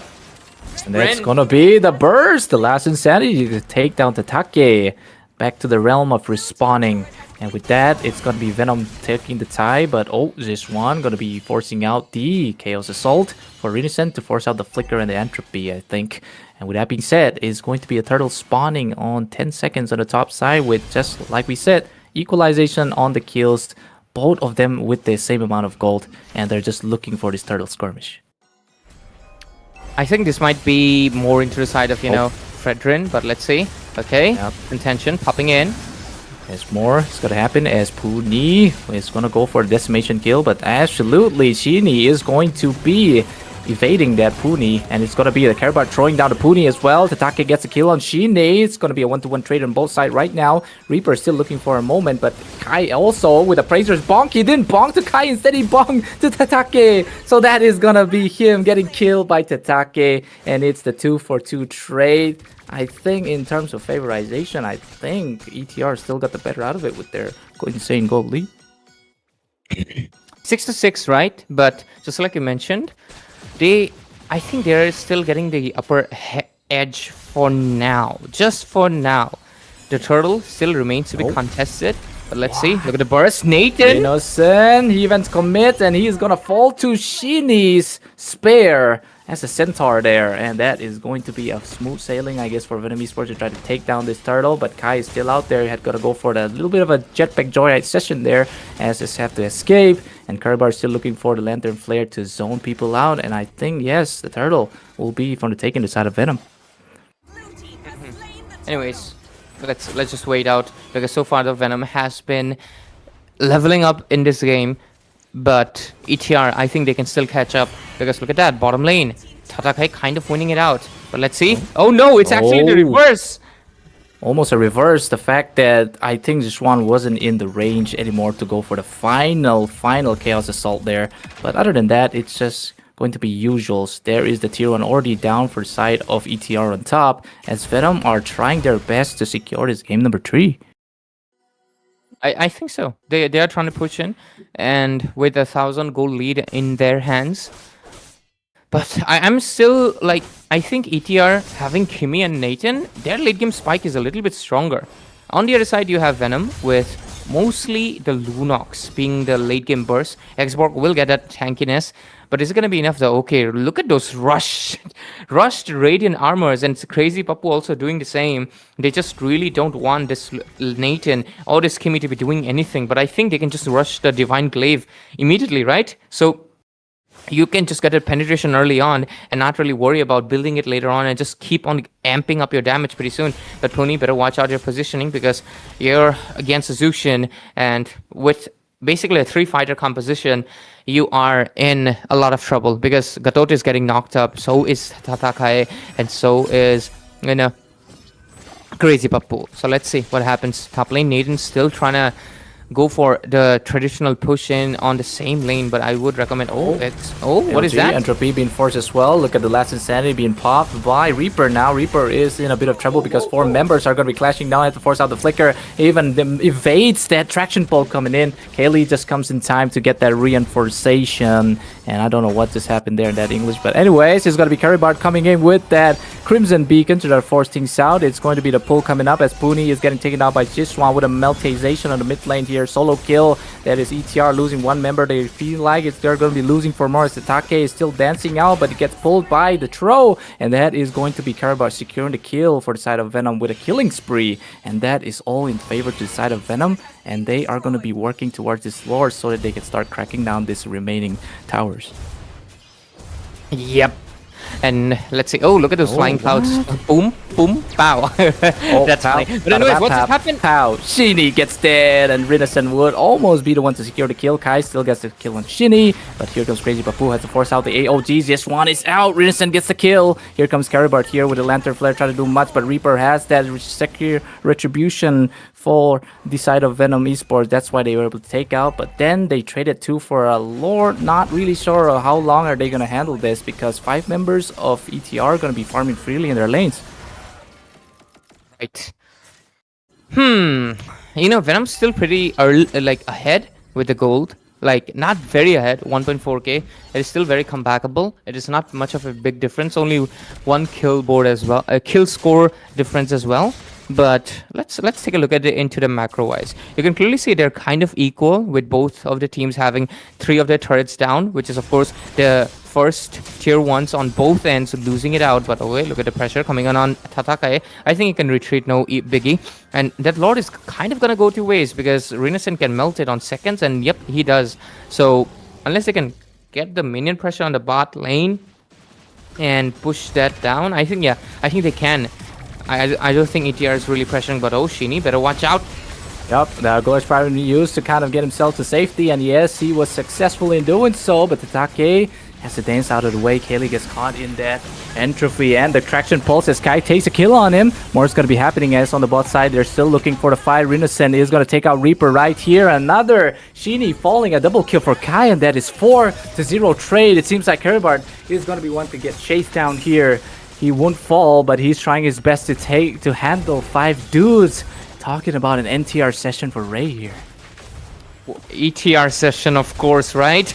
You meant that? Of course. And ETR is happening. 9 for 12. Anyways, favorite genre. But 70 seconds left for the Lord.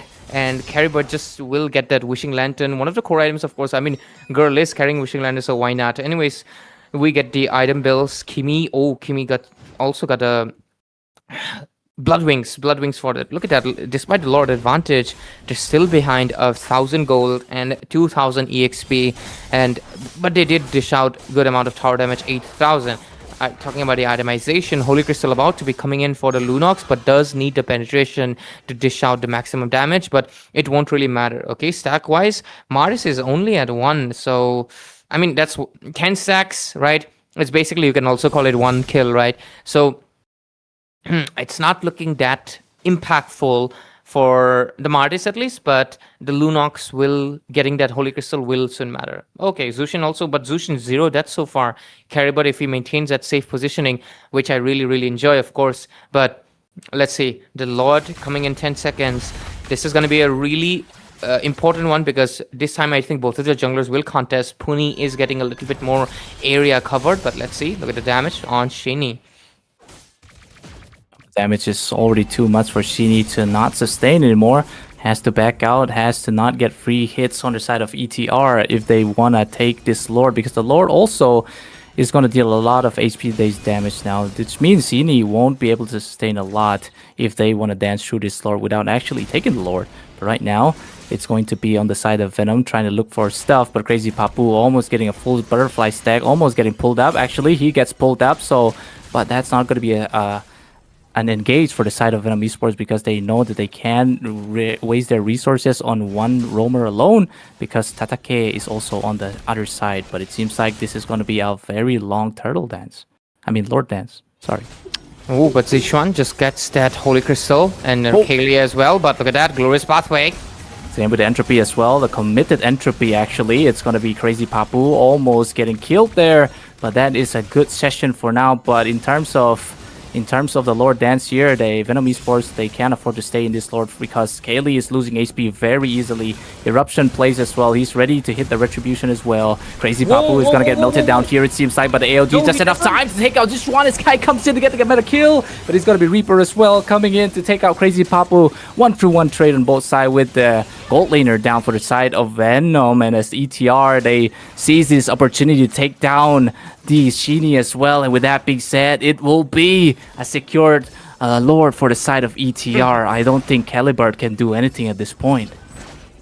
I love Flying Cloud map. It's just so goofy, you know? They're just flying on top of a cloud. It's just funny. But anyways, I mean, that's why it's my favorite. It does provide like the utility to the mid lane, but into the later phase, I think it's not that important, right? Because you don't exactly need to come to the mid lane, right? So in the later phase, it does kind of become obsolete, but in the early game, it does help you. Just in case you recall or just in case you get, taken down, you can come back to your lane much faster. But anyways, 10-14 score. Vnom and ETR right now going in for this contention. Lord's walking down the mid lane. Lane sync is being done from the hands of ETR, but Lunox is trying to stop it on the top lane. But let's see how far they go. But the Esmeralda is unstoppable. Will most likely take that inner tornado top lane.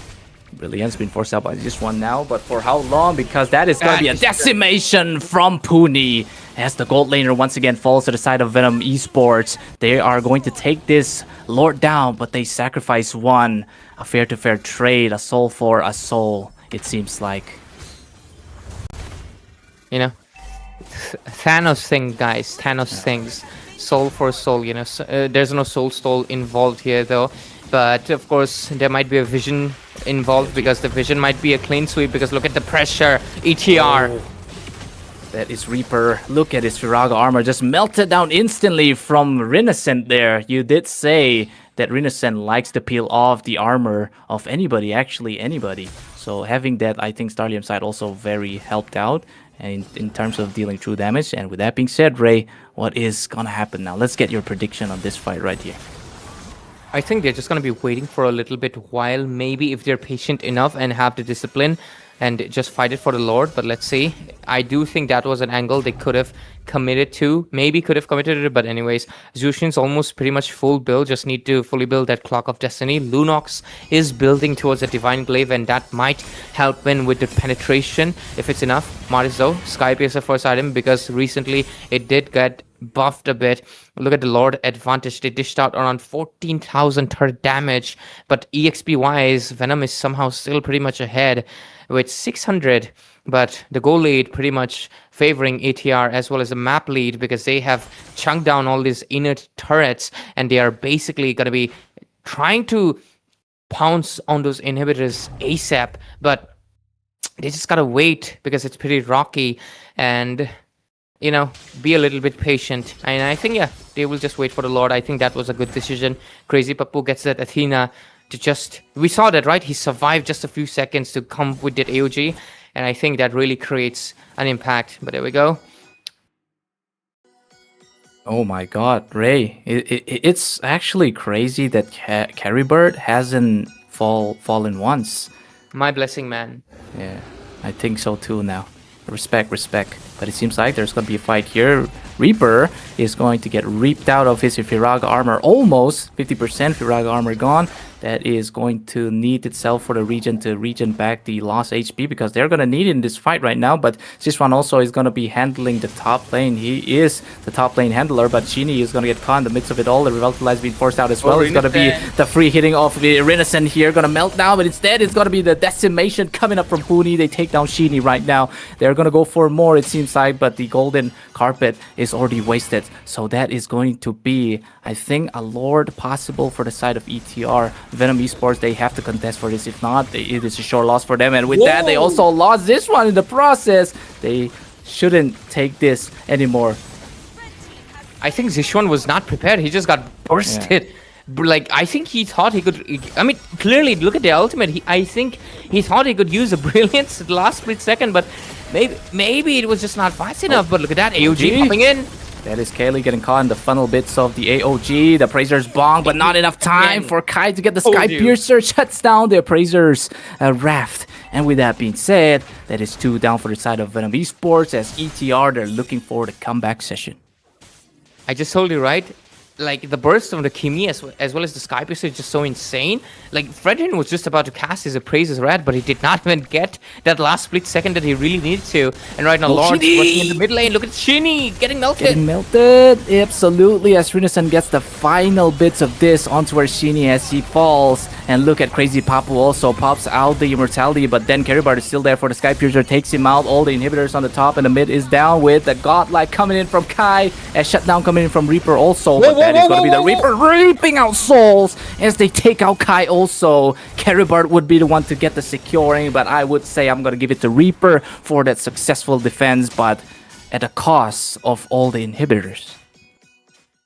And that was pretty close. I think Reaper's pull in, and Zushin's knockup just really came in clutch right there. They were able to get the 2 of the targets right inside turret, and that damage just really pushed them back. And with it, Eternal Torment right now, they kind of have to wait again, as Vnom has bought sufficient enough time for them to wait. Yep, indeed. If you look at the item builds now, it's nothing out of the ordinary. It's just that they're gonna start swiping their, item swapping sessions. That's why you did see the Gatot on the Ares belt. I think he'd get the whatever immortality he's trying to buy there. So anyways, the goofy session starting for the side of ETR with their flying clouds, their flying Nimbus. Look at the XP advantage. That's 0. That's insane. It pretty much goes to show that basically, yeah, they're both 15. Everyone is level 15 right now, so there's going to be 0 EXP advantages on either side. So it's going to be going to the 20-minute mark, and lane pressure is going to be the main thing that right now Vnom has to contest for, which is going to be the fact that the minion pressure, they will have to watch out, because if they try to go for the Lord fight, it's going to be a really bad, I mean, they can lose a base, because there's Renaissance. He can easily go in for a turret push. So let's see what happens. Yeah, ETR are leaving no stones unturned at this point because this is their winning victory for the fourth clean sweep, right? On this very day. They're looking forward to that. Hopefully they can get that, or maybe not. But Vnom also are. It seems like I feel like Reaper might get caught here if he's a bit too cocky, but crazy stuff. Is Caribart still? Oh, that is the perfect dodge coming in from the Entropy with the expansions as well, but it's going to be Caribart forcing out the Crimson Beacon now, so no more Crimson Beacon on the side of Vnom Esports right now. They have to force out the Golden Carpet as well. Brilliance coming in to kind of zone things out. It's going to be Sis1 almost getting taken out, but it's going to be him taken out as Puni comes in with the decimation. They take out Shini. This is it for ETR to go for more as Renison takes down that jungler of Vnom Esports. Only 2 remain with, I think, Caribart is going to get finally killed here, but has to pop out that immortality to get to safety as well. But look at that, the immortality pop. I think he's going to get thirsted down by Tatake. And with that, it's so over. This is it, folks. This is the clean sweep that we've been waiting for as ETR grabs the victory of the day for themselves. Damn, has this been a pretty much an eventful day. 3 matches back to back, sweep and sweep. 3 sweeps in a row. That is just insane. 2-0s, 2-0s, 2-0s. That's just crazy. Not a single game went to the 3rd game because I guess we had 3 games tonight. So maybe they said, hey, you already have a 3 games, so why make it to the 3? We're just gonna go with the 2s. 2-0. That's just insane. ETR takes this game and goes to the final 3 stages, which is gonna be the 2x2 brackets facing the losers of tomorrow. Yama Esports, Daku, Sena, and ETR both have qualified for the final stage of the Swiss stage, ladies and gentlemen. And who they face will be the teams that lose tomorrow against. Obviously, we have very stacked lineup. We have Crux. Let me just rephrase it. I remember it's SATUL, one of the teams that you're looking forward to, of course. Then there's also Noctura, Kimi, and Kyle. I think all of you know that one. There's Crux, Requiem, CRQ, and then I think who else was in there? Oh yeah, EVT, Elusivity, a team that has qualified for almost every LAN event possible, and they want to get to the top 4 of this one as well. So there's just so much gonna happen in this next few days because round robin qualifiers. But what is that? 100% kill participation? Yeah, like we said, Ray, this guy doesn't leave any stones unturned. That is just insane, bro. That is just crazy because, like, yep, he's full build and all and everything. But oh, thank you, Caribut. Love you, man, for keeping the Zushin alive till the end of the game. I mean, I don't really count that death. I mean, you had to get taken down there. But it's all good. On the other side, though, Eternal Torment. 7-1-17, 24 kills. That is just insane. How do you even do that? Even Gatot has a 21 KDA only. That is just crazy. Bro was everywhere. Kai is damn. I'm gonna be looking forward to this guy's performance onto the next matches. But yeah, Caribut, really well done job. He actually has more gold than the Kimi. See, 14.6. Wait, does he have the highest gold? Yep, he does. Except for Renison. He has the highest gold. That's just crazy. Damn, my boy. You should have pulled out the Zushin earlier. Yeah, that's very true. I think the fact that he has the most gold was because of his 0 deaths throughout the entire thing, except for that final moment where Eternal Torment finally tormented the Zushin soul. So I think it doesn't leave the gap of when you die you lost out a lot of gold and EXP. Yeah. It's something like that, I think. Yeah, and when you die, when you are in a lead, you have a bounty. And when you get taken down, that bounty gets split, so you lose that gold in a way, right? Because the gold advantage you had, it basically it disappears. So I think that was something. But anyways, Renison versus a head-to-head comparison. Lunox actually dished out more damage than Renison. That's pretty impressive, Zishuan. So a really good job, well done right there. Teamfight participation-wise, though, the Renison was pretty ahead. Head-to-head for the junglers, Kalie over here, a young prodigy, but of course Puni, with more experience over here, was able to get a little bit more. He also, of course, 8,000 turret damage, because I think he was the one hitting the base at the end, right? 6 kills for assists, but there we go. This Caribert and Kai. Kai, I know you got the MVP, but Caribert, of course, thank you so much for performing so well on Resolution. It always warms my heart, of course. He also dished out. Oh no, he almost dished out 85,000 damage, which is almost equal to Kimi's. Pretty impressive work.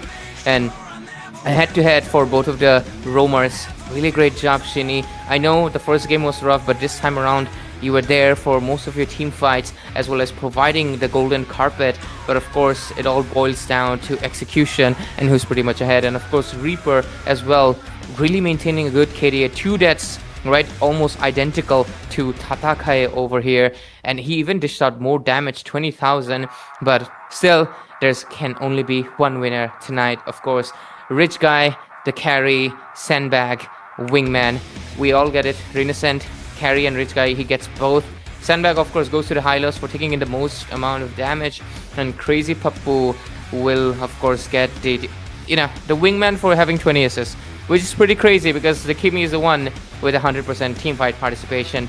But with it, we are done in for tonight, ladies and gentlemen, of course. And thank you so much for coming in and tuning in for this day 8 of the Swiss stages. Thank you so much. And of course, we will see you tomorrow again. It's going to be the 2-1 brackets, where the winner will straight up make it to the round robin qualifiers. 3 teams tomorrow join the top 8, and 3 teams will fight the final fight with tonight's winners, which is going to be on the 23rd, the last day of the Swiss stage. So if you're excited, make sure to tune in for tomorrow. We have Elusivity, SATUL, Noctura, Crux Requiem, Yellowstone.